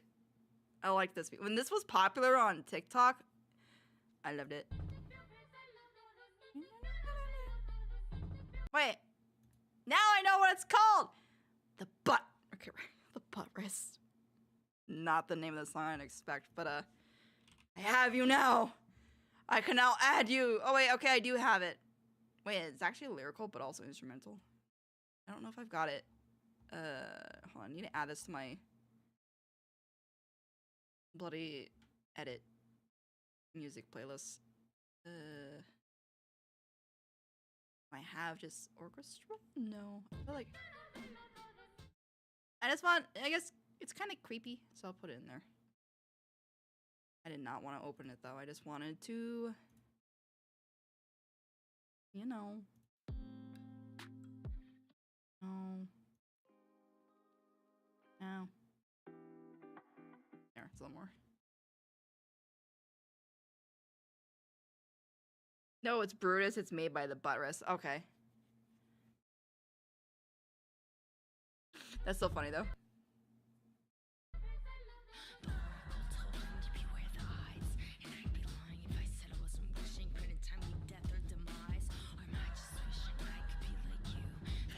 Oh, that's the lyrics. When people were I saw lyrical versions of it for MD. I didn't realize that was the actual lyrics. I thought it was song by. Listen, leave me alone.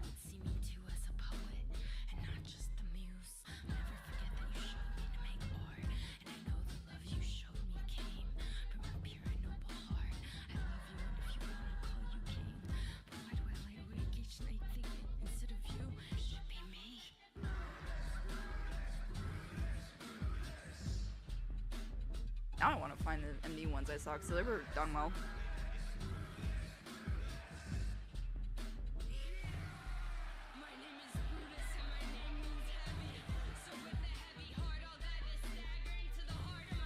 Yeah, this is the part that people are using.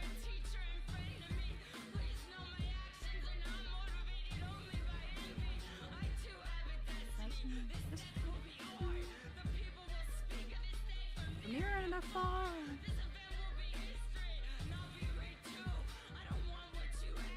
I want to be you. Yeah, I remember people using that part for specifically like the Solver wanting to be Uzi or Sin wanting to be Uzi.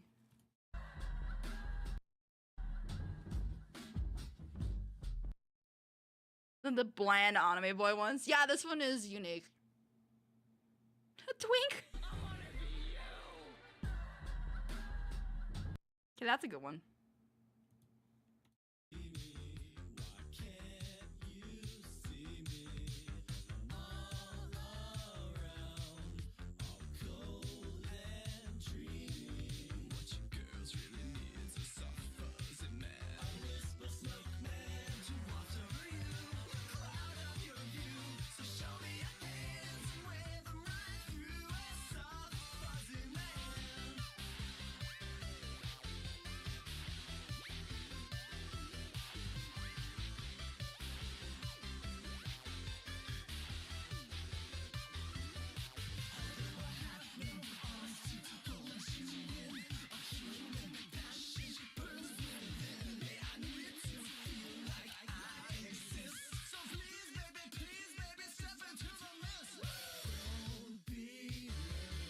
This is this is a good animation.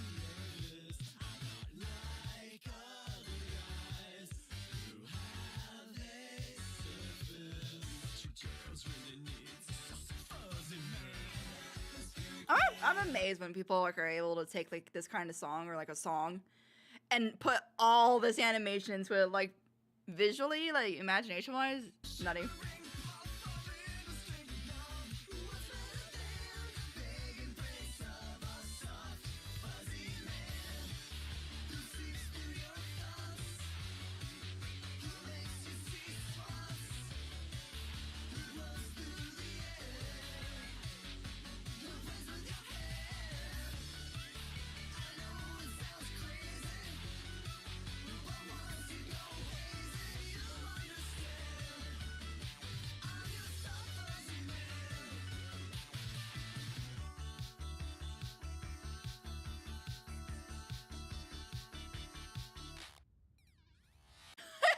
There with the trick.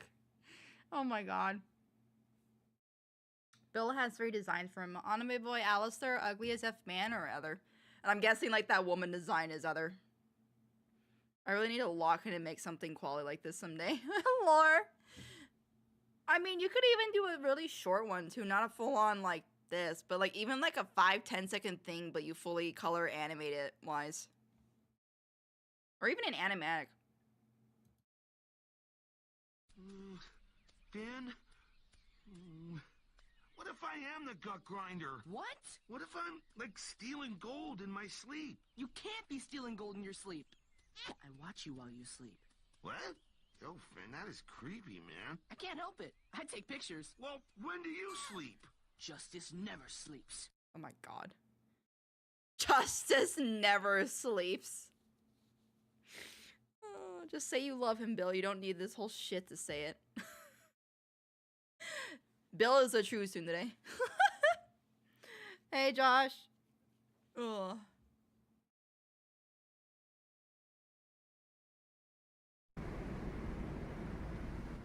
I'm having to bounce the volume everywhere.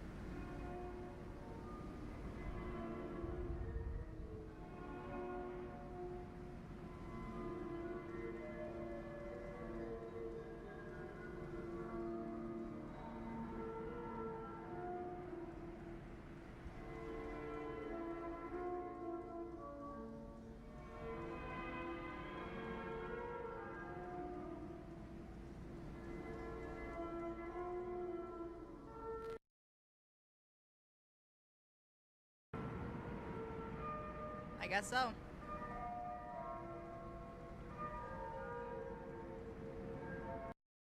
this one of those creepy, like, oh.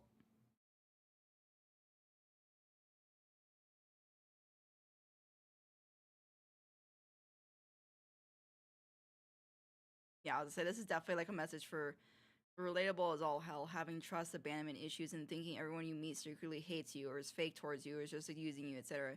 You end up hurting yourself more than anyone else could. It sucks. Beautiful animation though. I'll go cry a river now. Also a nice representation of what it feels like to have anxious, avoidant, or disorganized attachment. Yeah, I was gonna say it's one of those. Adventure Time audio is always gold. Oh, hey Jake. Justice never sleeps. God, that was so corny. Bro, I weigh 130 now. I'm gonna crash out. Me who weighs like 187. Happy birthday! Wait, what, Lore? No, don't look in the comments. Continue watching. It's in all the parts. This is just part 1. Are you going to hurt me? Can I ask you something?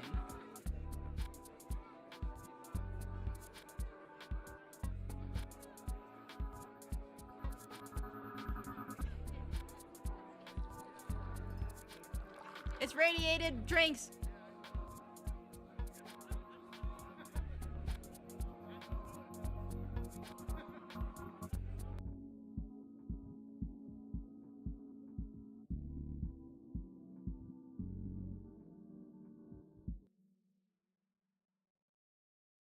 The person that died on the beach.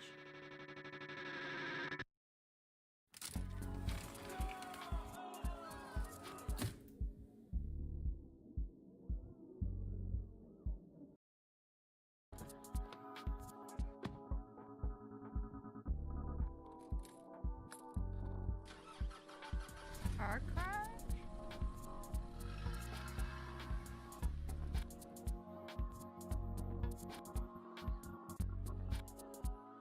Bring that, huh? The first video up?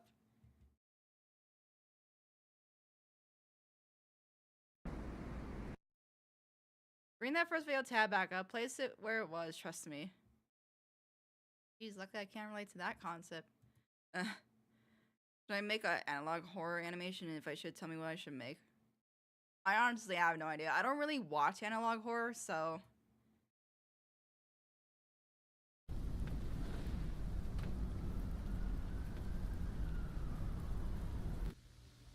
Okay, I figured there was gonna be a car crash.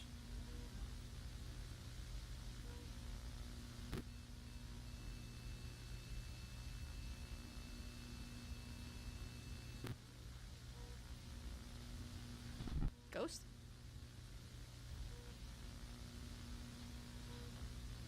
Oh, literally flip the titles. Hey, can I ask you something? Are you going to hurt me?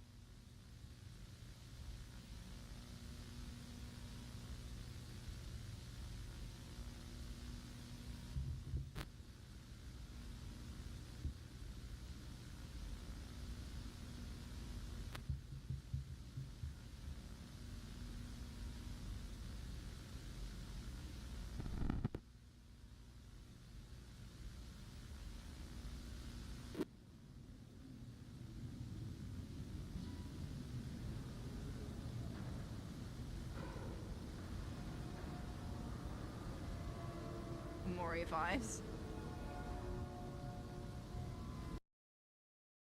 That it? Somebody goes, damn, the lore is getting deeper. So out of curiosity, where are some? Okay, before I read this, I'm gonna think. So hey, can I ask you something? Are you going to hurt me? So I'm gonna take it in reverse. That okay? So they got into a car accident. Obviously, the other friend died or girlfriend. I don't know what thing is. So then she's remembering like the night it happened, but she also saw her friend already dead before that. And then here is like again sitting with her friend. She remembers. And that's the friend saying, "Are you going to hurt me?" And that's the guilt, I'm guessing. And then she sees her dead body, like, oh, wait. So it's not the friend that's dead this time around. Wait, did she jump off the cliff? Wait. Is that what happens? Okay, I see it now. So, you have the hospital, that's the last one. And she put on the same shorts and top. Doesn't she move forward? Yeah, she leans forward and it turns into the brown-haired girl, and then she's the one that jumps off the cliff, I'm guessing?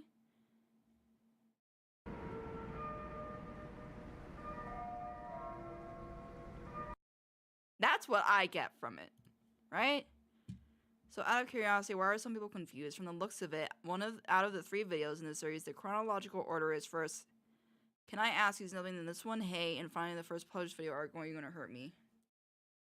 Seems like a story that could be interpreted as a cautionary tale of drinking and driving and her own survivor's guilt leading to her death, the other girl's apparition leading her to a cliff. And can I ask you something? We even get a glimpse of her final fate haunting her past self as a warning of what's to come if she pursued this girl after drinking at the party.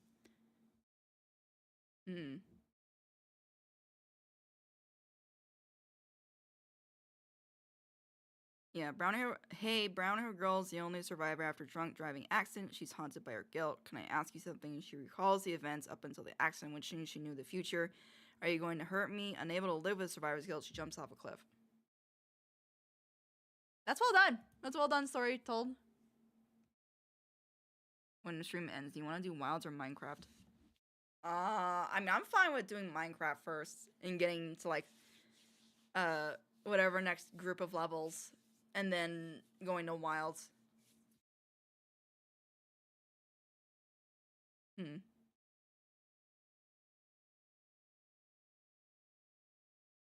I think I'm close to the end of stream. Okay, yeah. This will be the last video. And I'm gonna skip through this. I'm not gonna watch the entire thing. Boxu for sponsoring this episode. Boxu is a premium Japanese snack. I've wanted to try that works with Boxu, or like businesses a all over Japan Japanese or meal snack. I tried one for Australia and that was really good. But I also packed my own and ordered it. Every month. Here are some of the snacks. Yep, basically what you said. Yes. That I got this month. Pretty cool. And if you want to taste these snacks for yourself. See, I may not notice like the butt rest thing where it said buy butt rest, not the song was butt rest, but I'll notice sorry, stuff like that. Subscription as a gift. Head to the link in the description and use code Alvin to get $15 off your order. I just want to see him like make it fully.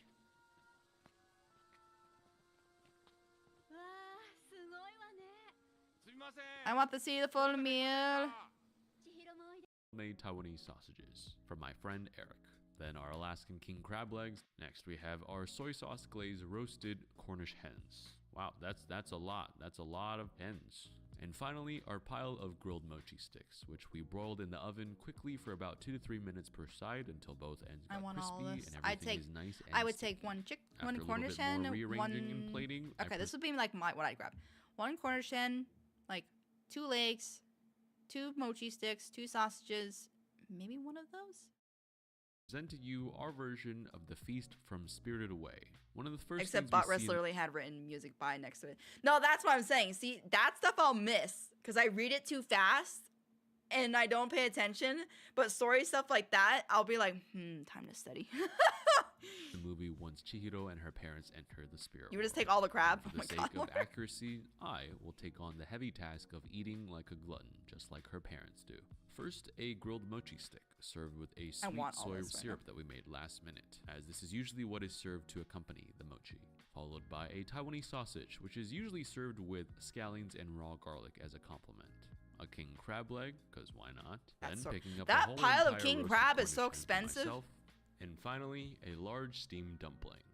This is the kind of plate that you might make for yourself if you stumbled upon a beautiful and wondrous buffet with no one watching. And the only thing left to do? Oh no, hell no, I take double that. The dumpling filling is very nice. The meat is tender, juicy, and the skin Oh wait, this is the same guy. Oh, this is Bubbish. This guy just definitely has a thing for making like stuff from Amazing video games. Quite like it. And the Taiwanese sausage. Wait, hold up. I'm gonna eat this down here for just privacy reasons. Yeah, because you don't want to the Taiwanese sausage is still as good as I remember. Eric's recipe is pretty bomb. Just gonna take a whole bite out of this Cornish hen. Yeah, definitely overcooked this. Not bad, but could be a little bit juicier as it is a bit dry. But I have to say that whether this is because of nostalgia or because of flavor, my favorite is the grilled mochi stick. There's something about crispy, chewy things with a sweet sauce. That's not Bubbish himself. But it would not be fair if I was the only one eating like a pig in this episode. So, Kendall, Rachel, everybody in the studio, Bubbish's please channel come has and turned enjoy multiple this faces. feast with me. We made a lot of food today. I mean, not a bad idea, honestly. Let other people cook for him, but he does like the audio or he talks over it. You don't see this on camera, but after the shoot, I definitely forced everybody to take home way too many crab legs, dumplings, Cornish hen sausages, and mochi, whether they liked it or not. I'm gonna go take a nap now. Or no, maybe this isn't Bubbish talking because it says, so it must be just Thanks again him. to our friends over at Baksu. So wait, which one actually has Bubbish in it? I'm curious.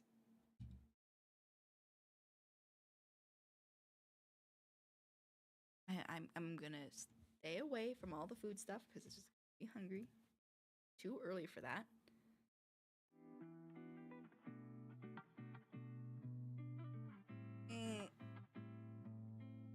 Alright, that's not him talking either. Again, his channel's multiple faces. I know, that's why I said no. Oh. I was gonna say it's smart if he did. Well, it's smart either way because he's not having to be the main one anymore. Even though I feel like at that point, I guess people aren't really there for Bubbish himself. They're there for just like seeing the meals being made. Welcome back. Jones is back. Oh. Okay. He's not even Asian. For us, at least. It's never went anywhere. Oh, 16 hours ago. So he still does videos.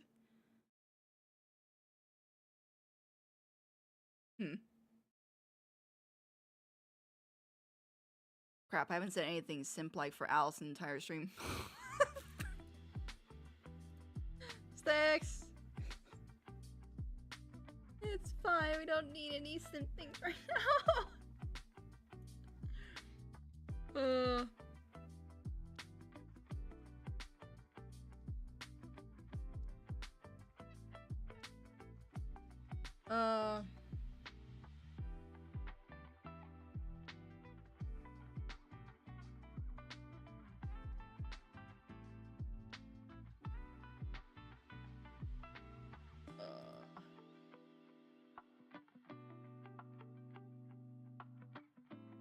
Blue eyes, huh? The only thing I could think of with blue eyes right now is literally the, whatchamacallit, the drones. We are not ending Jim. He also lives at 107.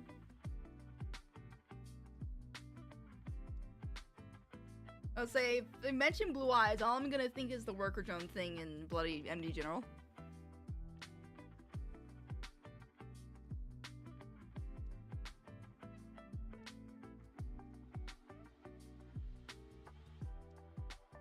I blame you for the Sticks.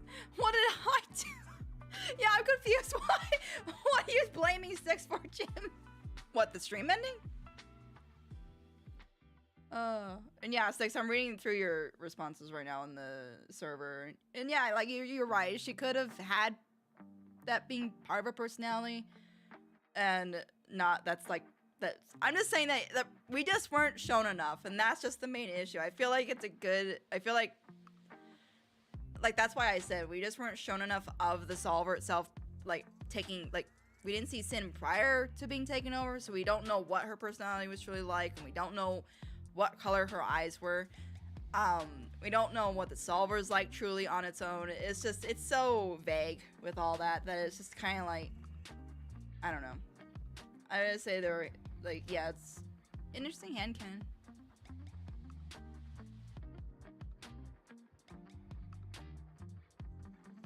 You caused the stream to end. Styx is just like blanks there.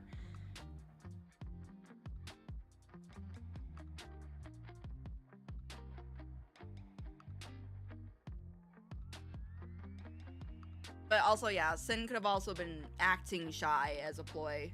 But I don't know. Again, not enough was shown. That's why I've kind of given up on those kind of theories or things where it's like, well, it could be that it's just like we just weren't shown enough. And for me, that's frustrating. Like, okay, as a headcanon or stuff you use for your own story, that's fine because you can go with it, roll with it, that kind of thing. But trying to like talk to people or say, hey, I think it could have been that. Like, I don't know. I'm kind of done or tired of those because it's just we weren't shown much of anything.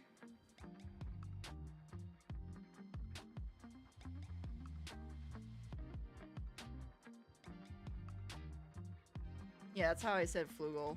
TLDR is saying anything as canon truth most of the time in the series is not the right approach. Yeah. Like Tessa's age, etc. Mm-hmm. Yeah, it's just... Yeah. Honestly, I like to take merge on stuff and either expand upon it for like story-wise or... Yeah, it's like taking stuff or putting things in, but not so much... talk about the actual story or show because there just wasn't a lot. Like, it honestly really feels like watching Murdones or anything, it really feels like Liam just wanted to tell the Tessa turns into Sinessa thing, corpse reveal thing, and it would explain why at the end it literally pokes fun at forget all this, focus on spoopy corpse, and that's literally what it feels like. That's what happened. So it's kind of like, you know what, I don't think Liam really put thought into it.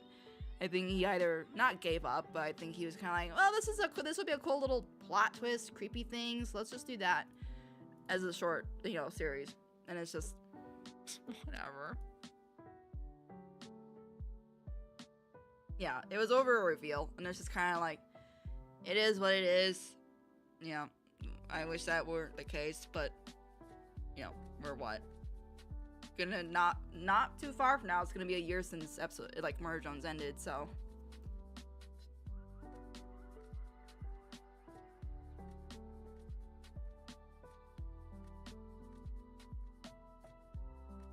it's like FNAF story, but yeah, it's not even vague in a hey, you can kind of piece things together and it becomes interesting, or it's a deep thing. It's more like, oh, this really does go nowhere, and there's nothing really to pull from either, so it's just kind of you're left up in the air, and it's just like, oh, okay, so you really do have to come up with your own headcanons.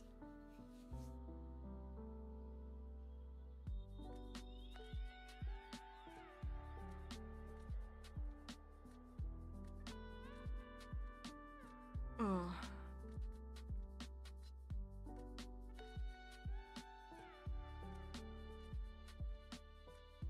And yeah, that's why I don't like... I think the thing is, especially now after seeing how Goose is doing with TADC, and now, what's his name for,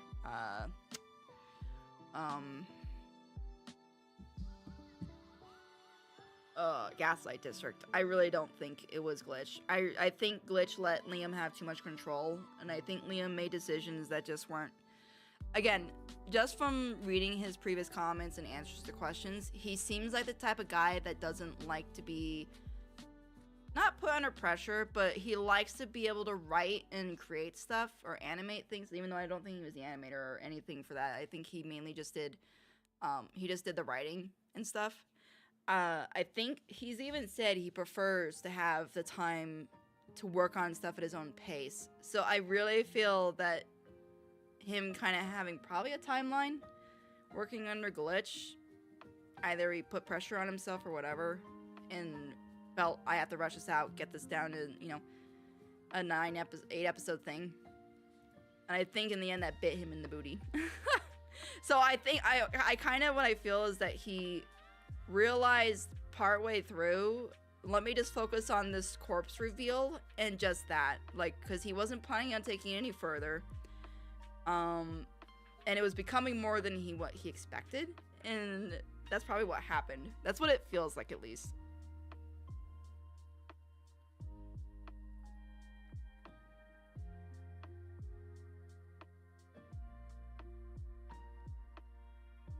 Well, maybe the real animated horror comedy series, the friends we made along the way. I don't think Glitch was at fault, but I don't think he made the show to reveal to Snessa. Well, that's what I'm saying. I don't think Murder Jones started out as, oh, let me just do this. I think what he realized is the story he was going to originally tell was going to be too big for 9 episodes. Like, it already was. So he decided to focus on just the corpse reveal. And that's why episode 1 to 3 felt fine for the most part, and then it's like it kicked up even higher on the pacing, and I kind of wonder if around episode 3 is where he figured out, I'm not gonna have time to develop the story in 8 episodes, so let me just focus on the corpse reveal and kick it up to high gear with that. And in turn of doing so, story, like Uzi's character and story, like stuff, like a lot of things, and it's just like, I think he's even admitted in answers or whatever that he could have done things better. But he's just not going to say specifically on what.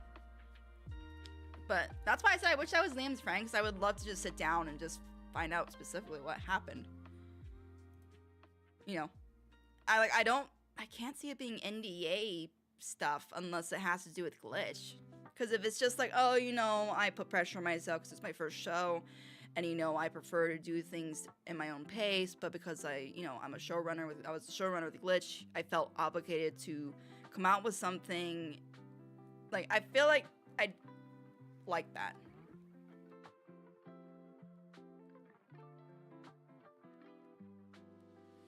I say that as a joke, but I did actually meet my best friend because of it. Is that lore? I was gonna say, like I don't hate Murder Drones. I'm disappointed in how it went, but I don't hate Murder Drones. I wouldn't say it's an insane series or an amazing series, but it's not horrible. Not for at least the first, I would say, episode 1 to 4. After that, kind of derails. But I definitely would not call it a bad show. Like, you look at other shows like Thelma or some other shows, now those deserve to be hated on and everything. Murder Jones is just, yeah, certain circumstances or whatever behind the scenes, whatever happened with Liam and stuff. And it's like, hey, you know, it was imaginative. I liked the characters and I liked what it was.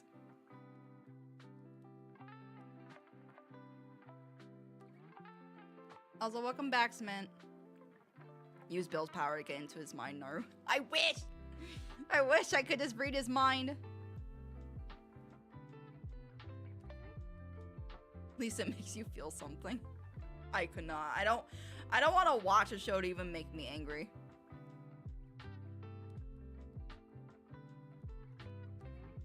Like, Murder Jones, I feel like as long as I avoid, I feel like up to episode 6, I feel like episode 1 to 4, at least. Yeah, I would say episode 1 to 4 I can rewatch and still enjoy them.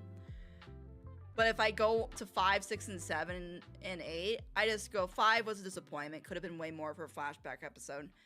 6 was building up to something that's just going to remind me of how... And then 7 takes it up a step further where, wow, we thought this was going somewhere completely different. But it's also extra rushed. And then 8 was just 8. So... I would avoid those.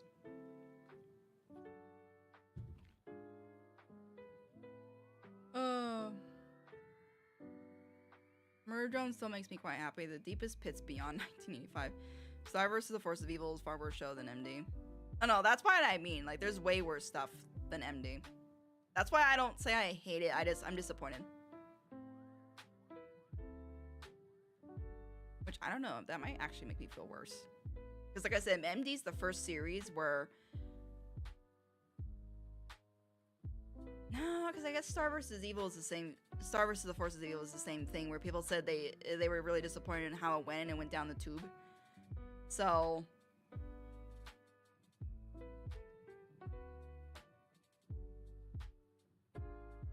So it's like, I suppose.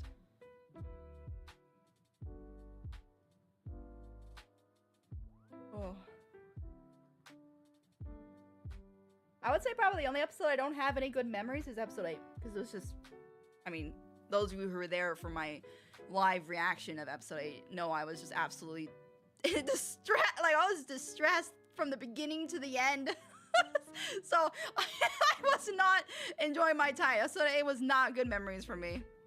7, sure, because I was hyped to all get out for the next episode and like, oh, this could lead to season 2 or whatever. 6 was just like, yeah, it was starting to get like, oh shit, things are getting serious. 5 was cool flashback episode, and that was a disappointment. 4 was, ooh, Solver Uzi. 3 was, okay, prom, ooh, what's this thing that Uzi's got? You know, she's got the solver, what's this? 2 was just, okay, things are creepy. This is creepy. 1 was like, oh, what's this about? It was so bad it literally made you cry. Yeah, and that's because it wasn't because of hatred or anything. Like I said then, I was massively disappointed. Because like I said, I expected it to be bad, but not that bad. Because it wasn't just, if it had just been rushed, I would have been fine with that. But because characters fell out of character, it was supposed to be the end, but then we're left off with a cliffhanger. Kind of like a, ooh, this could lead to something else kind of ending. I didn't like it. And also the fights were, like the fight with Nessa was disappointing. Like, I expected at least 2 big fights. And the fact it was just pretty much 1. And it wasn't even, and the characters weren't even taking it serious fully. I just was like, okay.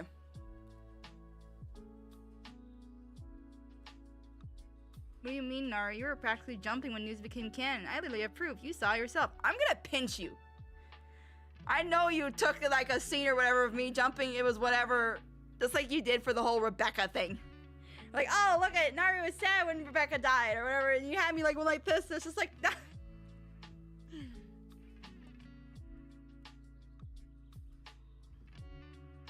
I have the intelligence of somebody who doesn't have much intelligence, so I can just enjoy MD for the fun meat monster horror fun times. Yeah, that's pretty much what I said, MD. Not pretty much, because not all of MD was like that. I still remember the face you made during the hot robots line of disgust and confusion. I can imagine the face I made. I probably was like, I probably, because my position was this, and I could just imagine it being like, like that. That's the face I can imagine I made. I so wish I had like that reaction still. People would have watched, like, so I've had several people ask me in like comments or stream, and they're like, where's your reaction episode 8? And I'm just like, I don't have it. But I feel like people would have been disappointed. I feel like they would be half and half. There'd be people who would relate to how disappointed it was and feel the same way. And then the other half would be like, what's your problem? It was peak episode.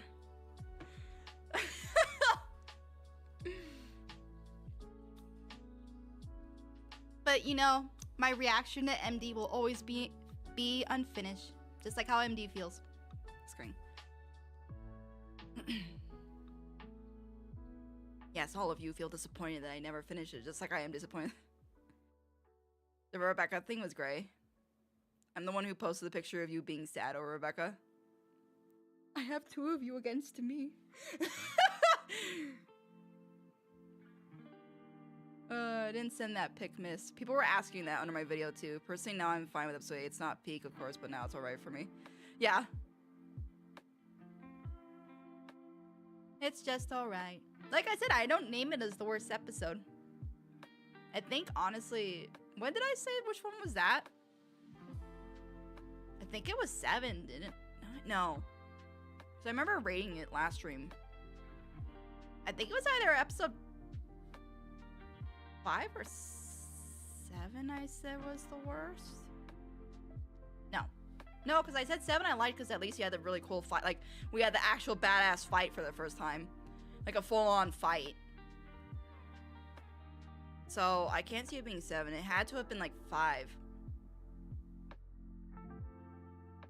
Or maybe it was 8. I don't know.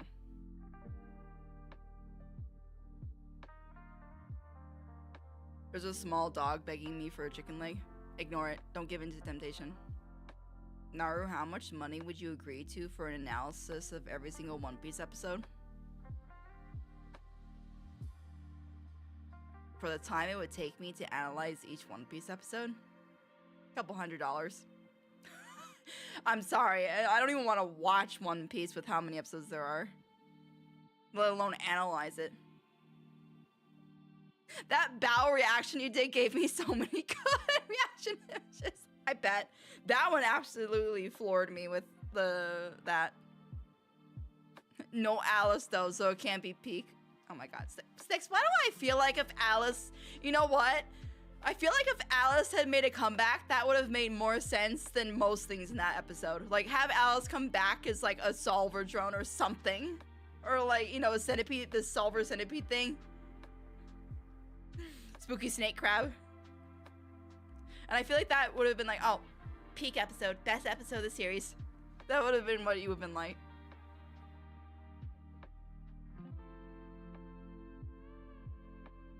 Both of them work. Because both of them are hot. Oh.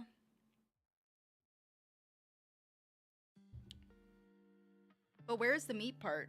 Isn't the meat part on chicken legs literally the, like, the whole leg? Because you have the thigh, and then you have the actual, like, the leg up until the feet. Like, the whole thing is, it could be, you eat from. Alright, but anyway, before we go on the topic of other things. Yeah, it's about OCs nonchalantly. I mean, I'm ending stream pretty much, so, no. Yeah, they're so good. Check direct messages. Oh no.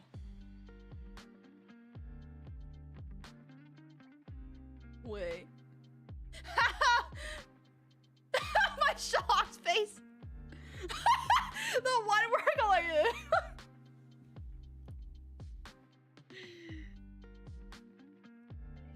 That's disgusting one where I'm like. Oh my god.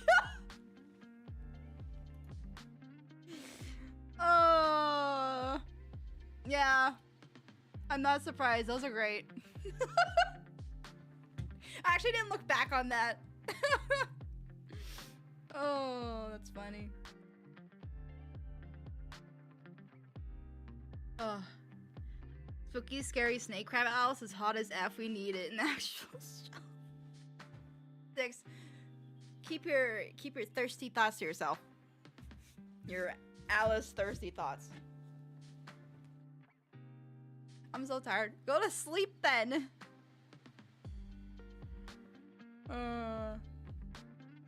But alright. Anyway, I am going to. No, you know that will never happen. Yeah, I know. You're gonna be like that until you find another crazy, like, murder waifu or something. Then it's gonna be, you're gonna be Andy with Alice is gonna be Woody, and you're just gonna be like, I don't want to thirst after you anymore. I've been half asleep for 30 minutes. Then go to sleep. Just lay down and close your eyes. Then yes, Cement. One quick question. No.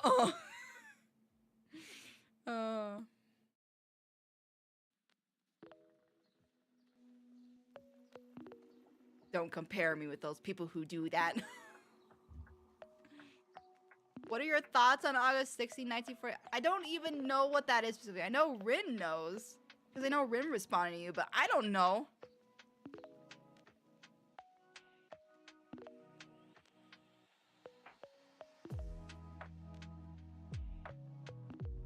Look it up.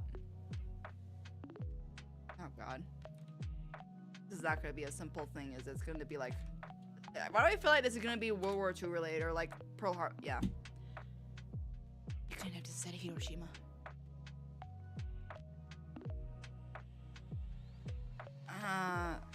my thoughts on it?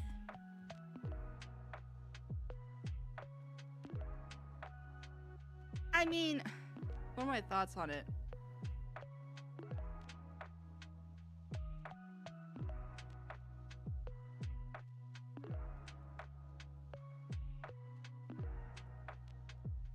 I don't know. I'm not a big fan of war, so it's like my thoughts on it. Like it's like we're in the here and now. Like I feel like if somebody came to me now and said, "Do you think we should drop a bomb on this country and kill citizens and the military stuff?" I would say, "Can we just target the military?" Because typically citizens have nothing to do with what the government does. So can we just target the government? So I wouldn't agree with the just kill everything in sight kind of thing. I would be like, just target people involved if you can. Like, just bomb that.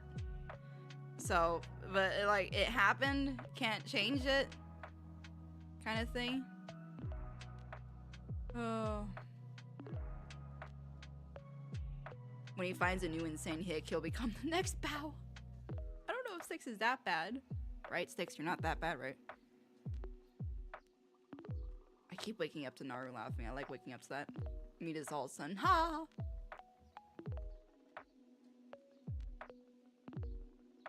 My thoughts, big boom happened. I'm a 103-year-old child. Just remove the 0 from that, and there you get lore. I'm a grandpa. It was either nukes or storming the beaches of Japan. Storming the beaches would have led to more heavy loss of life than nukes caused. I mean, yeah. And it probably would have also led to other heinous acts happening, like with Germany. But yeah. So that's why I said I don't really have thoughts on it. I feel like nowadays, I don't know. I feel like, I don't know. I'm just not a fan of war. I'm just like, can we please, just as humans, just get along? Like, we can disagree or whatever. Can we just have like we agree to disagree? Like, come on.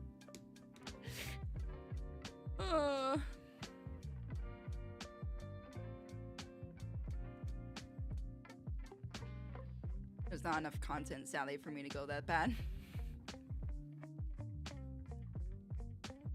To be honest, though, is there really that much content for Blad or whatever for Bao to go that crazy?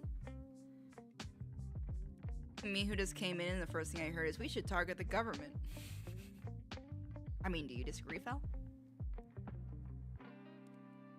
Hey, I'm not 13. Okay, I'm sorry. Move to 3, so you're 10. My Discord screenshot messages I have sent on other servers are down bad. Ah, okay.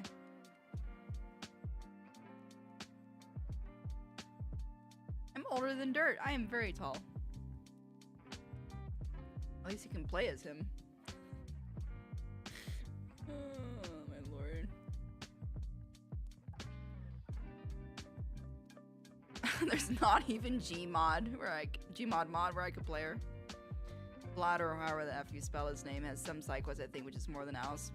Not wrong. Not wrong. Alice literally had just a quarter of an episode screen time. If that. Yeah, like a quarter. So. I agree now that I know the context, but first all I heard was we should target the government, which won if the US any day, but I had no context. Yeah. It's like, which one first? Because there are some governments I'm okay with, and there's others where it's like, nuke them. I have definitely been put on the black, like, US spy list or whatever, FBI list after saying that. Trust me, guys, I have no intention to take actual physical action in terms of that. I'll leave that to other people who want to take it that far. Me and my friends have a Google Doc on our school computers, and one day I was like, you know what I feel like spelling the lyrics of a Japanese song? It was 2 a.m.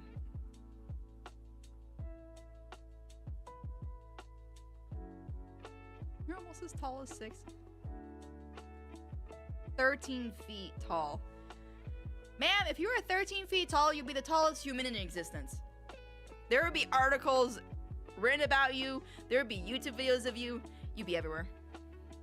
13 centimeters old. Same, like I would, but I ain't want to be involved in it. Bye. How much is that European?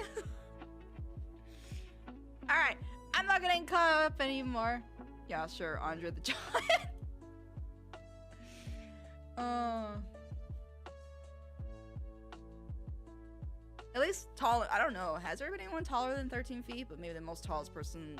I mean, currently. I don't know if there's anyone currently as tall as that. I do not speak your American language. Shake my head. Okay. I'm sorry we wanted to be unique. You feet lovers. European? I'm a peon. Fell. Light switch height. Poor Grace. Like, I have to keep typing out this. Have a good night, everyone. Thanks for the stream. Anyway, yeah. Feet lovers. I'm gonna head off, but thank you so much everyone who stopped by and watched and lurked. I'll be back next Friday and Saturday at 6 p.m. Pacific Standard Time on both days. Friday on Twitch, Saturday on YouTube. But yeah, love y'all. Have a wonderful morning, afternoon, night, and keep being bright. Bye. No, I missed it crying.